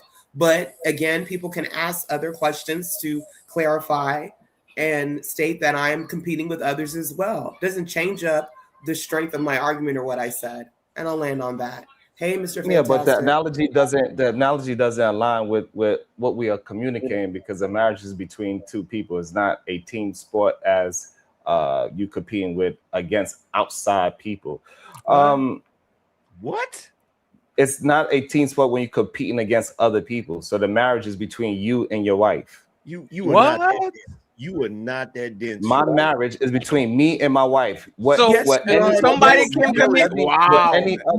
Yes, Sharon, but let him finish. Let him land. Let him land. It's fine. Let him land.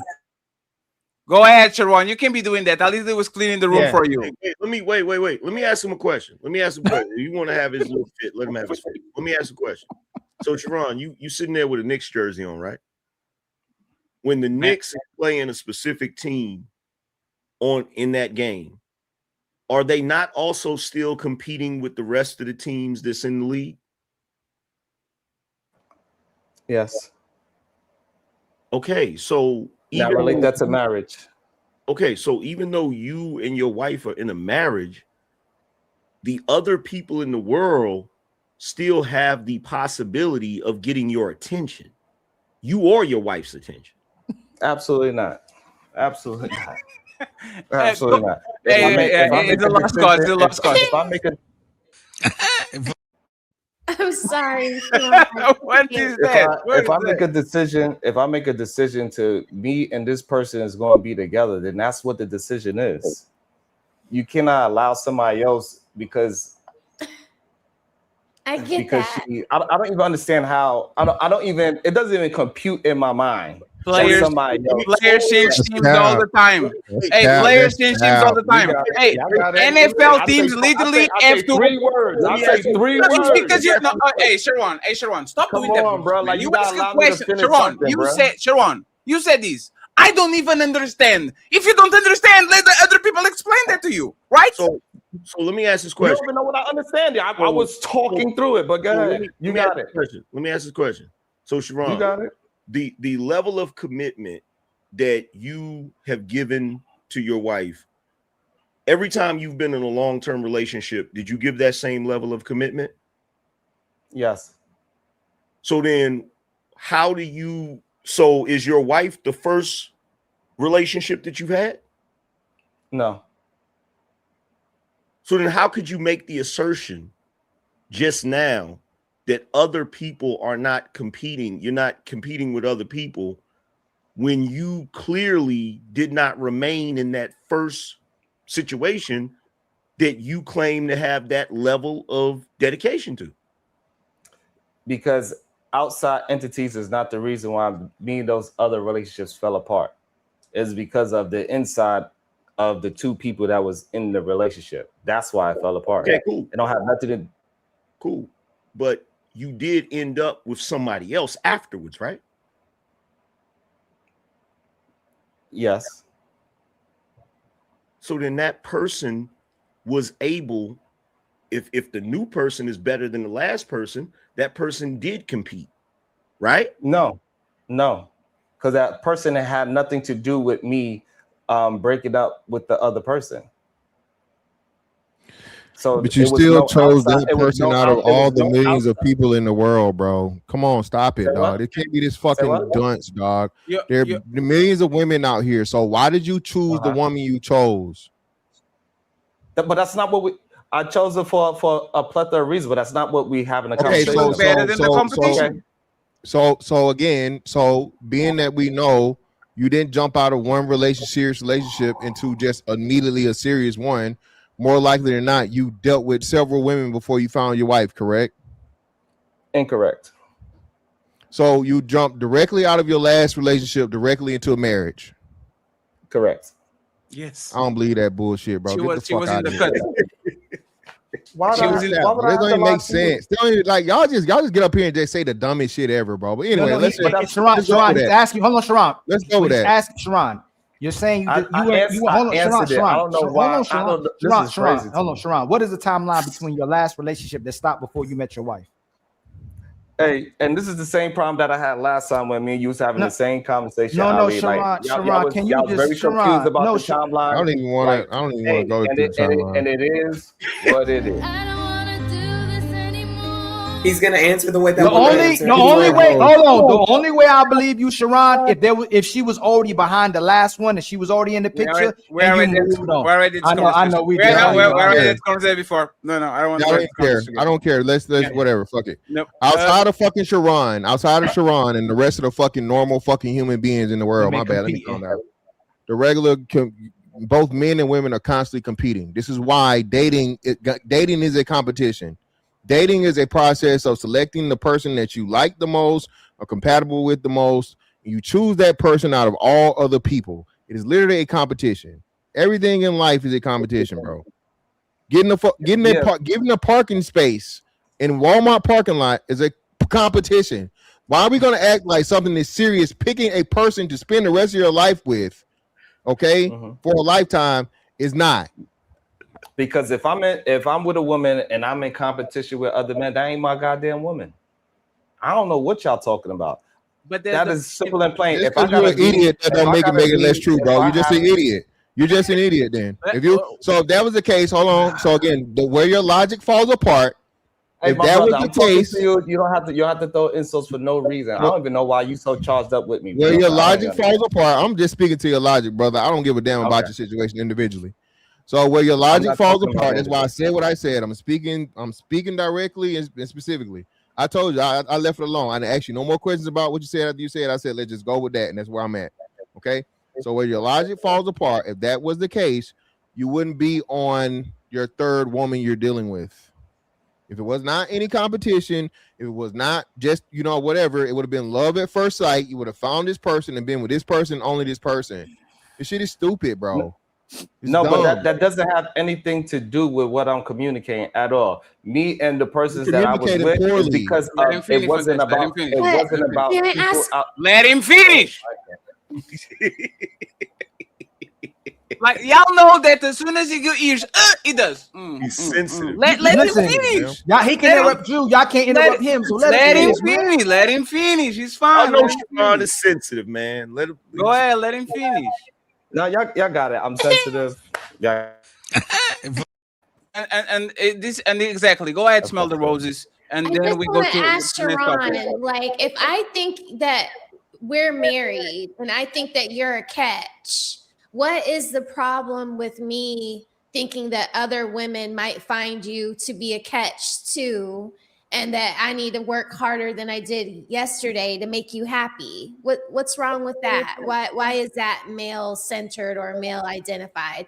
You wouldn't want me to work for your love to keep you? Or it's just No, so your love for me had to do with me. It shouldn't have to do with some outside strange woman that could possibly come and sweep me off my feet. Ain't no woman but gonna come that's and how sweep much me I off my love you goddamn. that I'm thinking of another woman Hey, coming friends, to y'all you can't off do your that. feet. Y'all can't do that, man. Let him finish. I'm sorry. Okay. Yeah.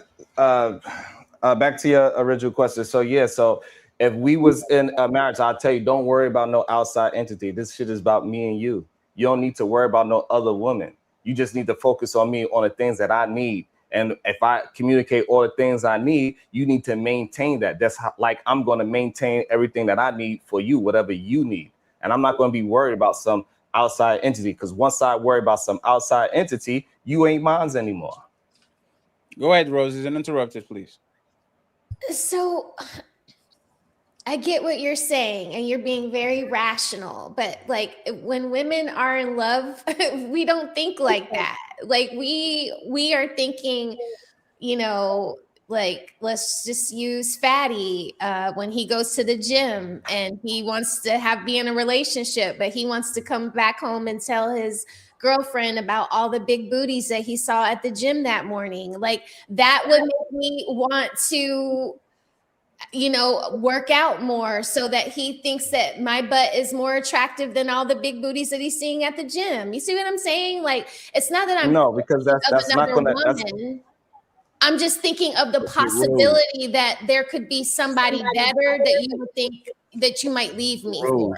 But Rose, if you remember earlier in the show, okay. I guess I'm not having a conversation. But earlier in the show, we established that Sharon does not factor in how the woman thinks about it. He does the thinking for the woman. Misogynist. Oh God. Okay. And Sharon, but Sharon, what happens if she doesn't do it? You said there's no competition. So why should she, if she decides not to do the things that you want her to do, then no harm, no foul, right? I don't understand. No, she's not doing the things that I don't. If she's not doing the things that I need, me and her is not going to be compatible. We're not going to move forward in a relationship. Whoa. I'm talking about being married. So if she doesn't do the things that you want to do, what happens? You're going to leave her? Absolutely. Okay. For who? And then you're going to get a woman that does what? The things that you want to do with this competition. Yeah, but I did. So no, but y'all are confusing what. So my wife is not in competition with another woman. And so the thing that Coco just said, if my woman just stopped doing everything that she normally does, and then we get divorced, we didn't get divorced because of competition of other women. We got divorced because she's not holding up her end of the bargain.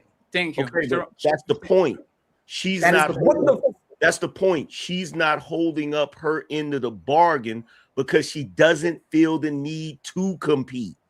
Sure. If she felt the need to compete, she would be trying to do the things that would have stopped that situation from happening.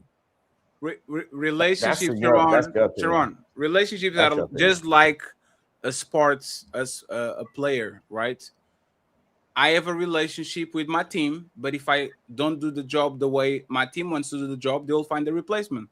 They will trade me to Miami. They will drop me and get a new guy. They will go to the draft and get the person. You only are with your wife because you think she is the best person for the job that you can afford.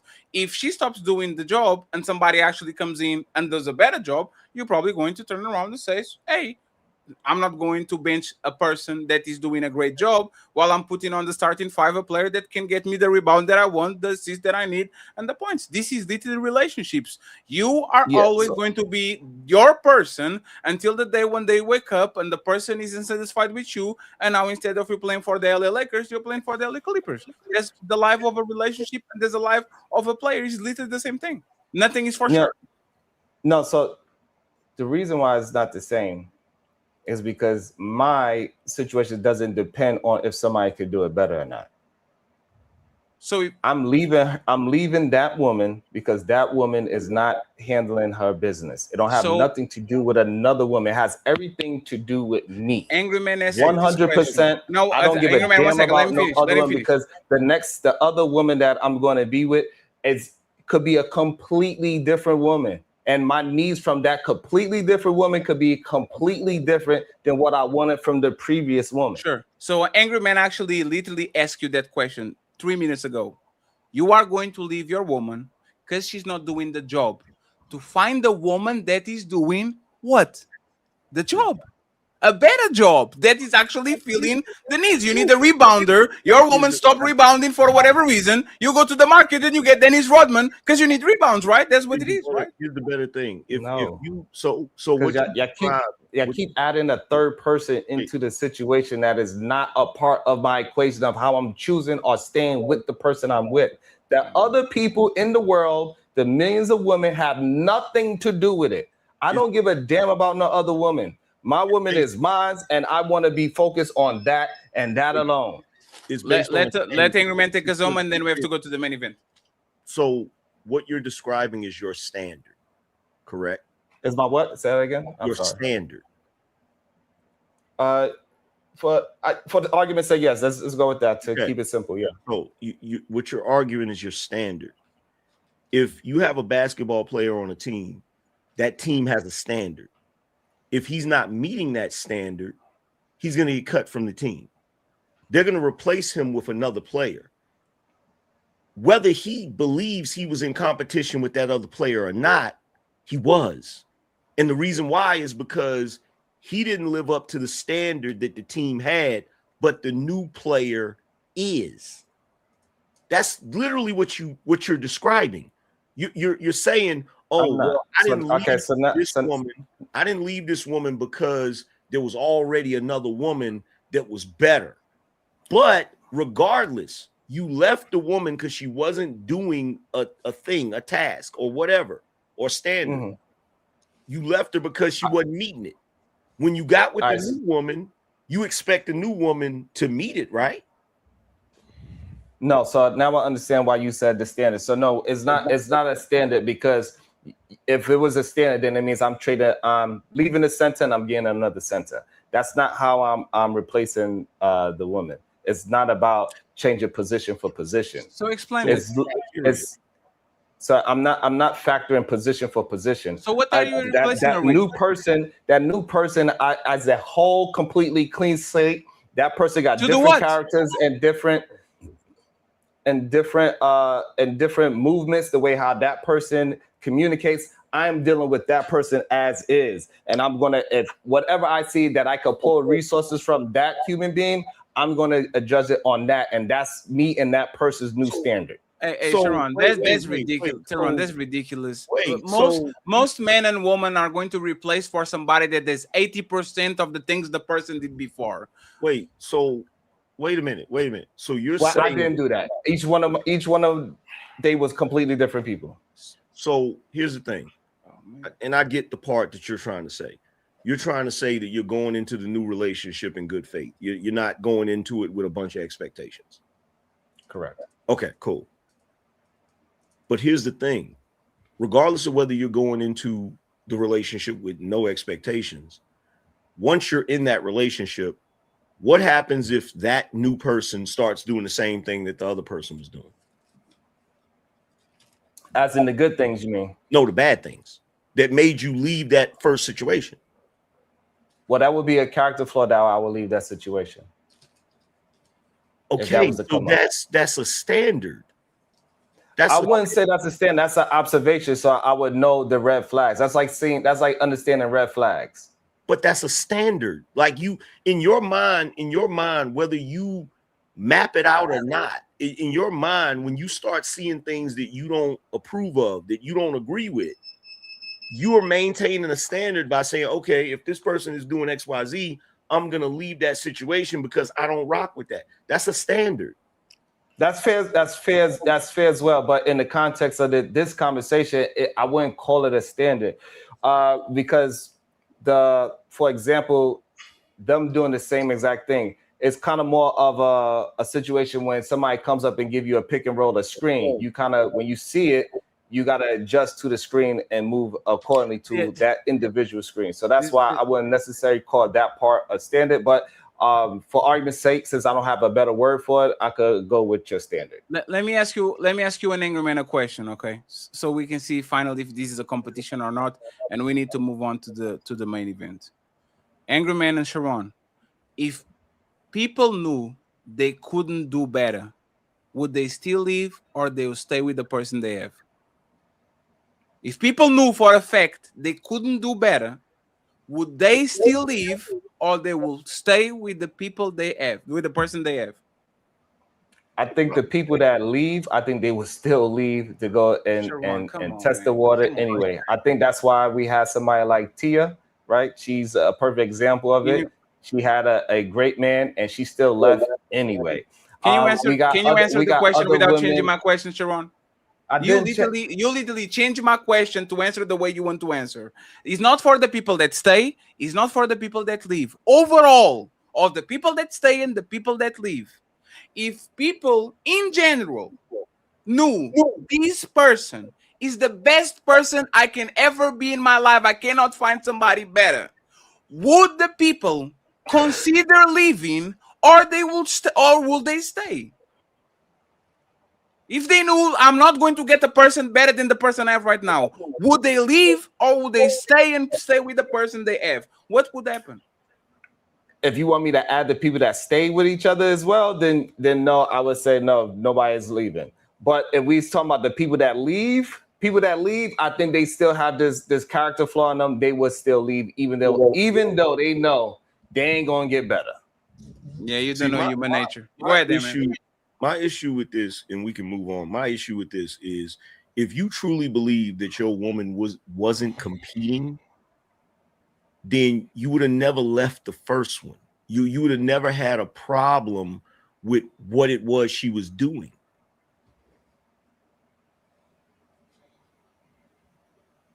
I don't understand. You wanted her to be better, and she was worse, correct? I was very specific. My relationship that didn't work don't have nothing to do with nobody else. No competition whatsoever. I get that. Okay.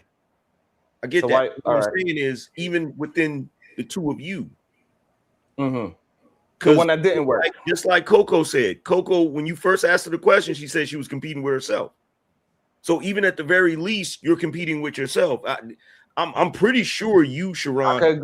I could agree with that. Okay. So even in that scenario, you wanted her to be, she was worse, and you would have preferred she was better. But because she wasn't better, you decided to leave.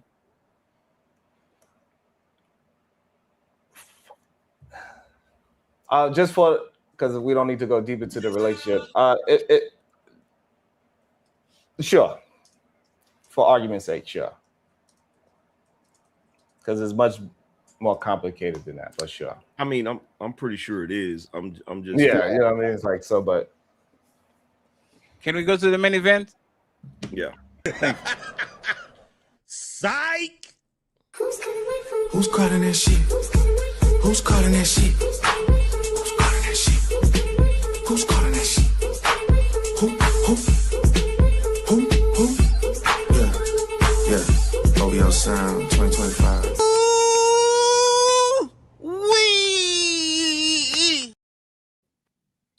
The Mr. Fantastic and the ladies go first.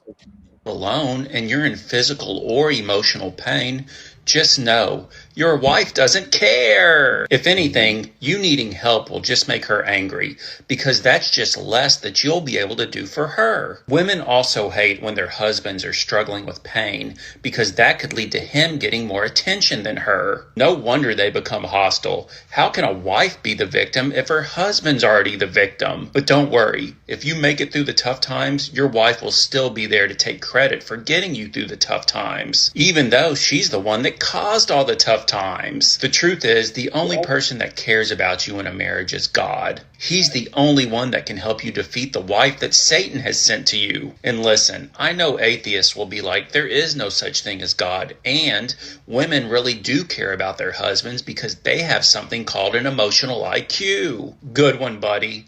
Now who believes in something that's made up and doesn't exist? Flex on these daughters of Satan with Alan Adams comedy merch. So this man is a comedian. We need to get him on our show because he is incredible. Does emotional IQ really exist? Okay. This is a conversation that we have been probably for years and all that. Sometimes I think it does. Sometimes I think it don't. Does emotional IQ exist? I would like for Mr. Fantastic to go first and smell the roses, and then we circle the panel. Ali, Coco, Sharon, and then Angerman take us on.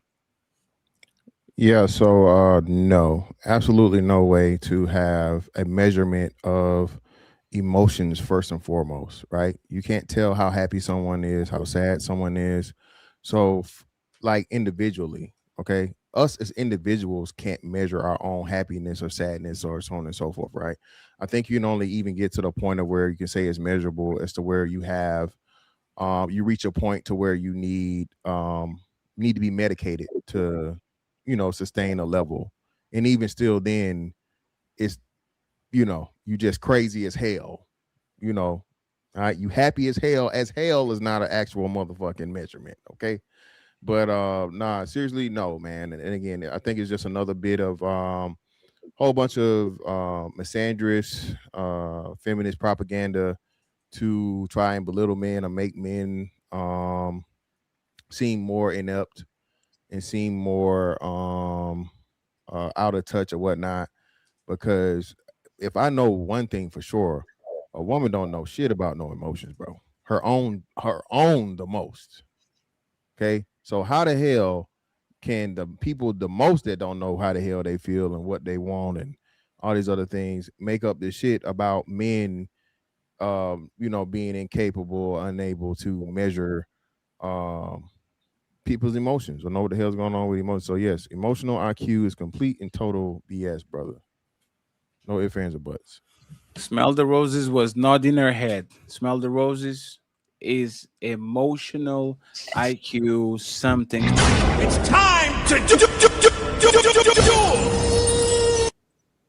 Yes, it's something real. Yes, you can measure it. If you have children, then you know that you can tell your babies cry when it's for food versus when it's just uncomfortable in its onesie. Or if you have a dog, you know what a certain bark is versus another one. So yeah, there's a degree of emotional or EQ, or what are we calling it? Emotional Yes, IQ. Yeah, that's real. That's real. Now I might not know what I want to eat, or when you ask me what my favorite food is, I might have to think about it. Or if you ask me how I'm feeling after work, maybe I'm like, I don't know, but like I know when my man is too tired or he needs to eat something, just like my son, it's like, you need to have a sandwich, or let's sit down and eat this fruit, or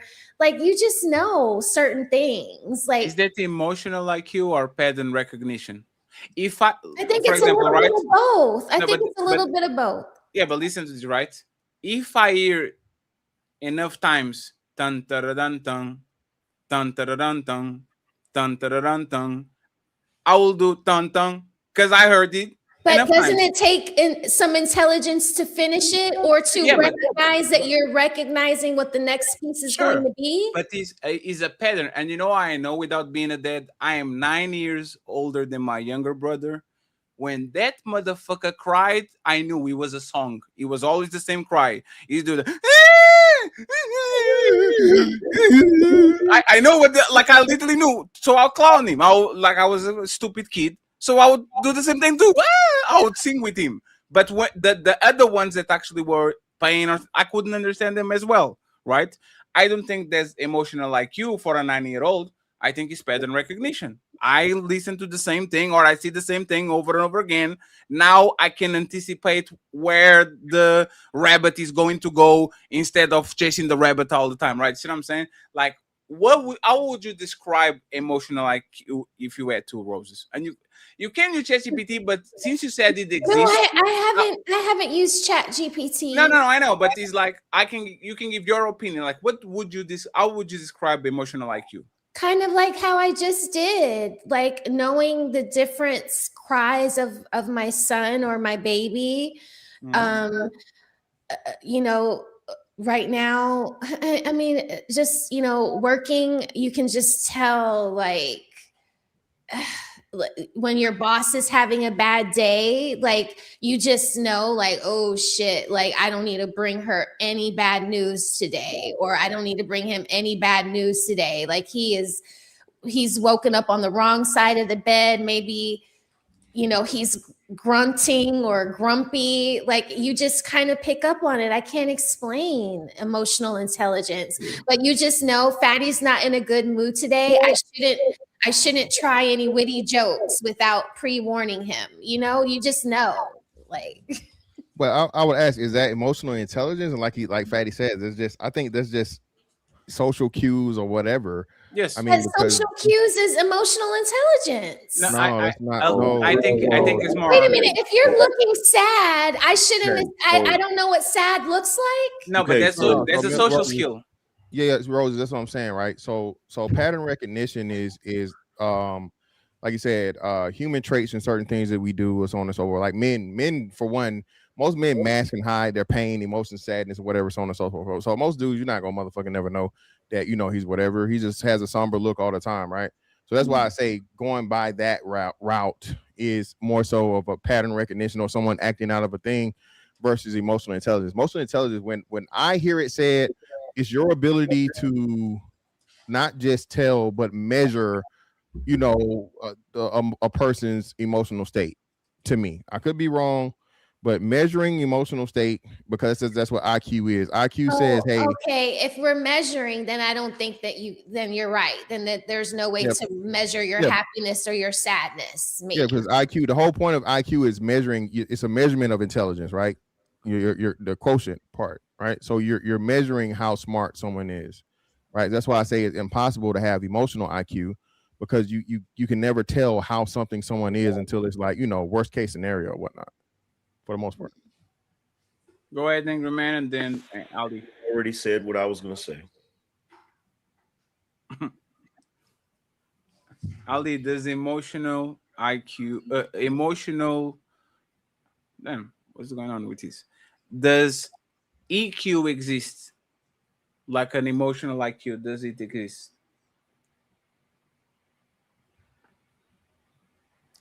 Your thing is not thingy.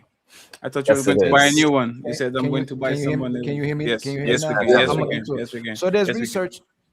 Researching this stuff, because how much women keep using this emotional intelligence stuff and being emotionally available. In the psychological terms, that they're using this term now, right? And it's the ability to be aware of emotions and the way you use it and understand it. So in the term of psychologists, they're making it a term that exists. But when it comes to actually proving the way it's being used, they can't really prove that clinically. But when it comes to actually, if we're going to say that's the way you use your emotions when you encounter something, and your ability to control yourself and your ability to understand certain situations, I could see it existing. But in the terms, again, of it being measurable, I don't think, no, the emotional intelligence is the way, like Angry Man and Fantastic and everybody is saying is the way to be condescending towards men. And if it does exist, women suck at it, and women don't use any of it. Or if they use it, they use it to go against men by making men care about the things they care about and being into what they want to be into. So if they are emotionally available, why they don't understand when a man is unhappy, why they don't understand when man needs them to change, why they don't understand when man needs love and nurturing, why is it only working one way typically when they need somebody to be emotionally intelligent? Because it was on the video, they don't care. It's not that they don't see it, they don't care. You can see a baby crying if that doesn't bother you. You just I could see you crying too if you cried, if you showed, if you. No. Y'all can say that y'all know your man like the back of your hand and know his moods and all these things, and all of a sudden you are missing that this dude is kind of like going through something. I think I would know. I think I would know. But that's the point, right, Roses? If you are waiting for me to be a clairvoyant and kind of read your mood, and if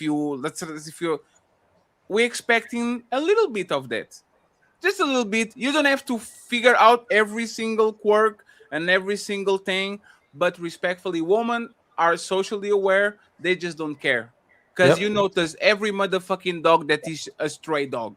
Oh, angry man! There's a dog there. Can we take it home? Right? Y'all, but when it's a homeless man, ugh. Fatty, to your point, I think women do use the phrase emotional intelligence, but most women are not emotionally intelligent. Because looking at the descriptors of what EQ is, self-awareness, self-management, social awareness, and relationship management. And those 4 things, most women don't do well, particularly the self-awareness part, or the relationship management, not only romantically, but with other women. So go ahead.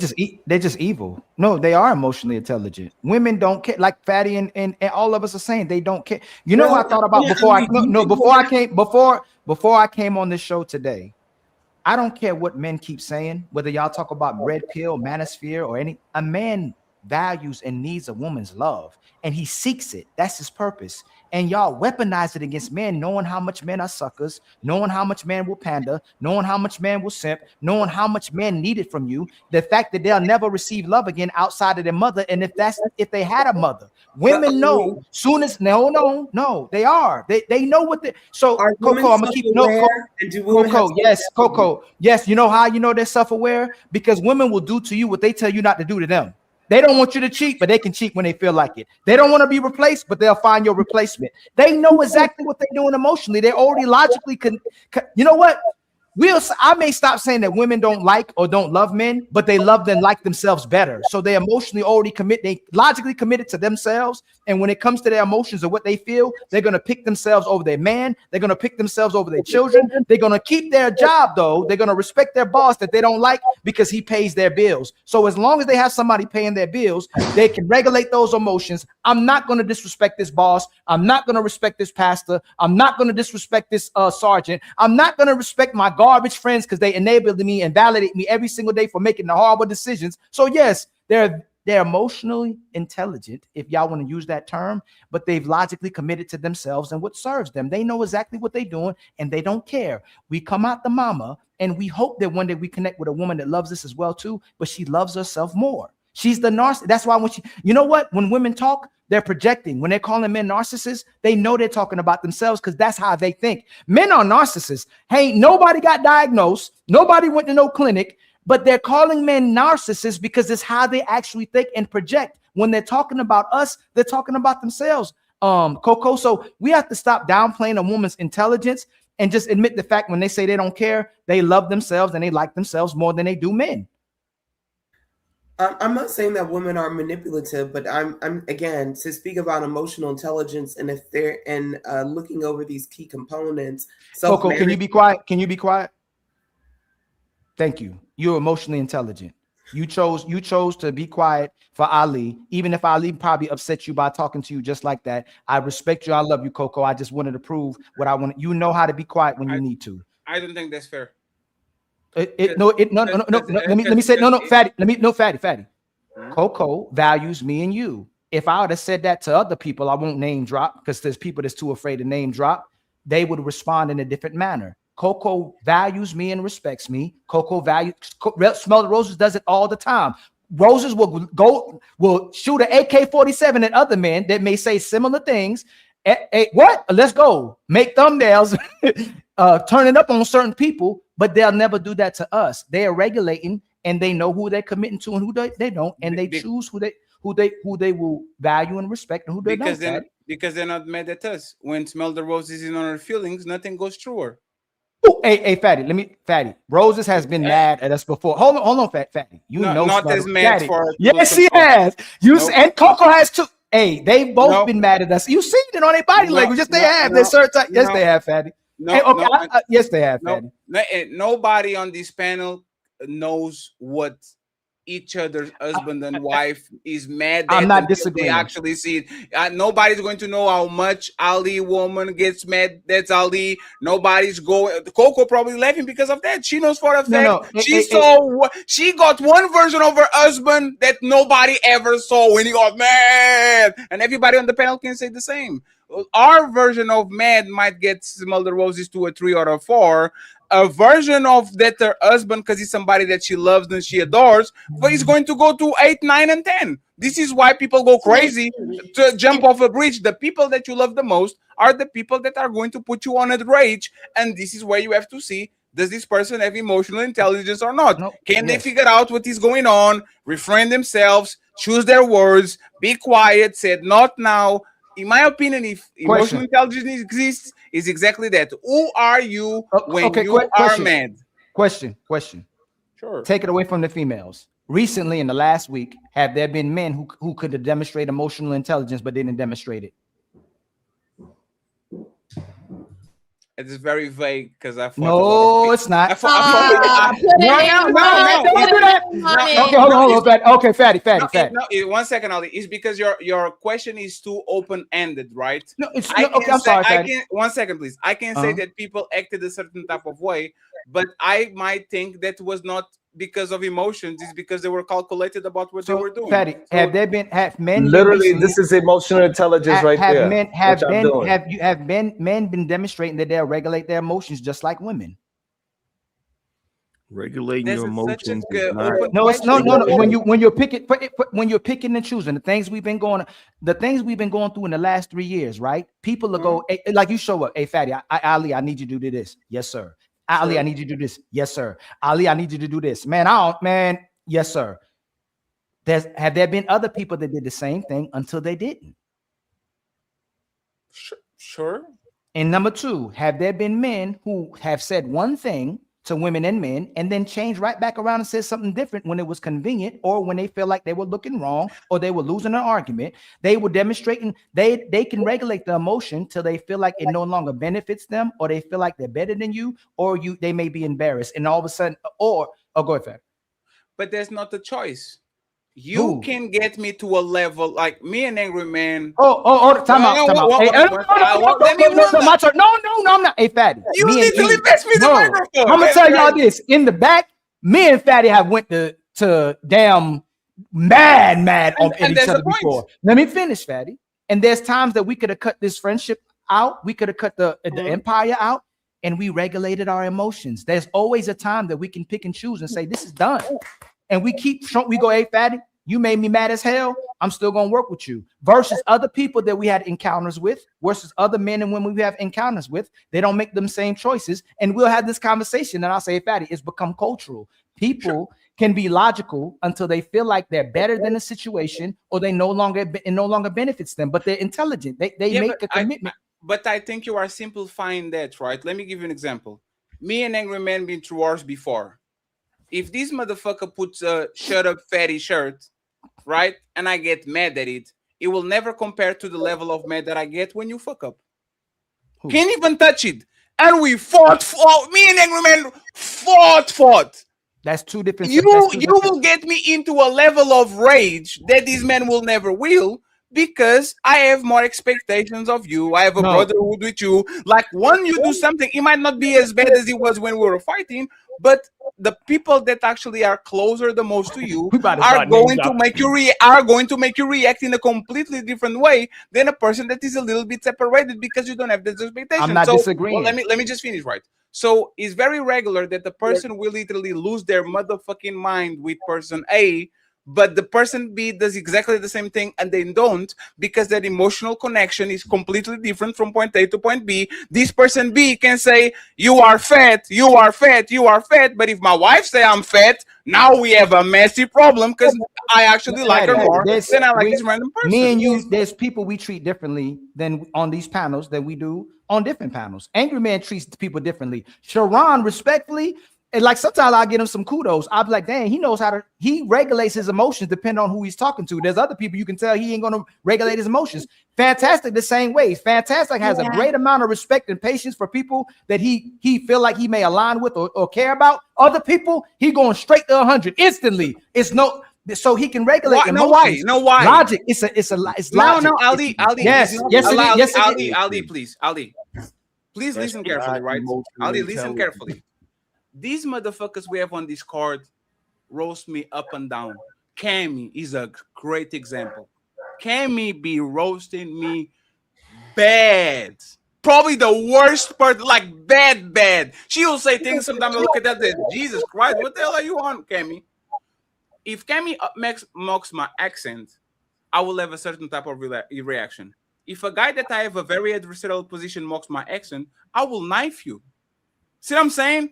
Because, again, the people are doing the same thing, but because you have different emotional connections with certain people, you are going to get more trigger with one situation than it's going to get with others. The angry man is called angry man. I guarantee you, some people get him very angry, and other people is like, they don't even exist. It's like a fly. That doesn't mean that you are choosing who actually impacts your mood on that day. That means that you have different sensibilities for different people. So one person saying, I don't like this is going to make you feel a certain type of way. And another person that says something different is going the same thing can literally make the house implode. And we know this for a fact because this is what happened to us. How many people that are regular say something mean to us and we kind of don't care? When your woman says something to you, when your dad says something to you, when your kid says something to you, the level of impact is way worse because once again, these people are more attached to you. So you're going to actually think that it's a choice though. Everybody on this panel, and I'm just going to use women in general. No, it's not. I'm about to give you. I didn't say that. Ali, you are missing it. I didn't say nothing. No, you are missing it. You keep doing this, right? First thing is what you feel. And second thing is how you regulate it. You can choose how you feel. Your brain subconsciously is going to process information no matter what. It's going to feel like if I feel enraged, I can stop it. What you choose is, what is my reaction to this? Right? What I'm saying is that it goes to your brain first. Fatty, you have to see. If I see something I've never seen before, my brain has to process it before my emotions process it. So if I see something I don't know what it is, then it affects my emotions. Once I logically process what something is, my emotions will determine how I treat it. If I meet, that's why I was giving. Is that a choice? What, the emotions? If you see a dog, are you going to piss your pants? No, I'm gonna process it first. If you see a lion, are you going to piss your pants? No, if I see a lion, yeah, because I know what a lion is. You see a dog, are you going to piss your pants? Because I know what a dog is. You see a lion, are you going to piss your pants? Because I know what a lion is. You gotta know what it is. Did you chose to piss your pants? No, in fact, if I see a little frog, for instance, if I see a little frog, did you choose it? Answer the question. Did you choose to piss your pants? If I was scared of it, if I saw it as feed. But that's the point. Scared. No, Fatty, hold on, Fatty. Hold on. No, it's fine, Fatty. If I can't see it, can I process it? I have to see it. My brain has to process it. No, first. You don't have to see it, because if you are in the jungle and there's no lights and there's no nothing, and you hear a roar and you don't see the lion, no, your brain, hey Fatty, your brain is processing. Okay, go ahead. No, Fatty, I'm doing right back. I'm responding to what you're saying. Ali, can you stop? Okay, go ahead, Land. An angry man, you can go afterwards, right? Ali, you know what the biggest punishment for a person is? solitary confinement. There's nothing there. Nobody's talking to you. Nobody's screaming at you. Nobody's telling you what to do. And your body and your brain get into a massive reaction because your sensory, like your sense and your vision and your mouth and your brain, they are going to have an adverse reaction, not because you chose to, but because it's something that is innate in your body. You have certain senses, and because you are deprived of company, your body is going to have a massive reaction to it. It's not a choice. You don't choose to be there. No matter how many moments you choose out to actually say something or do something or walk around or praise yourself or sing Macarena, you are going to feel what you're going to feel. You are pretending that reactions always, like, it's just because I choose to do something, that's logical. And I'm saying that you are bypassing one of the most important things. I didn't say that, but you can't say that's not what I said. That's not what I said. Fatty. Go ahead, Angry Man, and then me and Ali get back into it. So right now, I'm pissed off. I'm furious. Because every fucking time I open my mouth to talk, to interject, people keep talking like they don't hear me. You were muted. People do. Angry Man, you're muted. Numerous times. I've seen people Angry Man, you were muted. Now, 1 second. You were muted. When you were talking, somebody said in the chat that you were muted. We couldn't listen. I didn't mute myself. Angry Man, we didn't hear Angry Man. Why would Angry Man, you were not talking. We couldn't hear. I only told you to talk because I was seeing you. Angry Man, I heard you. And he gaslighting. And you know he gaslighting. No. But you're saying no. But Angry Man, you can, like I said, you can jump to the conclusion. You were nodding your head. You were Sharon. Stop. Sharon, be quiet. You were nodding your head, and we, because we have emotional intelligence, we saw that you were. We saw that you were in distress, and you said, "You know what? Go ahead, Angry Man, and have the microphone." But in reality, we couldn't hear you, and you weren't talking. It's just to make sure that you know what it is. We don't want over talking you. You just wasn't talking. Go ahead. It was happening to me earlier. How about we do this? How about we let me say what I'm saying and then do all of that? Because you're doing the very thing that had me upset in the first place. But we didn't do it. We didn't do it. We're telling you we didn't do it. No, show the decorum and respect that we showed you. No, we didn't do it. Hey, well, no, your technical. If we say we didn't do it, we didn't do it. We're not going back and forth on that. It's fine. We're not going back and forth on that. It's fine, Angry Man. We're not responsible for your technical difficulties. No, it's not that. If we respect and value you and we want you to talk, stop making it seem like we doing opposite. Angry Man, you do this every time you come on the show. We like you. We want you on the show. We want you to talk. Stop doing that. Sharon do it. He control himself. You keep doing that. We like you. We want you on the show. We want you part of us building. Stop doing that, fam. We want you to talk. We didn't hear you.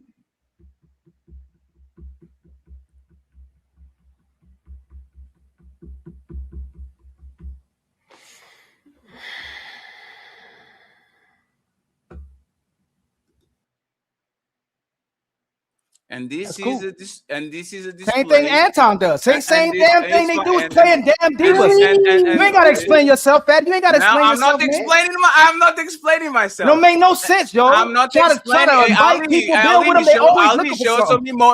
I'm not showing. This is called not showing emotional. No, it is emotional regulation. It's being patient. Earlier he was doing that. Sharon was cutting him off. I'm telling Sharon to be quiet so he can talk. And now he's saying we weren't trying to let him talk when we want him to talk. Stop doing that to us, yo. Sharon, did you really hear him? Because I didn't hear him. Now Sharon is trolling. Sharon just he's gaslighting to make him mad. No, he's not. No, he's not. No, wait, everybody stop, right? Okay. Sharon, I have a spaceship in front of me, right? And I have every chat open. And when Angry Man was moving his mouth, I didn't see him moving his mouth, but somebody on the chat saying, brother, you muted. Brother, you muted. Brother, you muted. And only when he started to do the uffing and puffing with the body thing that I understood that he was mad. But I couldn't understand why he's mad, because sometimes you mute yourself to talk with the person. And this is why you shouldn't. And this is why you shouldn't lie and say that you actually was hearing him. If anybody hold on. If anybody reviews this, I purposely didn't talk in the beginning of the show for a minute so that Angry Man can keep talking. fine. Angry Man did most of the talking. No, it's So friends. nobody's trying to keep Angry Man from talking. Why is it that we don't get in our film? Hey, damn, Fatty, Angry Man talking too much, yo. He just keep talking. No, Hey, we want Ali, him to talk. Hey, Ali, let me just say this. And no, to you guys, Sharon, right? you Ali, kept one interrupting second, him in the one second, beginning. one You second. kept Ali, I did not keep interrupting I nobody. got you, Sharon, just a second. Damn, man. So Ali, do you see? I'm going to actually make a point using this, right? Do you notice the difference between my reaction and your reaction? You know why my reaction is this? Because I had so many wars with Angry Man, and my expectations with Angry Man are so low that Angry Man doing Angry Man doesn't bother me whatsoever. You see what I'm saying? This is not a choice. It just doesn't bother me because Angry Man does this over and over and over and over and over again. So my expectations are low. But if Smells the Roses is that shit to me, I will take my flip flop. He cut in the beginning of the show. Anybody reviews this? We put timestamps. Hey, no, Ali not stopping in the very beginning. In the very beginning, he cut off everybody else that was in the back that had to talk. We let because he's the guest. We value him. We will like him. We would have stopped everybody else. We let him start having a conversation, but other people were supposed to go. But we said, hey, let Angry Man talk. No, Fatty, this is my emotion. This is venting. No, but let me ask you something. I ain't mad. I'm just mad. I'm just getting Ali, off. Ali, I know, but Ali, 1 second. Remember the conversation we have with each other. This is no. I'm gonna remember when he come back. Hold on. When he come back, he need to say, hey, my bad, y'all. I know y'all respect me. I know y'all like me. I know y'all value me. I ain't gonna do the same thing Anton did and block people off Discord and not have to talk to somebody and play victim. I'm gonna come back. I'm gonna go, hey, I was wrong for that. Let's keep building. I mean, everybody keeps looking for a way to ruin a relationship, man. No, excuse me. Let me talk. Extreme. I was being extreme, right? I correct myself.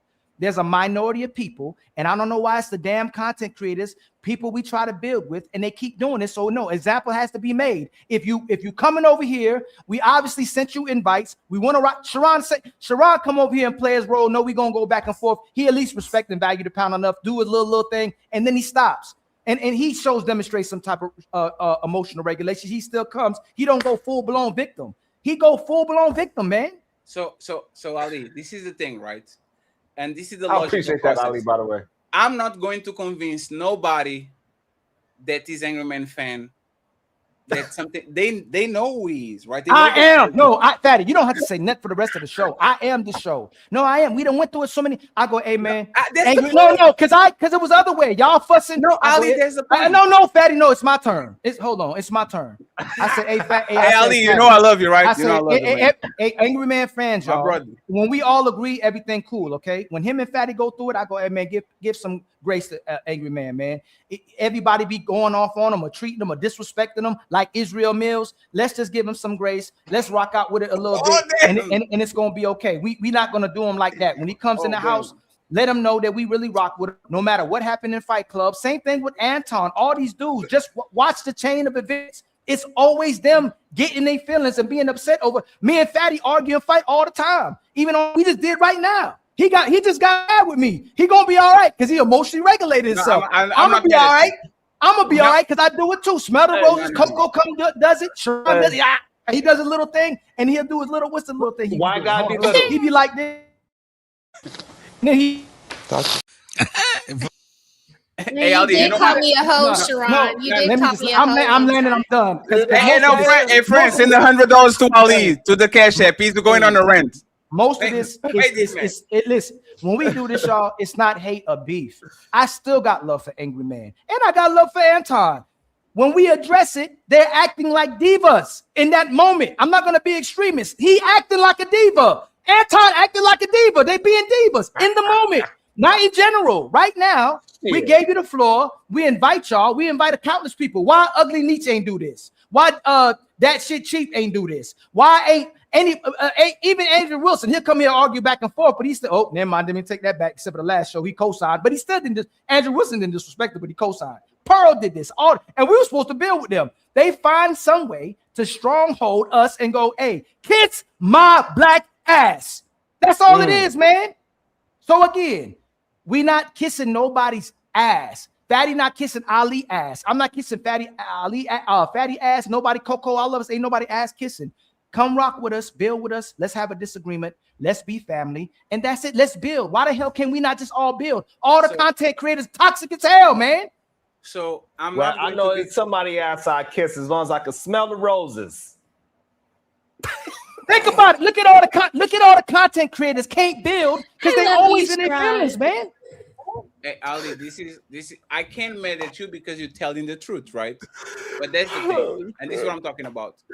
How is it going to be spinned around? Y'all cutting. I don't care. I don't. Hey, we going up. We getting to 100. I don't give a damn no more. Y'all don't like it when we talk soft. You don't like it when we turn up. You don't like it when we watch our delivery. You don't like it when we talk. You don't like it when we don't talk.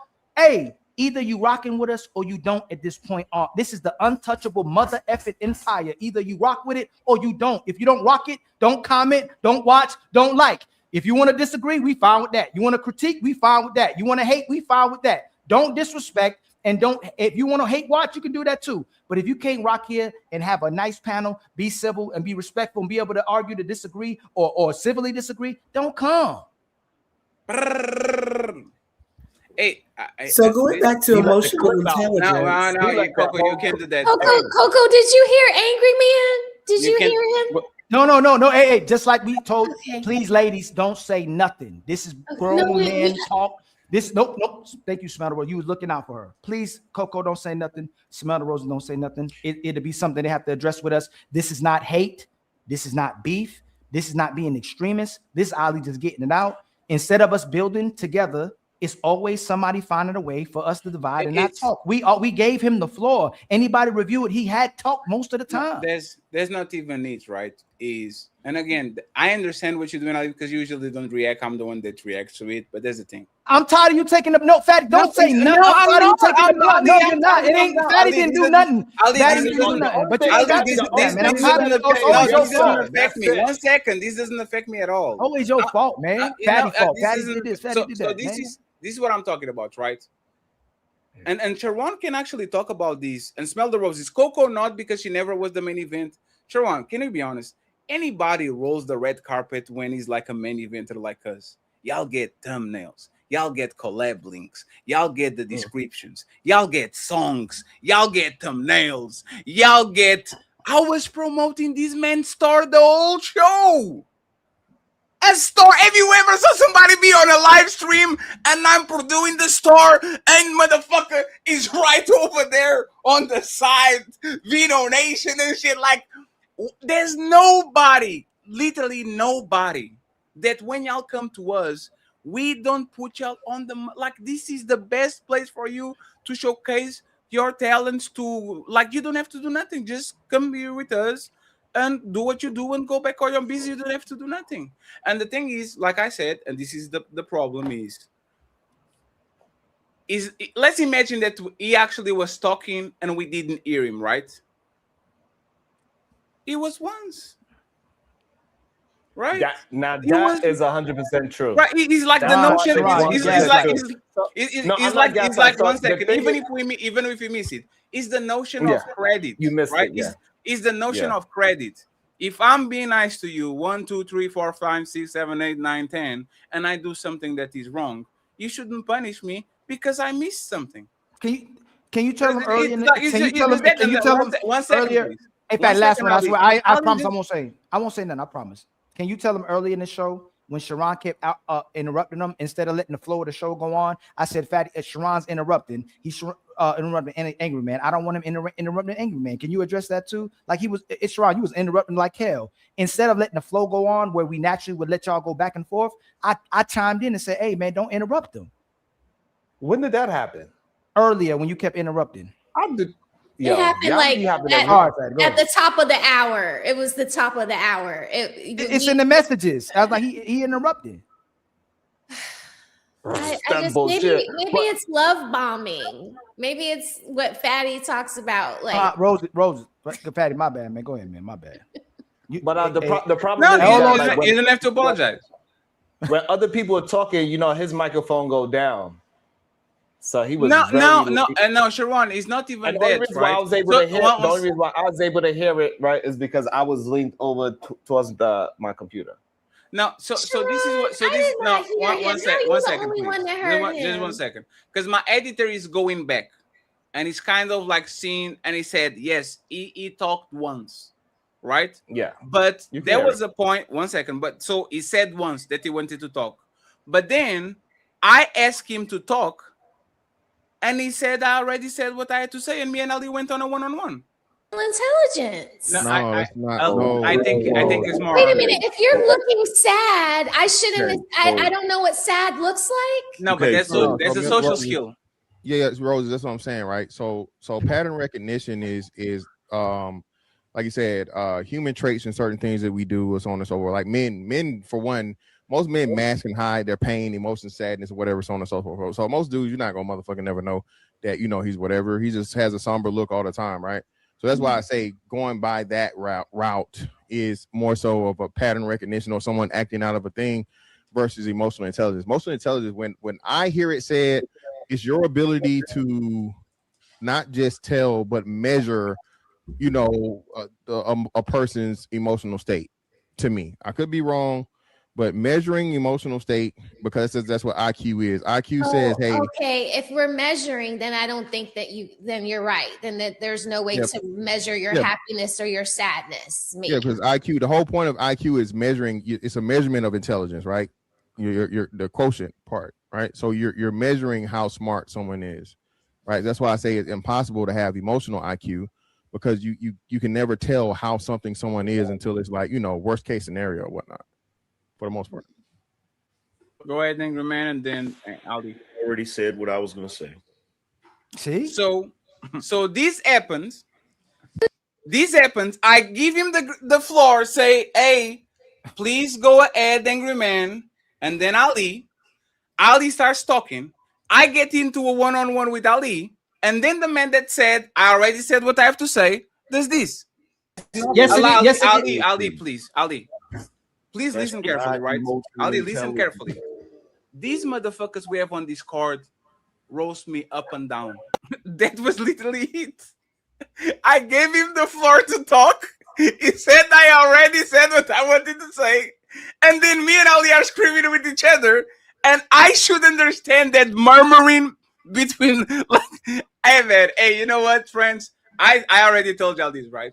And this is why I'm laughing at Ali, because it's kind of funny, because I rarely see Ali like this. It's just a disappointment, man. Hey, friends, we are going to make it either y'all on the boat or not, man. We want y'all here. We don't need y'all here. Respectfully, man. And it's kind of fucked up. Like, we don't get one fucking good grace. Or them, maybe they're busy. Maybe discriminate. Maybe on the passion on the moment. These men come up and I said, hey, ANGRYMAN, my man. Hey, I need to send you $50, man. I stole the I stole the stupid moon because I bought this shit because I saw it on his show, and I stole that shit. I said, hey, we'll send you $50, my man. I stole it. Like, it's just that we can do nothing. I can say that Anton is 5'7". I can say that ANGRYMAN is on his feet. Like, we can do nothing, and y'all just y'all just want to be mad. And that's the thing. If y'all are going to be mad, stay mad. Then y'all not mad again. Then y'all get mad again. Then y'all don't get mad. This was an awesome show. Yeah, man. And ANGRYMAN has so many highlights and so many clips on this show. If we wrong, why didn't nobody else do that, man? It's him. He did it again. Ain't nobody else. Sharon ain't do it. Smell Rose ain't Coco. Ain't nobody else do it. How we doing this again? Yep. It's like I said, man. Look, they be like, man. Yep, man. Hey, you know when they say if a woman likes you, she will allow anything and everything, and if she doesn't, you fart once and you out. This is how the untouchables be feeling sometimes. It's like, we do 7,000 nice things, we do one bad thing. Damn, y'all really don't fuck with us anymore. We didn't even do nothing. Hey, friends, it's like I said, it's when we're together. We've had some of the strongest panels with ANGRYMAN. Like, it's fine. Hey, like friends. Hey, we still love you, ANGRYMAN. We still love you. We still care. No. I was trying to fix it. Did y'all see? Did y'all see me trying to fix it in the back? Y'all gonna act like y'all don't hear me now. Y'all gonna act like y'all don't. Hey, stop pulling up. So that's a Sharon you pulled, and you try to make it like it was an angry man. You do it worse than he doing to Sharon. Don't even do it. He just goes all the way with it because we didn't hear him. So what I want But we hear you because you be talking people off. Like you cut people off for real. You do it, and then you play victim later on. Why y'all cut me off? Hey, Sharon, you be nicer cutting on your like, show, Sharon. You're nicer on your show in the morning than you are here. This is actually fine, right? So we are going to turn lemons into lemonade. Hold on, Sharon. Hold on, Sharon. The only way I could talk if I.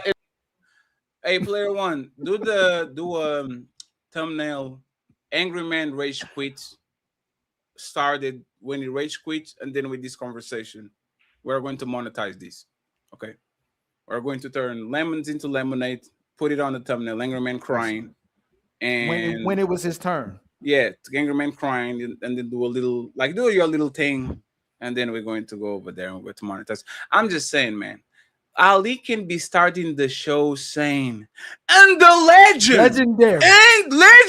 Like, I'm sorry, man. Hey, I'm tired of being nice to people that are nice to me. So this is what we're going to do. You are with y'all. Welcome. You know, with y'all. Fuck yourself. That's all. We don't need to be, this is not new. It is what it is. Shout out to the Beto Nation. I hope that you got the hoodie and the cap and the t-shirt and all this shit. Yes, go support Angry Man. Please, we are welcome. Hey, Ali, yesterday I sent him a redirect with 500 people. Just yesterday. Oh, you did? Yesterday I closed my show with 500 people and sent him a redirect.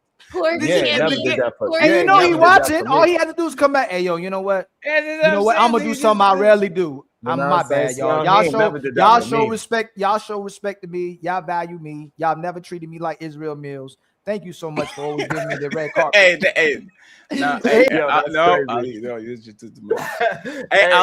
Ali going to be on 3 thumbnails by Monday.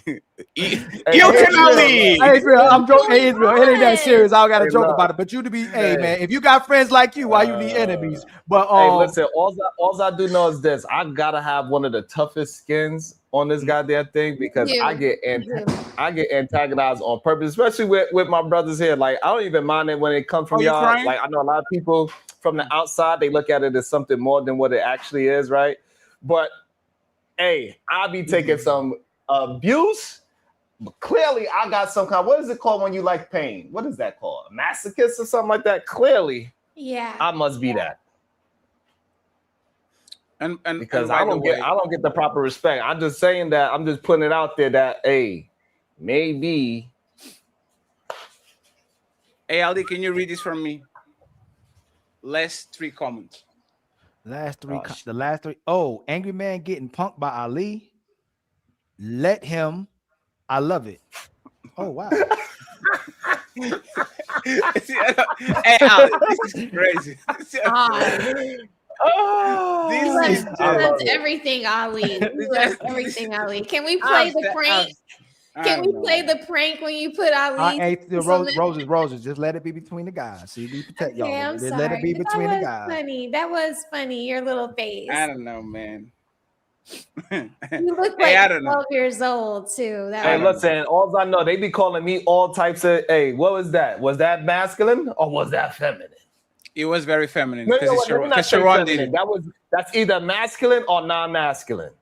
No, one second. Being emotionally, being emotionally. Ali keeps fighting. His fighting is a good fight, actually, like the feminine or masculine.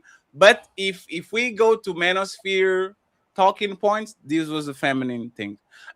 If anybody that is not feminine or that is very feminine wants to talk with me tomorrow, I have a smoke show. I'm going to be for 2 hours from 5 p.m. to 7 p.m. on my show. There's a lot of back chasers that try to get me. Probably now we get the Beto Nation and the Ismailites because I'll be gangbanging and shit. So if you have any problem with that, gangbang. Nope. Ali might do a special appearance. Hey, no. And since we reviewed, no, we don't. Hey man, we not like that over here. Since we reviewed the review right now, Ali didn't punk Angry Man. We just told him the truth. And he know that. That's why he left. I respect. I showed respect. Ali. No, that's not called punking. That's called he don't want to hold himself accountable and left. So nobody punked him. Right. We told him the truth. We explained to him how we value him, and he still left. That's and what Sharon happened. being a troll because he wants the back and forth so we can go to his channel on Monday and say, see, the angry man, he's going to be the first one. Y'all gotta stop that. Y'all gotta stop. So you're not going to do a show about this, Sharon? Y'all gotta stop acting as if I be trying to I'm getting like some They don't want to catch him. They don't want to catch him in a contradiction. They're gonna be like Ali punked Angry Man, but Ali said he didn't punk Angry Man. I be out here grinding. Don't make me put the black gloves on, bro.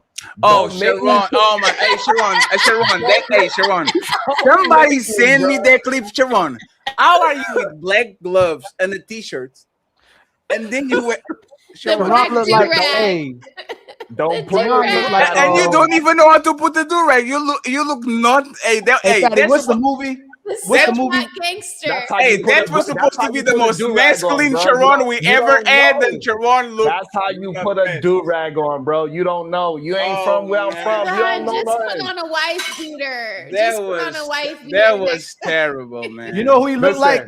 He looked like Tay Diggs off of Malibu's Most Wanted. That's who he was. Tay Diggs. Sharon looked like Tay Diggs off of Malibu's Most Wanted. The same. He was trying to play an actor. Hey, listen, they always close by, Ali. Don't be the next victim. You was KC from KC and JoJo. One of them. Tell me. No, that's the wrong song. That's Drew Hill. Listen, it's been a while since you've been gone. Hey, Sharon, and that's too long. So come back home. Sharon, That's what you Sharon, look let like. me tell you how you look, right? Sharon, do you know those high school villains? Like, you know, when there's like a teenage series, like the Power Rangers, and there's like Butch and Scully, right? And they're like, you look like one of those, like a villain on a high school movie. They're like, with the but you were an actor though. It didn't look real. You look like you was the actor, Sharon. You look like you was trying to act the part. We're gonna get the black gloves next. I see. No, hey, Fatty. You know how he lying, Fatty? He literally did it again. He was calling us out. If Fatty wanted, if Ali wanted. Like he acting like he wasn't calling us out on the show. And I'm like, look at this man. That scared me because you were like, smell the roses here. Yes. Don't get me in trouble. I'm glad that I was asleep, so I don't have to fight that. No, damn well we pull up the show. Hey, thank you and Ali for pulling up to the show. You ain't gonna give him no smoke. Nah, I just want to come on the show. Sharon, I'm glad actually I was asleep, so I don't have to fight the High School Musical villain and shit. I'm very happy for it. I had a very rough week this week. I had to. Actually, this is the like in the span of 10 days, I fought Tommy, Anton, and now for what it is, Angry Man. Right? I wonder if Miss Candace Owens, if you're watching this, let's beef, please, for just 2 weeks. I got you, my baby. Yeah, make sure I get. Nah. Hey, Fatty, you gotta beef. We gotta beef with Officer Tatum. That's what we need to beef with. Sunday, friends. I've been cooking his ass up too, by the way. Pause. Sunday, massive show. We are going on vacation in 2 weeks. Okay, in 2 weeks we are going on vacation, but we are giving a banger after banger after banger after banger. AVJ. Smell the Roses is not going to be on this one. She's come straight from the Bahamas. She needs a little bit of rest. Roxy, Melanin Legacy, Jazz Noel, Miss Rebecca, and Athena are going to be here. I think that the ladies might, Smell the Roses might have to do a little bit of, I don't know. But we're going to have a incredible panel on Sunday. So 5 p.m. I see you over there, okay? And shout out to my boy Sharon, the one and only. drinking some sprinkling water. This man drinking some sprinkled water. Hey, shout out to Sharon, man. Hey, Sharon, you know what actually fuck up your shit? Is the black gloves with the t-shirt. Yeah, it's too hot. It's 105 degrees out here, bro. If it doesn't fit, you must quit. I can't put the hoodie on. It's too hot. Friends, let's go ahead and read all the super chats and cash apps and get you out of here. I appreciate y'all being nice to us. Everybody that was watching the show. Great week. We've been killing it. Like I said, friends, we haven't even started. Watch what we're going to do starting August and up. 100% in September, but August you're probably going to see already. Hey, I'm trying to figure out, Fatty. Last show, I only got 1 membership. This show, I only got 2 memberships. And you had they don't rock with me like that. Hey friends, y'all kind of fucked up, I only right? had 2 members. Ali had at some point. They don't mess with me like that, man. Ali had at some point 500 people watching just on his side, and y'all only gave. I mean, I had up to what I had up to. You had 100, like 10. Stop! I have more than that. Y'all stop watching people. Hey, you want me and Fatty? You want me and Fatty come over there and make a 300? Like hey, Fatty, look, hey, Sherrod, you want me and Fatty come over there and make a 300? Yo, that shit is crazy. Y'all be damn. Why don't you ask your people then? If you were lying, it was 100 and something. You good? Isn't that great? We'll see when it shows how many views I got. That's all. Sharon, that's good. You complaining about 100 people watching? That's an awesome number. Yeah, that is awesome, Sharon. Sharon, what is a good number, Sharon, for you? The good number is the actual number that it hit. I hit way over 100 today. But what's the number? What's the number? What's the number? No, absolutely not. I'm a hey, don't put no names on it. Put some numbers on it, Sharon. Put some numbers on there. Put some numbers on that, Sharon. Come on, man. Friends, we need to protect. Hey, look, y'all better also clip that when Angry Man was starting. When Angry Man was talking like a girl and I pulled up off album, y'all better clip that too. No, we're not going to allow you. That. When I pull smell the roses. Nah, you scared. He told you to put a name on it. You won't put no name on it. Nah, he told you to put a name. He told you to put a name on it. You ain't put no name on it. You got. I would have put a name on it if you know what you did. Sent me that. I would have put a name on it, but they never asked me. But they asked you, and you didn't rise to the occasion. You be absolutely not crazy. That's what they was doing. This is Sparta!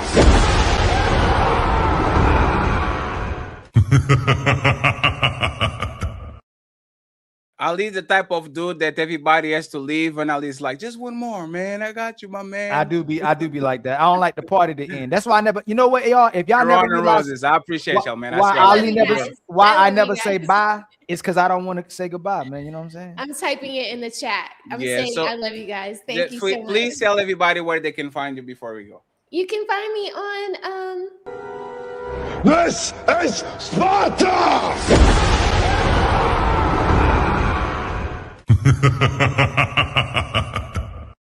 Add to it. You can find Sharon Bracey on the Wake Up Wildest Wake Up Show, Smell the Roses on Smell the Roses, and Coco on TikTok and IG. All the links are going to be on the description, so you don't have to lose yourself and all that. Okay, friends. Is he paying you royalties? Is he paying royalties for the name? Yeah, of the show? he's on a 360 deal. No, I'm waiting for the collab links back. He said, "Oh, my internet connection in China. Like I'm waiting for my collab links back. A lot of people owe you a lot of royalties. He's not getting more collab links left until he send the shit back. I don't get mine, it doesn't get his. So it is what it is. But friends, I appreciate y'all. Friends, this week was insane. And we didn't even do nothing. That's kind of fucked up, right? Like sometimes we deserve it and shit. What? This week we didn't do nothing, like literally nothing. And that's crazy, but hey, man. If we want to get somewhere, we have to actually get used to it, okay? Let me read this first. CEO first. He sent a $25 cash app and he said, keep winning. Cha-ching! My boy Tony Golden with $5 saying for N. Cha-ching! Jordan Blair with $5 showing some love. Cha-ching! We have Bad Works with $5. Cha-ching! Carl Anderson with $25. Carl, my ad was working. Cha-ching! Bad Works with another $5. Cha-ching! Joseph saying good show, brother, with another $5. Cha-ching! Bad Works with $2. Cha-ching! Another one with $2. Cha-ching! Another one with $2. Cha-ching! Another one with $2. Cha-ching! Another one with $2. Cha-ching! Bep Works be throwing $2 bills like he's on the strip club.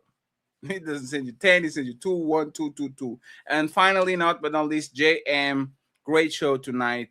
Kept it 100 on Anton show too. Cha-ching! Friends, we are $110 away from the goal.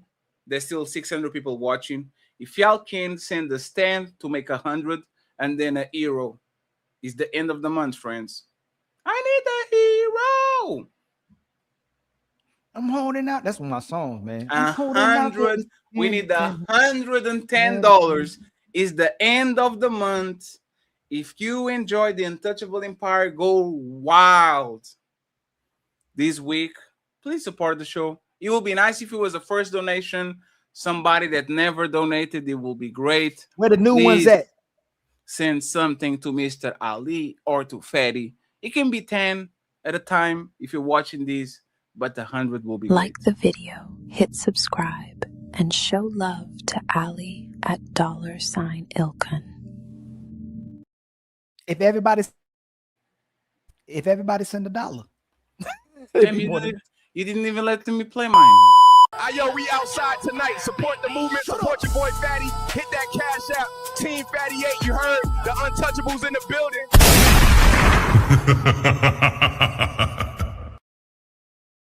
You're supposed to be Kobe and Shaq. It go from that to that. That didn't rhyme, but didn't sound cool. I'm happy you played yours. No, you should have played. No, you played yours. I don't have another one. But friends, $110 will be celebrating now if I'll send something. And 18 memberships. We need 110 in the Cash App and 18 memberships, y'all. And we're going to need donation. I'm going to get rid of the jewels, friends. Thank you very much, Gnail, for the jewels. I appreciate it, sir. Ali, can you play the coin every time I say? Of course, man. Of course. I'm not gonna miss that opportunity. There's so many jewels that regulation out of the way. Yes, yes. They call me Brips. Cha-ching. Thank you very much, sir, for the jewels. I appreciate you. We have She's Down C Sheen with the jewels. Thank you very much, sir. Appreciate you. Fatty, you wrong for that. I think that says Shadow something. Oh, Shadow. This Shadow. Sorry, Shadow. Cha-ching. Cha-ching.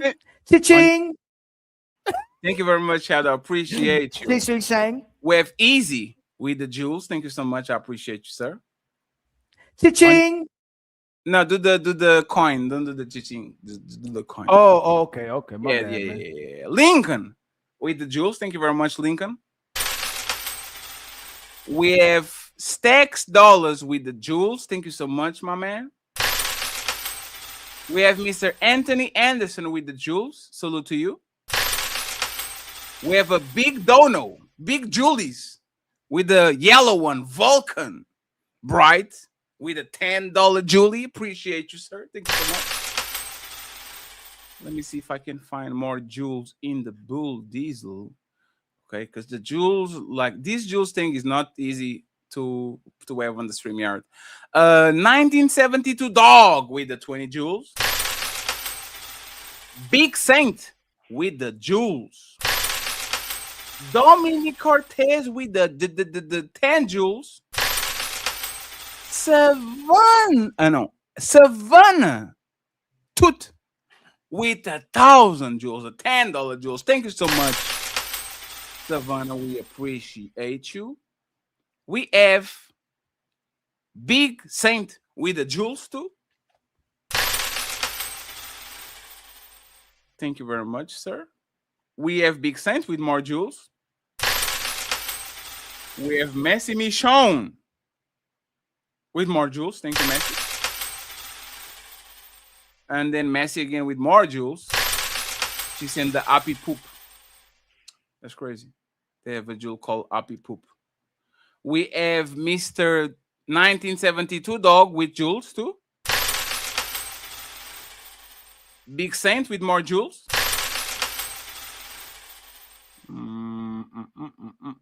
Let me keep going down. DJ Smoke, thank you very much for the jewels. Immortal Sigma, thank you for the jewels. Zane, thank you for the jewels. And more jewels from Zane. And more jewels from Zane. And more jewels from Zane. And more jewels from Zane. And more jewels from Zane. That's what I'm talking about. And more jewels from Zane. That's what I'm talking about. I think we get in there on the jewels. And then we can go to the super chats. I'm just taking the jewels out of the way. Jewels, for always and forever grateful. And then that guy 70 with more jewels. I appreciate you, sir.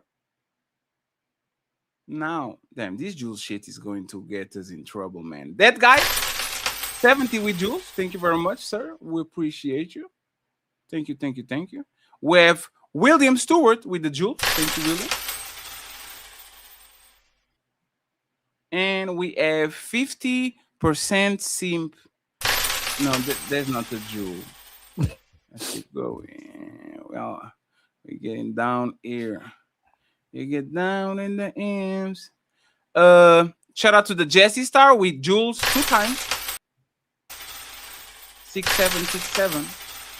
We have Artanza with more Jules. We have Canvas Willing with Jules. Thank you very much, Canvas. We have my boy Twisted Pup with more Jules. I appreciate you, Pup. And we have Incorrect with some. Thank you. We have Mr. Dog with the Sunshine.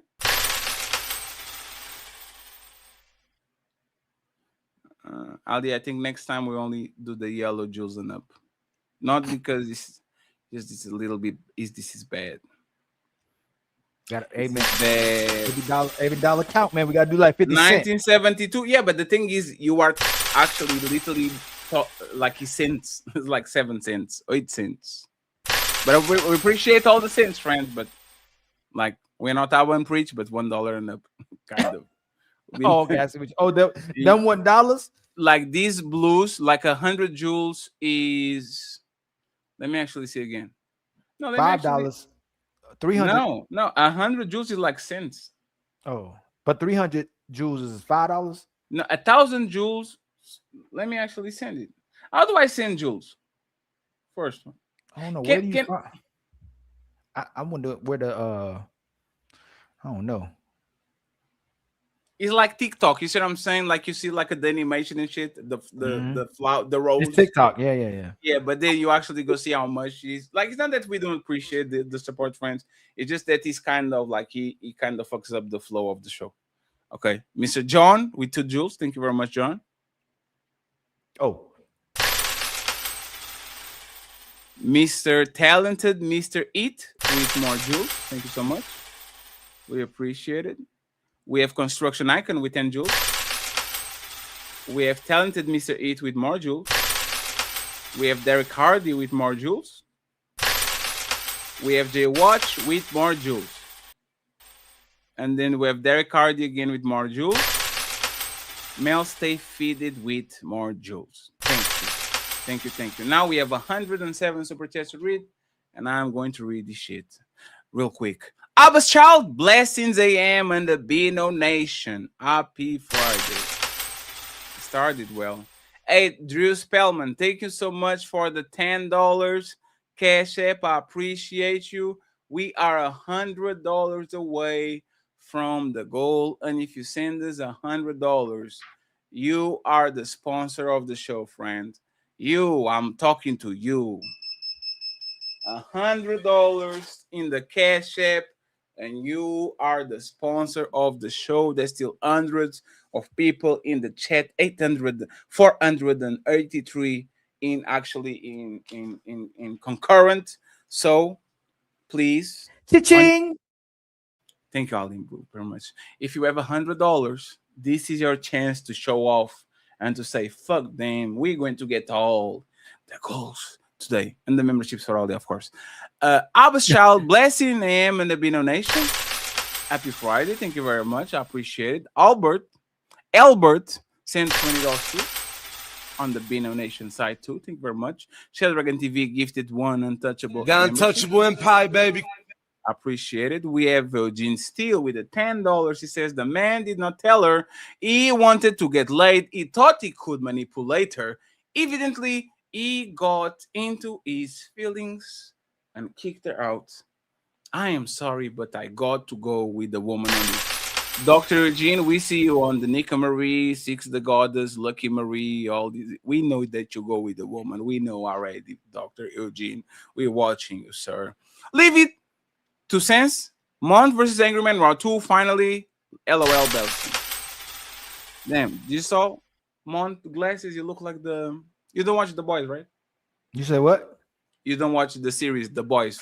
No, I gotta catch up on it. I watched the first 4. I gotta catch up. I know I'm so behind, man. I love the show, but I'm just behind. It was looking like the running jet with the running guy, the one that's the speeds. I don't remember the name. Leave it to sense. You get to roast Mont and Sharon at once. Good stuff. Thank you very much. A-Train. That's what it is. The algorithm. Manosphere algorithm says, "Are you trying to turn a tiger vegetarian?" It's crazy. The untouchable empire, baby. Isn't that crazy that Jessica couldn't even tell you? I don't think women should have to convince men to. It's like, wow, pretty. That's pretty privilege, I guess. I don't know. Who got pretty privilege? Like Jessica was like, I don't have to. I don't think women should have to. Man. Hey, what do you bring to the table? Problems. Other women. They you. The other women. Whatever a man wants. Oh man. It's over. Hey, fatty, it's over. No, it's over. No, it's over. It's over. That's why when Anton was like, "Oh, on my 5 years, my view of the problems changed." How it's worth. We gotta get the shirt. You gotta make the shirt. Untouchable Empire. Cry It's now over. or cry later. No, cry Cry now. Cry now, cry later. I got you. Huh? You know I was gonna say it's over. But cry now or cry later. That's what it is, man. Unfortunately, thank you very much. Untouchable Empire, baby. I appreciate you. We have B1 Big Saint saying you act like Netflix was 50 years ago. Fact. Thank you very much. And we have 100 to go. Do business saying you can go to the movies and watch a movie. Throwing a woman out because she doesn't want to have sex with you is insane. Just deal with the woman who loves sex. Problem solved. I don't know about this one. I don't know about this one. He said that just if a woman, he said just go get a woman that likes sex if you want to have sex with her. Man, that's the problem. They don't just like sex. And the woman don't like sex. All the women, have y'all not watched the woman who had 1,000 bodies? The women who said herself want to get baptized and get married again. Like they eventually want to get married. All the hoes, all the porn stars eventually are like, man, I got to get married. And then they're ashamed of themselves. They have interviews and regret ever being a porn star or ever putting their bodies all over the place. But we told y'all to get with the first guy, but it is what it is, man. Eugene Steele, question to the ladies in the panel and in the chat. If a man invites you to his place and at one point he tries to make his move, what would you do? If they want you, they will suck your dick. If not, they're leaving or staying and playing along. Zero Fallout in the building. Thank you very much for being here. Says he knew what he wanted. She thought she could use him as an emotional tampon. She knew what the deal was. She thought he would be okay with it. It's the ego. And there's Brings Gia on the Angry Man side. I'm a woman paying, but I do not want. Let me read some fat. I want to work too, man. No. You get the 50 and down. Where 50? Yeah, there's 100 to go. More. Yeah, names are more to the ends with the 5 British pounds. It's funny. You ask them to explain, illustrate. They don't know how, but expect us to know. Yes, woman will want you to have game while they have none. In France, we still need $100 on the Cash App. $ Ali Ilkhan, $ Team 38. We need a hero to save us and to reach all our goals. Okay. Big Saint, the context is the vibe before the pull-up. Thank you very much. We have Tony Golden. The untouchable empire, baby. 33 months saying, woman, the most open, freaky they've been in America since forever. If she like you, you say, let me get that. She going. You can be extremely direct. What a hell. Yes, if she like you. The thing, these women are very iffy, oofy, uffy, oofy. So it is what it is. Let me keep taking this out of here.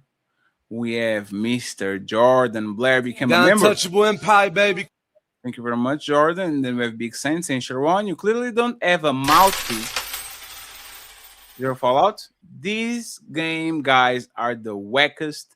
Women choose the man they want. Doesn't matter if the average or upper man. You can only talk your way out of it. Another fact. Dre, I haven't seen Dre in a while. Dre on the grind. It says Untouchable Empire, bless up. Untouchable Empire, baby. One can talk their way into some box, and also they can talk themselves outside of the box. I do agree there have to be an underlying level of attraction. Can't go from 0 to 100. I hope you're doing good, Dre. And Dre, member for 21 months. Untouchable Empire, baby. Appreciate you. We have Christopher Campbell. Untouchable Empire, baby. Became a member. Salute to you. My boy, Big Cheese, be happy. Untouchable Empire, baby. Smell the roses and Team Fatty. Untouchable Empire, baby. God bless me. Bless you, man. Thank you very much, sir. We have Christopher Campbell. Good job, Cheese. Good job, my man. Saying Christopher Campbell, man, I knew Sharon got sugar in his. I need to stitch those together. So it doesn't be too clear. You like that? You like that? You like that? Yeah, that's actually pretty good. Who is this person? Cameron? That's Jade. Fatty, you know people mad at Jada you. Kiss, Jada Kiss, man. Jada, that's a legend. I'm a hustler. I'm a hustler. Isn't that the song? No, that's not him either, Fatty. Yeah, that's Jay-Z and Jada Kiss. No. I'm a hustler. I'm a hustler. Omi. No, that's Cassidy. That's Cassidy. Oh, no. Yeah. No. They did do a remix. Hold on, you confusing me. Yeah, that's Cassidy. Yeah, that's Cassidy. I'm a hustler. No, Jada Kiss was never mind, you won't even know about that's not even a song. It is, man. We gon' make it.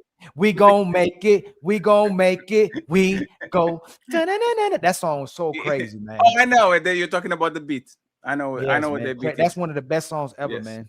And shout out to Joseph Warlock. I see one in the chat. Thank you very much for being here. And the lovely Crystal. Thank you so much. Zero Fallout. Thank you very much for the Untouchable Empire, baby. You gifted ANGRYMAN a membership. Cheese be happy. You brung up Star Wars. You were nerd too. LOL. I don't like Star Wars. I like the 3 first Star Wars, and then I never watch it. Like I tried to watch the Revenge of the Sith. You gotta watch it. So if you're gonna watch any of them, I saw the old Revenge ones. of the Sith. I saw the old ones. They're pretty good. The 3 original Revenge ones. of the Sith, when Anakin becomes Darth Vader, he ain't the best actor, but the movie. Yeah, but there's the old ones, right?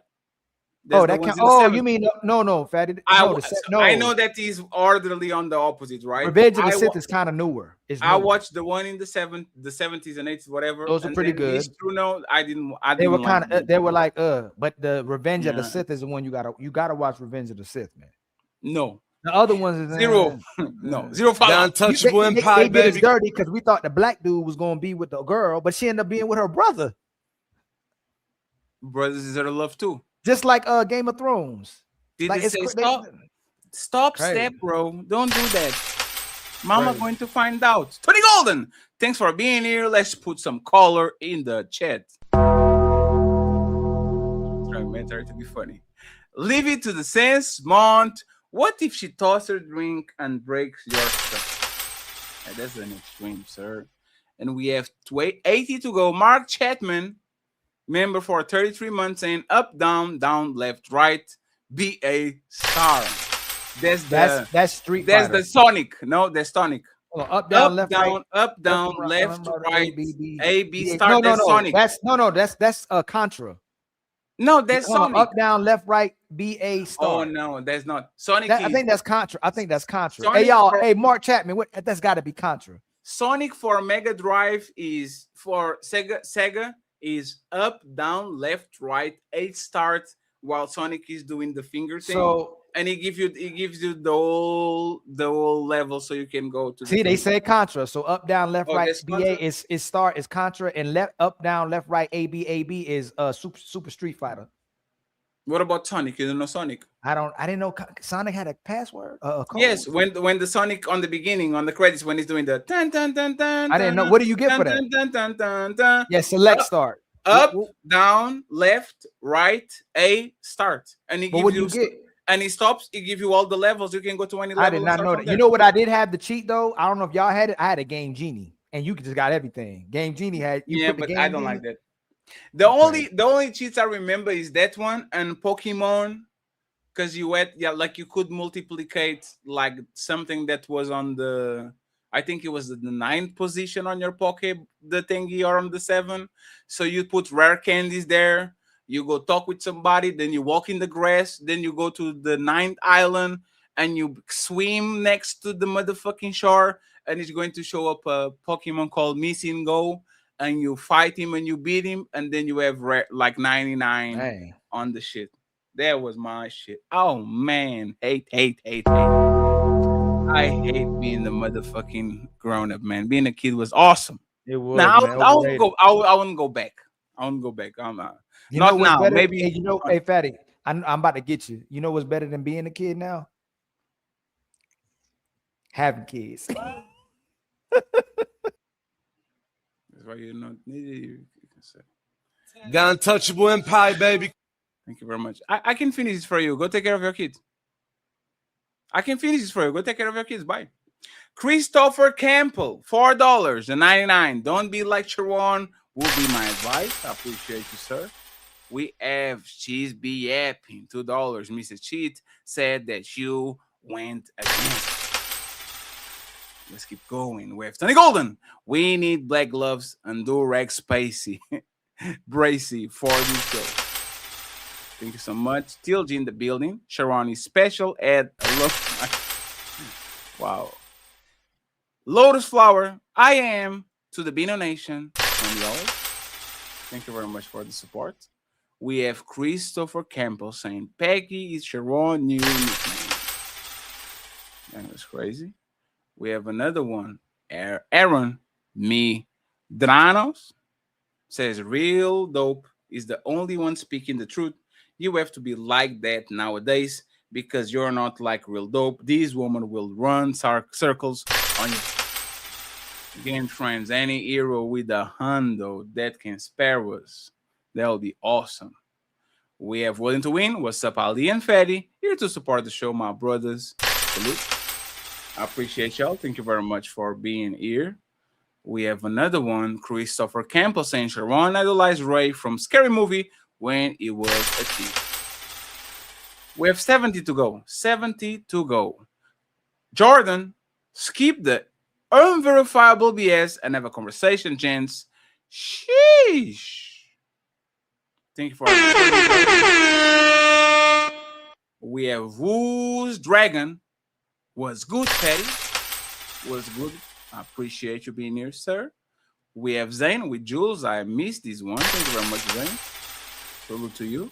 We have Mamir Thoughts. He's in the building and says, I wish the woman would speak up.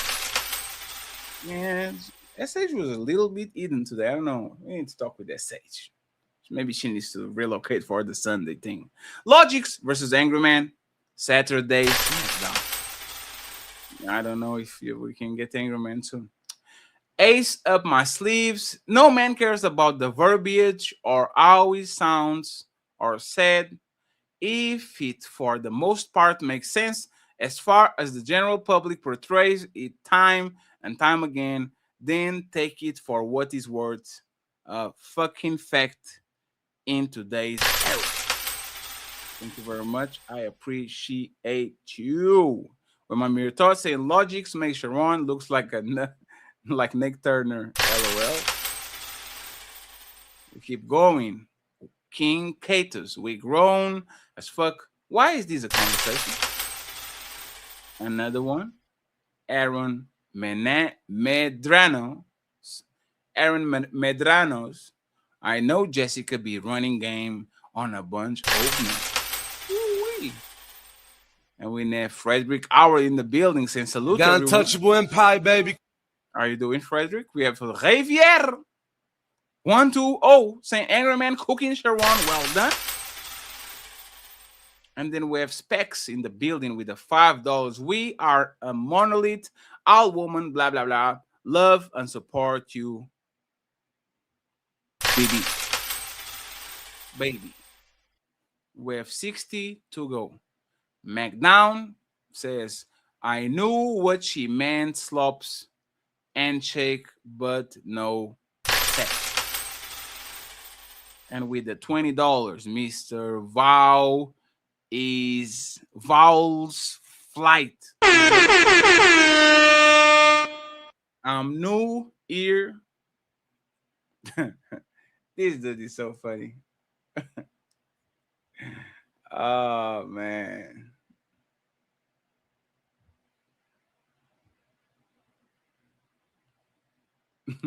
This dude is... Oh, shit. Thank you very much, sir. I appreciate you. We have Easy. Let me change the font of this shit because I'm tired. Let's see. Let me give you another font.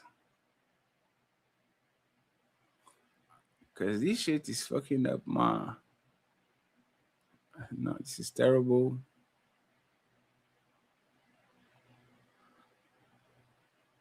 Okay, let's do this. Thank you very much. Easy, I appreciate you. We have Red Lipstick 5 in the building saying you give him the ultimate girlfriend experience. You have convinced him to keep it. We have another one from Red Ladies. You got to have more than just coochie. Thank you, Red. My boy Carl Anderson with the 5. Got Untouchable Empire, baby. Untouchable memberships. I appreciate you. Thank you so much. Still waiting for the hero with the 100 to meet the last goal. Burn King, $20. When the excitement queers off, you're going to show love. I seen a couple. The wife jumped in her man's arms in a court. Hey man, there's a beautiful. You're beautiful. Matreon Roberts. Erin is promoting staying single. I'm not a booger. We have Cool Kev. If you're enjoying the show, hit the like button. 50 to go, friends. 0 fallout. Freudian sleep. We have another one. Rich Ruler Life saying looking and acting like Juana man is nasty work. I heard about this Juana man. I need to understand who this person is.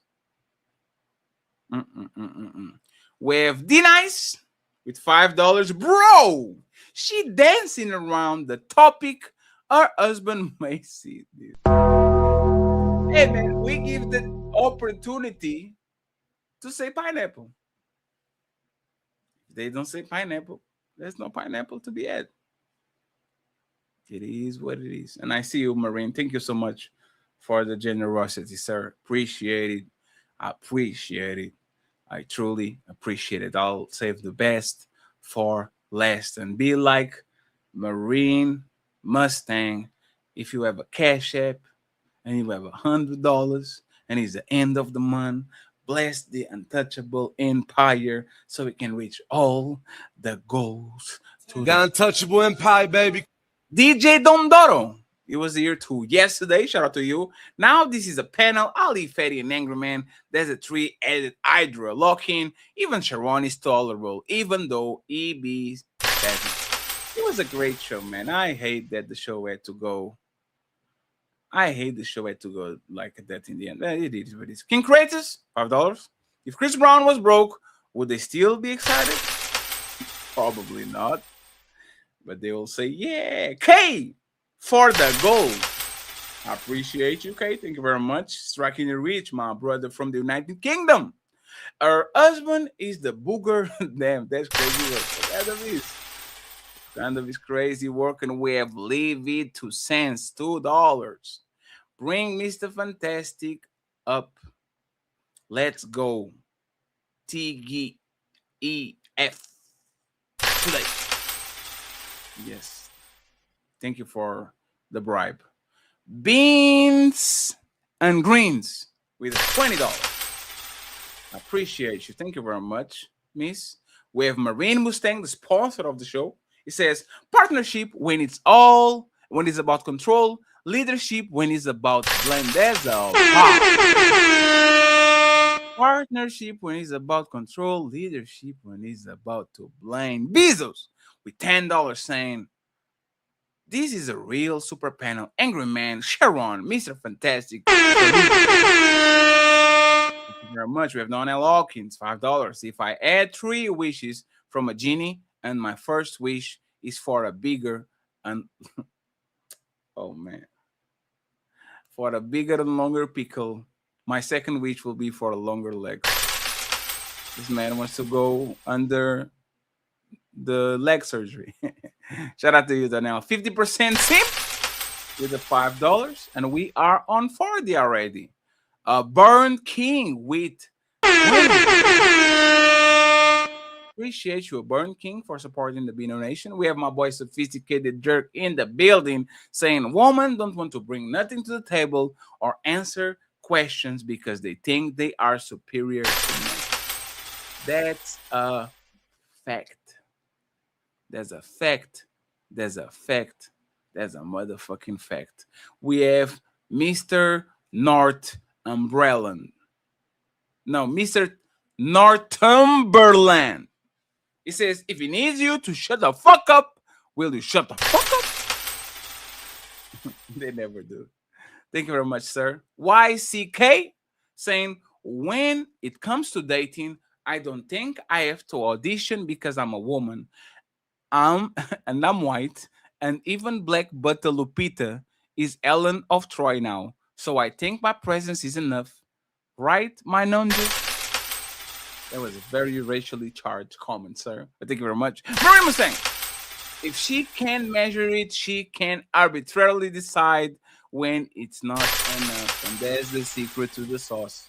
If I don't give you a number, no number will ever be enough if I decide to. Player 1. The Untouchable Empire, baby. Remember, for 8 months of the Smell the Roses Empire, baby. We have Slave of Christ with a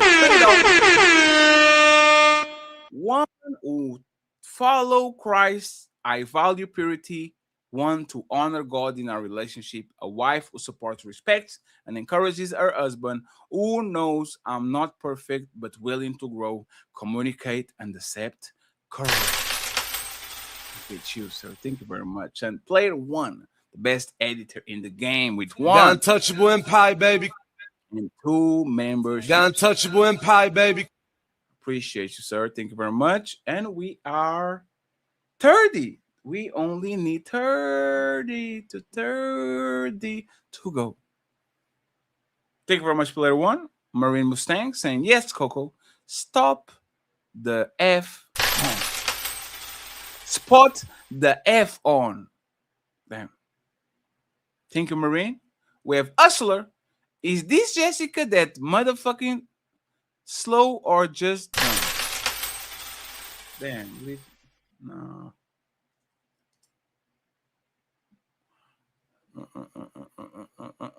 Thank you very much, Hustler. Marine Mustang come through and says, keep cover. Smell the roses. You're witnessing a massacre right now. I don't want you to get hurt. Listen to this. Smell the roses. Sometimes she just gets a little bit involved. Either Man Williamson, Coco, what do you bring to the table? Look at either man asking for a friend. Marine was saying $2. Why is Sharon beard always?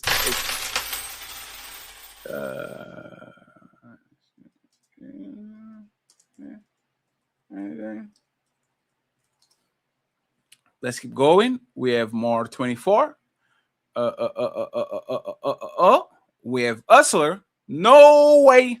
A person this dumb. Ali and Fetty, did you guys pay her to act like this? Oh my God. Anyone really have these ladies? She like she's not used, like she's from TikTok, friends. Y'all have to understand the people on TikTok are like 3 years behind us. So the way that they talk in monologues because they talk about what they want to talk. They don't have conversations with each other where people go ahead and do the things. So it is what it is. Clue Studio. Salute AM, new channel. YouTube took my old channel down. Damn, that's a shame. Aww. There's a shame. There's a shame. There's a shame. Thank you very much, sir. We have Christopher Campbell saying Sharon is a biscuit from life. For life, for life. We have 20. Cassie with Cassie. I like the Raymond thing. Cassie went back to the Raymond thing. She doesn't do the poop thing anymore. 5 Untouchable Empire, baby. Thank you so much for going back to the basics. And Matreon Roberts gifted more 5 and got us with the last. Untouchable Empire, baby. Thank you so much, Matreon. I appreciate you, my man. We have the next one. Mark Chapman, $2. Sharon is selecting the best available athlete. Another one, Hustler. Sharon, this line has injured. Sharon really gets on your nerves, man. You need to know Sharon. Sharon is a funny dude. Marine Mustang sponsor. Emotional IQ is a made-up way to give women a measure they can claim benefits, man, where they get to decide how it defined and when it's lacking. Thank you once again, Marine. I appreciate you. Mr. Northumberland.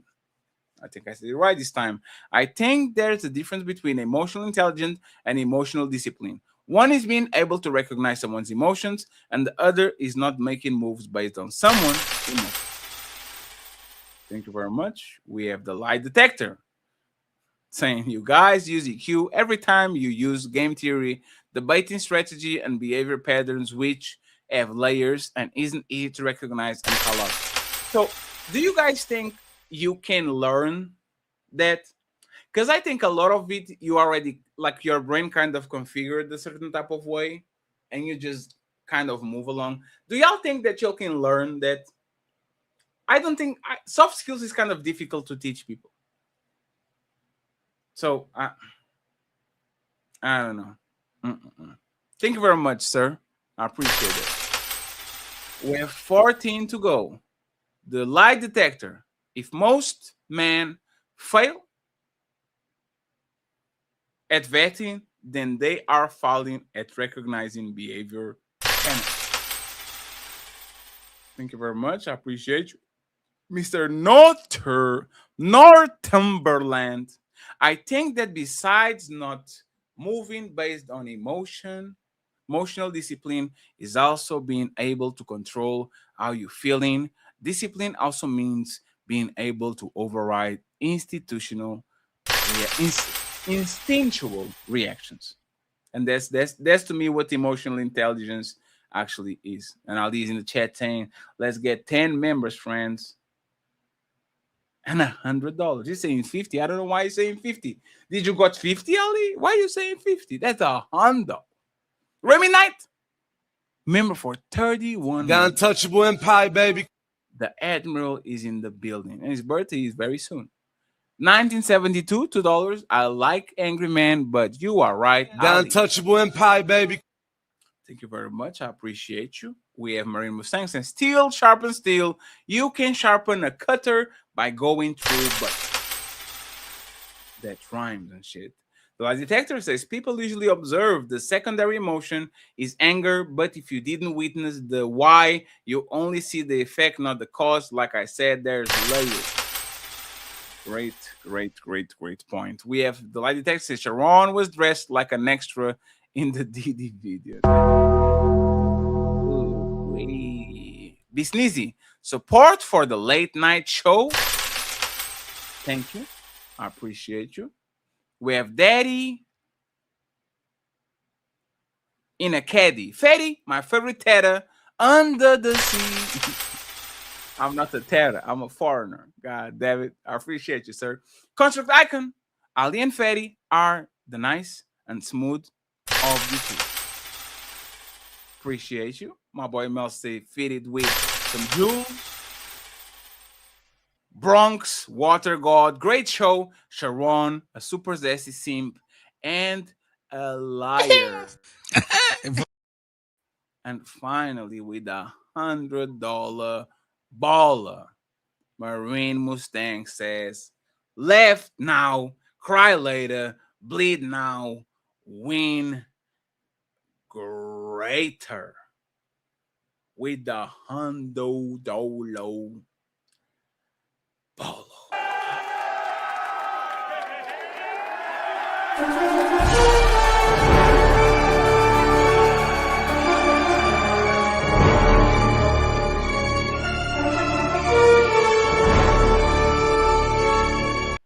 So friends, tomorrow, 5 p.m., we have a smoke show.